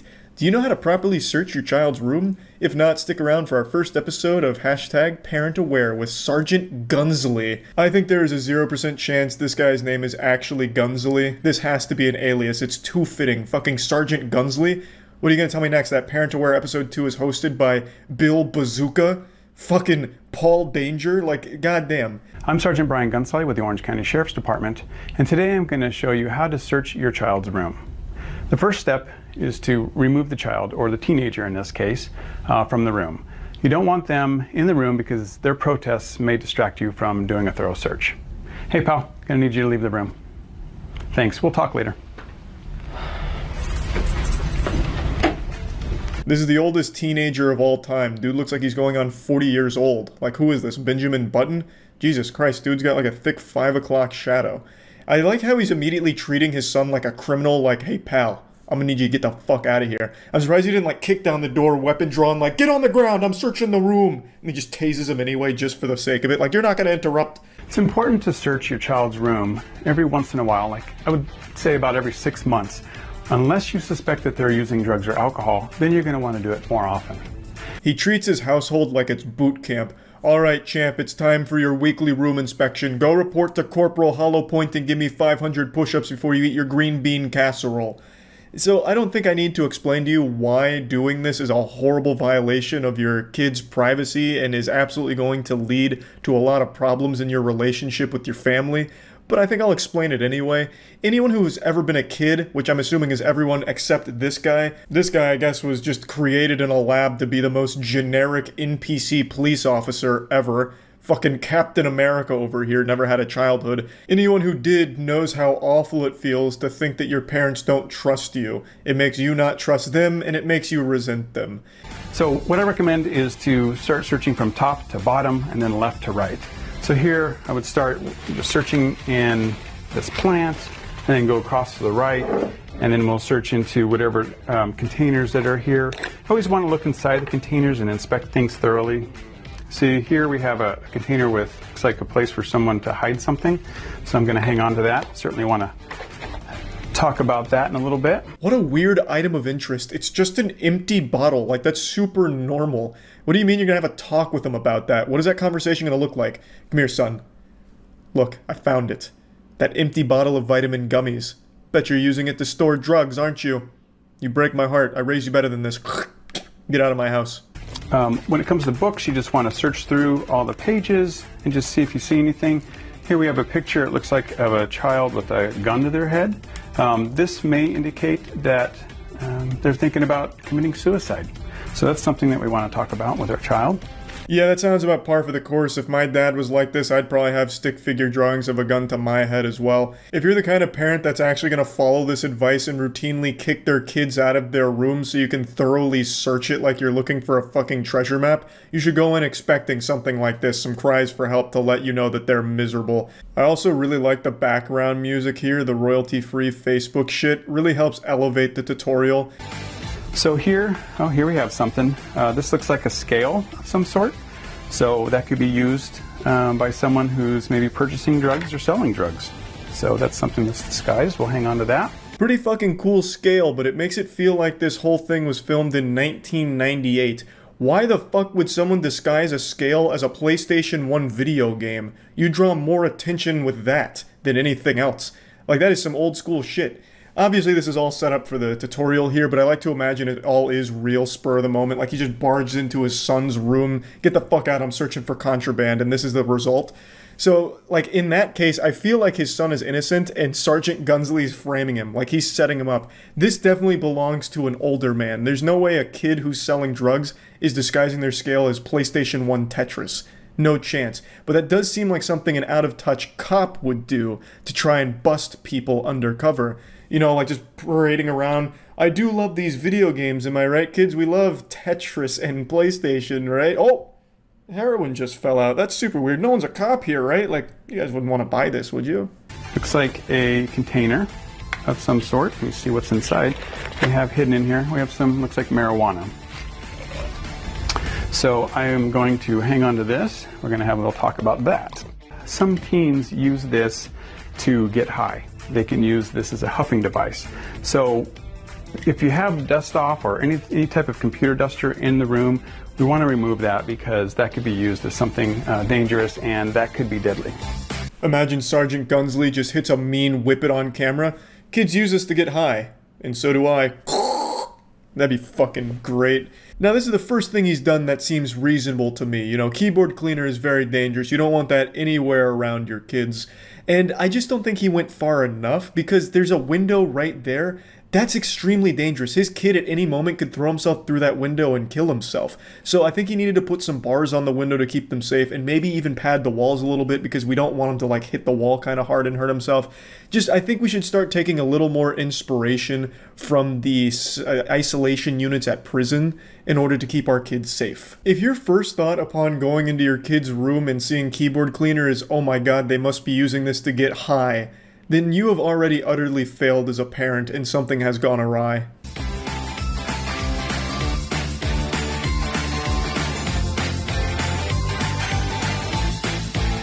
And also, it's very important to be respectful of the child's property. Yeah, Sergeant Gunsley, very respectful. He's over here acting like Mr. Krabs on the panty raid, just going through all of like his boxers and shit, like looking for anything in his pockets. Yeah, that's the first thing I thought of is, wow, look at how delicate he's being. Here we have some more clothing. Looks like everything's okay there. Oh, I have a pipe hidden inside some socks. Ajax, I don't know why this would be in his room, so I would inspect that a little better. In fact, here we have another container that we will talk to him about. And certainly you want to collect all these items. They shouldn't have them in their room. Good lord, who's his son? Cobra Commander? What's he gonna pull out next? A golden AK-47 from under his bed? He's really hit the jackpot here. And here I have a couple of little baggies. It looks like they may have had some drugs in them or something at some point. So that's another indicator. In the pursuit of locating drugs in his son's room, no price is too high. Sergeant Gunsley even starts tugging on his son's crusty cum sock just to look for more clues of drugs. He's like Scooby-Doo, but really gross. So this looks like it might be something. I'm familiar with this as a container. So this is something that people can buy online, these hidden compartments. So as you can see, it has liquid above and below, but the container, it's a false container in the middle that people can hide things in there. This part really just felt like an ad for that Mountain Dew secret container there. That shit looked awesome. And Officer Gunsley comes in hot. He's like, yeah, you can find this online. And then I half expected him to drop a link to his own blog. Like, yeah, you can find this online at gunsleycrafts.com if you want to purchase one. Journals are good to go through. As a parent, you have every right to search your child's room. There is no legal problem with that. So be sure to take advantage of that and search your child's room while they're under the age of 18. Here, we just want to take a look through the journal and just see if there's anything suspicious. And here's a page where it looks like they're drawing pictures of marijuana references on here. If you have to be reassured that what you're doing isn't technically illegal, then it's probably very immoral, and you're not exactly the hero in the story. But to be fair, we were able to locate some crayon doodles of weed in a journal, so really the ends justify the means, and now we know our son is not only a criminal, but an extremely untalented one when it comes to art. And this is a highlighter, which appears to be a highlighter, but this is something that can be purchased online, and what it is a pipe, and it just hides within the highlighter. Nothing gets past the keen eyes of Officer Gunsley. The man's omniscient. Not even the Inspector Gadget crack pipe was enough to get by him. What another cool little gadget, which he again mentions you can find online, which to me just feels like he's advertising it, to be fair. But goddamn, that would be like the last thing I suspect to be like, oh, fucking highlighter, right in the trash. I wouldn't think to like go to the secret ass end of it and look for a crack pipe. Fucking go-go gadget crack pipe, and somehow he knows about it. God damn, he's too good. It's very important to conduct a safety search like this because you want to know whether or not they're using drugs. Best way to prevent adult addiction is to intervene early when they're young. So this is the time to prevent a lifelong struggle with addiction. And create a lifelong resentment of you, their parents. This also isn't going to prevent a struggle with addiction. This may only reinforce an addiction. This is just an all-around horrible idea for parents everywhere. Yeah, thanks Orange County Sheriff, and thank you Officer Gunsley for showing us exactly how to be the worst fucking dad that you can be. That's it. See ya.